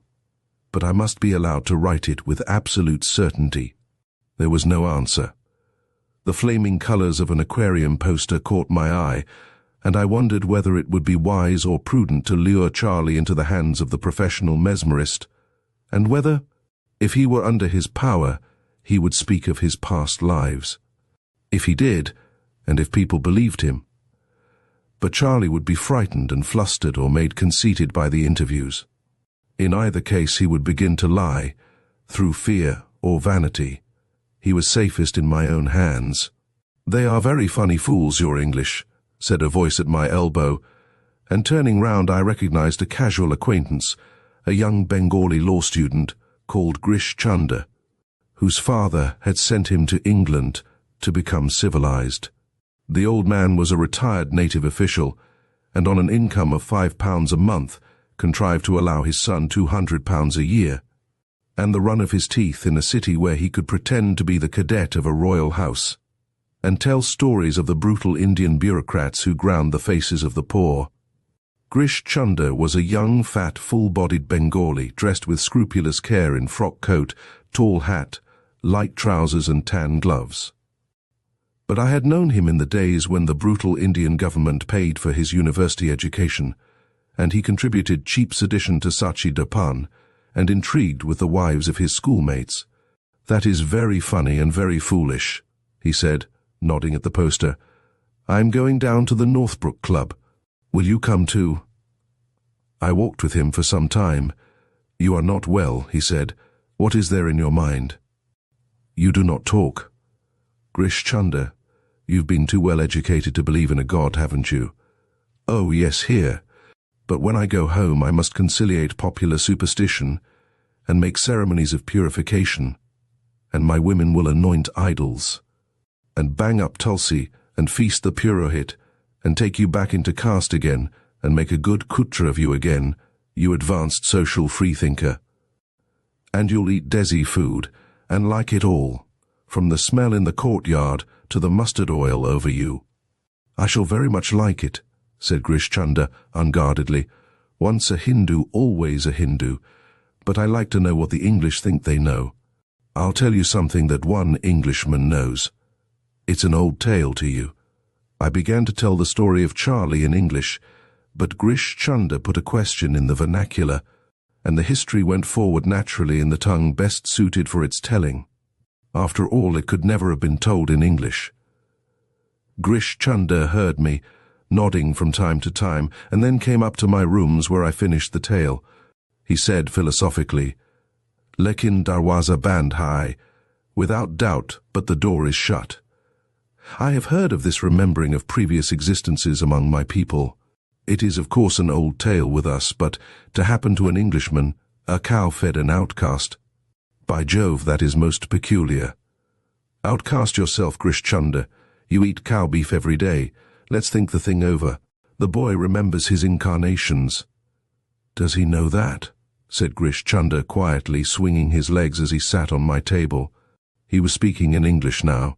"He does not know anything. Would I speak to you if he did?" "Go on." "There is no going on at all. If you tell that to your friends, they will say you are mad and put it in the papers. Suppose now you prosecute for libel. Let's leave that out of the question entirely.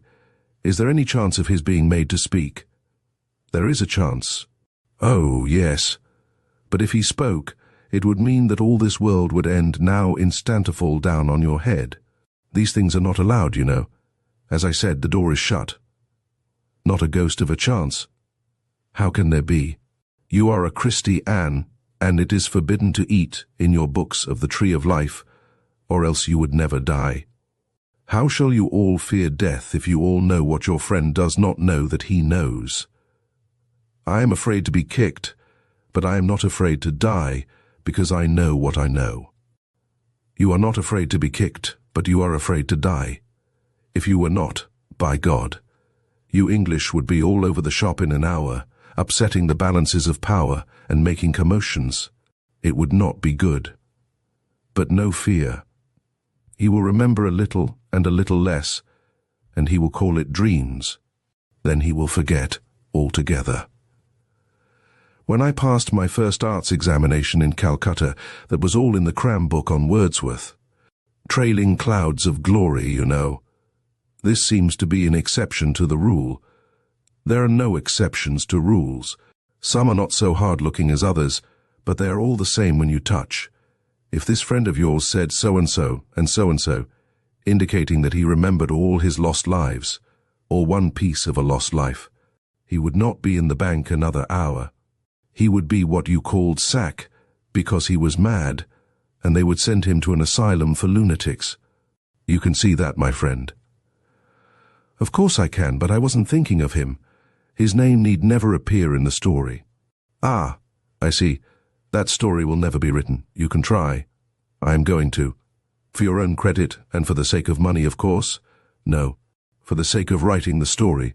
On my honor, that will be all. Even then there is no chance. You cannot play with the gods. It is a very pretty story now. As they say, let it go on that. At that. Be quick, he will not last long. How do you mean? What I say, he has never so far thought about a woman. Hasn't he, though? I remembered some of Charlie's confidences. No woman has thought about him. When that comes, Hogyal up. I know. There are millions of women here. Housemaids, for instance. I winced at the thought of my story being ruined by a housemaid, and yet nothing was more probable. Grish Chunder grinned. Yes, also pretty girls cousins of his house, and perhaps not of his house. One kiss that he gives back again and remembers will cure all this nonsense. Or else what? Remember, he does not know that he knows. I know that. Or else if nothing happens, he will become immersed in the trade and the financial speculations like the rest. It must be so. You can see that it must be so. But the woman will come first, I think. There was a rap at the door, and Charlie charged in impetuously. He had been released from office, and by the look in his eyes I could see that he had come over for a long talk, most probably with poems in his pockets. Charlie's poems were very wearying, but sometimes they led him to talk about the galley. Grish Chunder looked at him keenly for a minute. I beg your pardon, Charlie said uneasily. I didn't know you had anyone with you. I am going, said Grish Chunder. He drew me into the lobby as he departed. That is your man, he said quickly. I tell you he will never speak all you wish. That is rot bosh. But he would be most good to make to see things. Suppose now we pretend that it was only play. I had never seen Grish Chunder so excited, and pour the ink pool into his hand. What do you think? I tell you that he could see anything that a man could see. Let me get the ink and the camphor. He is a seer, and he will tell us very many things. He may be all you say, but I'm not going to trust him to your gods and devils. It will not hurt him. He will only feel a little stupid and dull when he wakes up. You have seen boys look into the ink pool before. That is the reason why I am not going to see it any more. You'd better go, Grish Chunder. He went, declaring far down the staircase that it was throwing away my only chance of looking into the future. This left me unmoved, for I was concerned for the past, and no peering of hypnotized boys into mirrors and ink pools would help me do that. But I recognized Grish Chunder's point of view and sympathized with it. What a big black brute that was, said Charlie when I returned to him. Well, look here, I've just done a poem. Did it instead of playing dominoes after lunch. May I read it? Let me read it to myself. Then you miss the proper expression. Besides, you always make my things sound as if the rhymes were all wrong. Read it aloud, then. You're like the rest of 'em. Charlie mouthed me his poem, and it was not much worse than the average of his verses. He had been reading his book faithfully, but he was not pleased when I told him that I preferred my Longfellow undiluted with Charlie. Then we began to go through the Ms. line by line, Charlie parrying every objection and correction with, "Yes, that may be better, but you don't catch what I'm driving at." Charlie was, in one way at least, very like one kind of poet. There was a pencil scrawl at the back of the paper, and "What's that?" I said. "Oh, that's not poetry at all.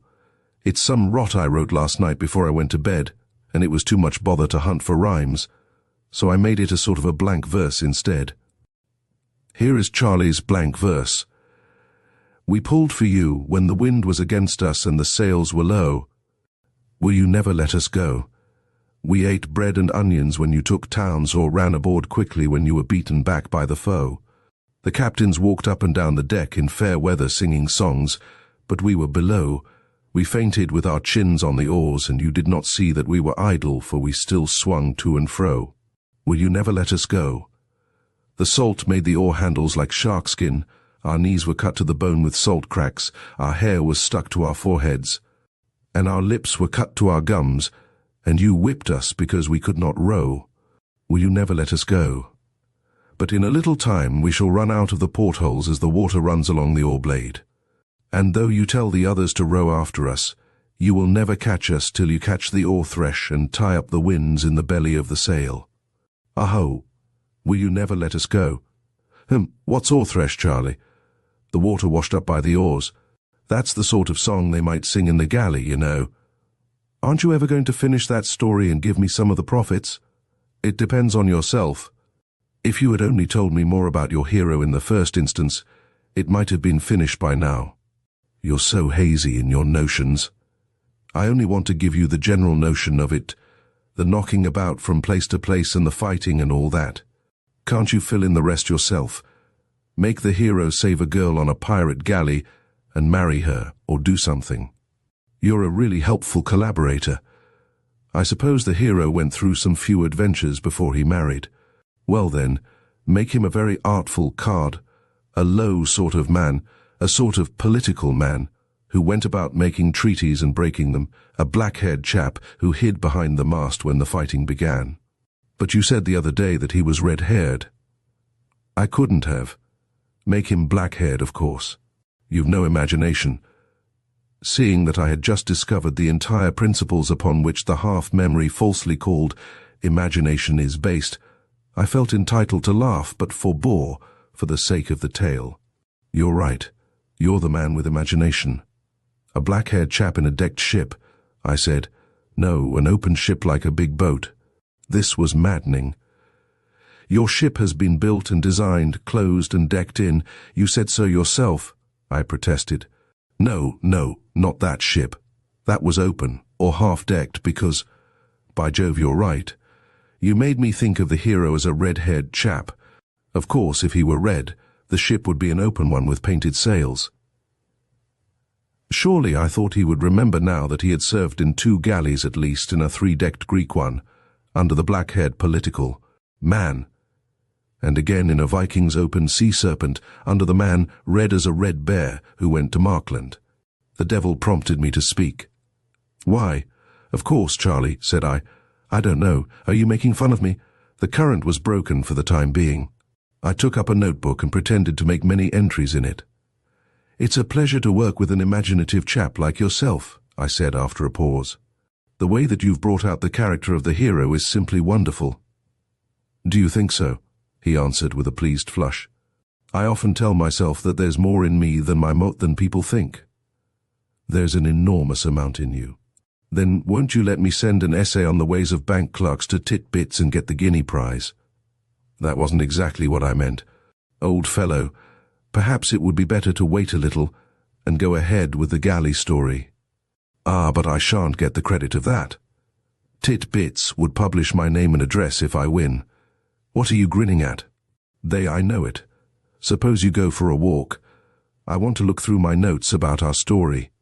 Now this reprehensible youth who left me, a little hurt and put back, might for aught he or I knew have been one of the crew of the Argo, had been certainly slave or comrade to Thorfinn Karlsefni. Therefore he was deeply interested in guinea competitions. Remembering what Grish Chunder had said, I laughed aloud. The Lords of Life and Death would never allow Charlie Mears to speak with full knowledge of his pasts, and I must even piece out what he had told me with my own poor inventions, while Charlie wrote of the ways of bank clerks.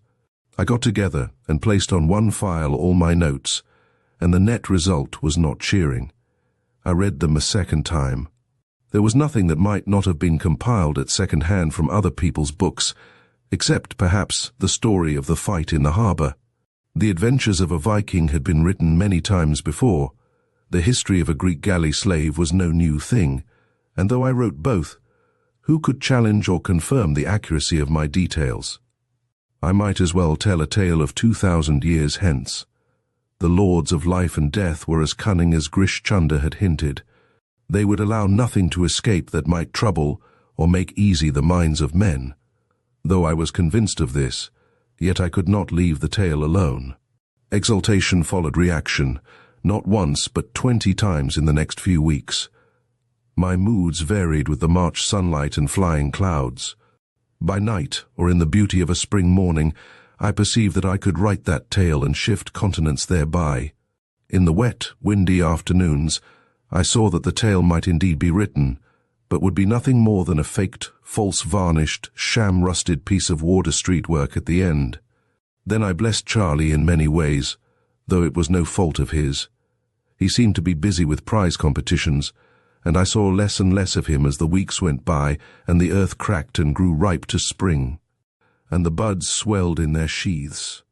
He did not care to read or talk of what he had read, and there was a new ring of self-assertion in his voice. I hardly cared to remind him of the galley when we met, but Charlie alluded to it on every occasion, always as a story from which money was to be made. "I think I deserve 25%, don't I at least?" he said with beautiful frankness. "I supplied all the ideas, didn't I?" This greediness for silver was a new side in his nature.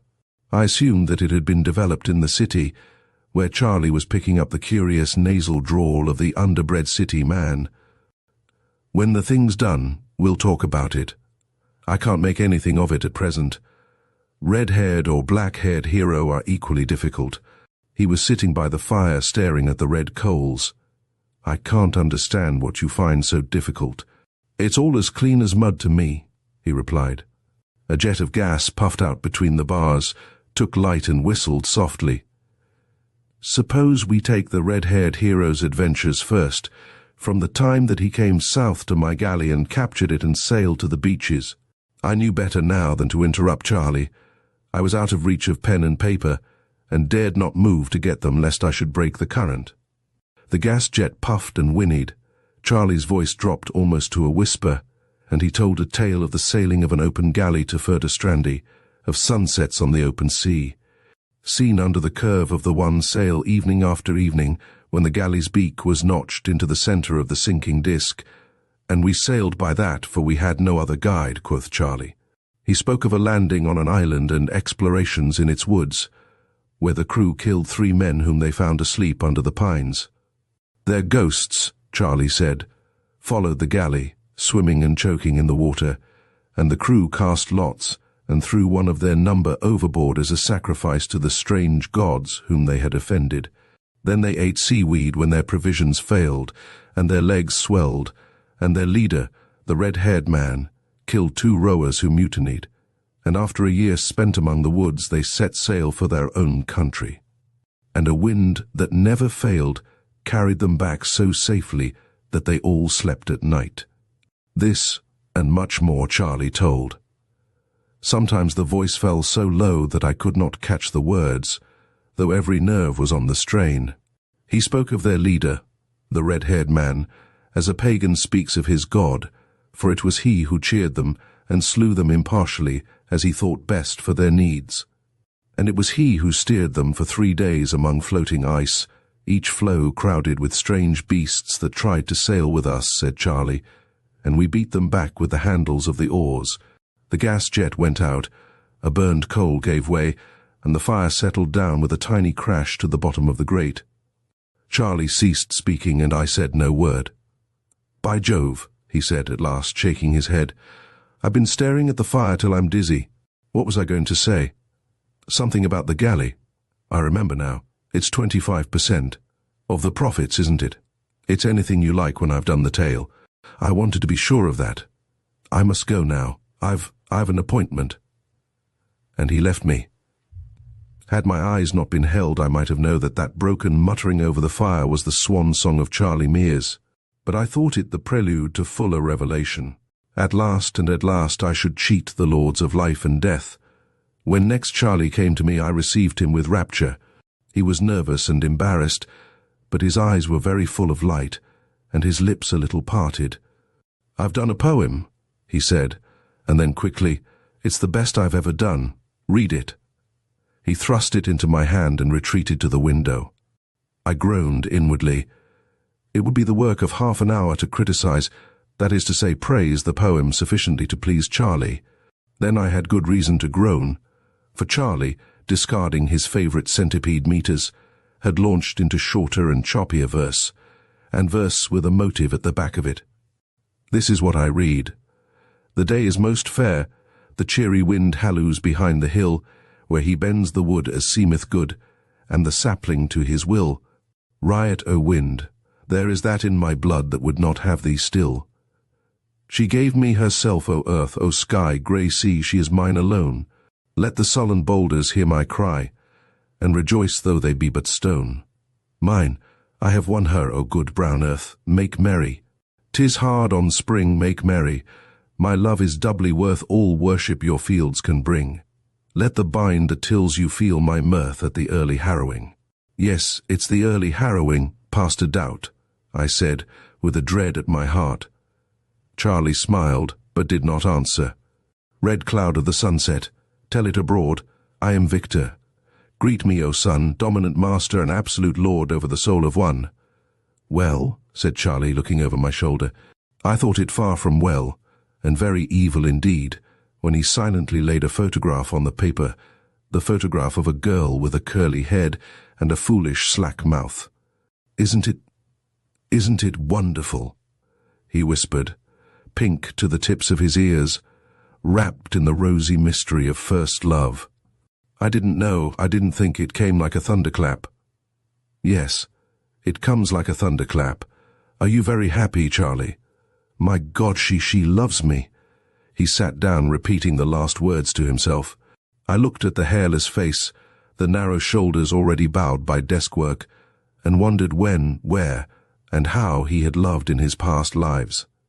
"What will your mother say?" I asked cheerfully. "I don't care a damn what she says."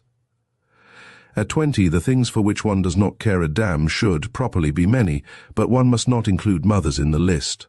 I told him this gently, and he described her, even as Adam must have described to the newly named beasts, the glory and tenderness and beauty of Eve. Incidentally, I learned that she was a tobacconist's assistant with a weakness for pretty dress, and had told him 4 or 5 times already that she had never been kissed by a man before.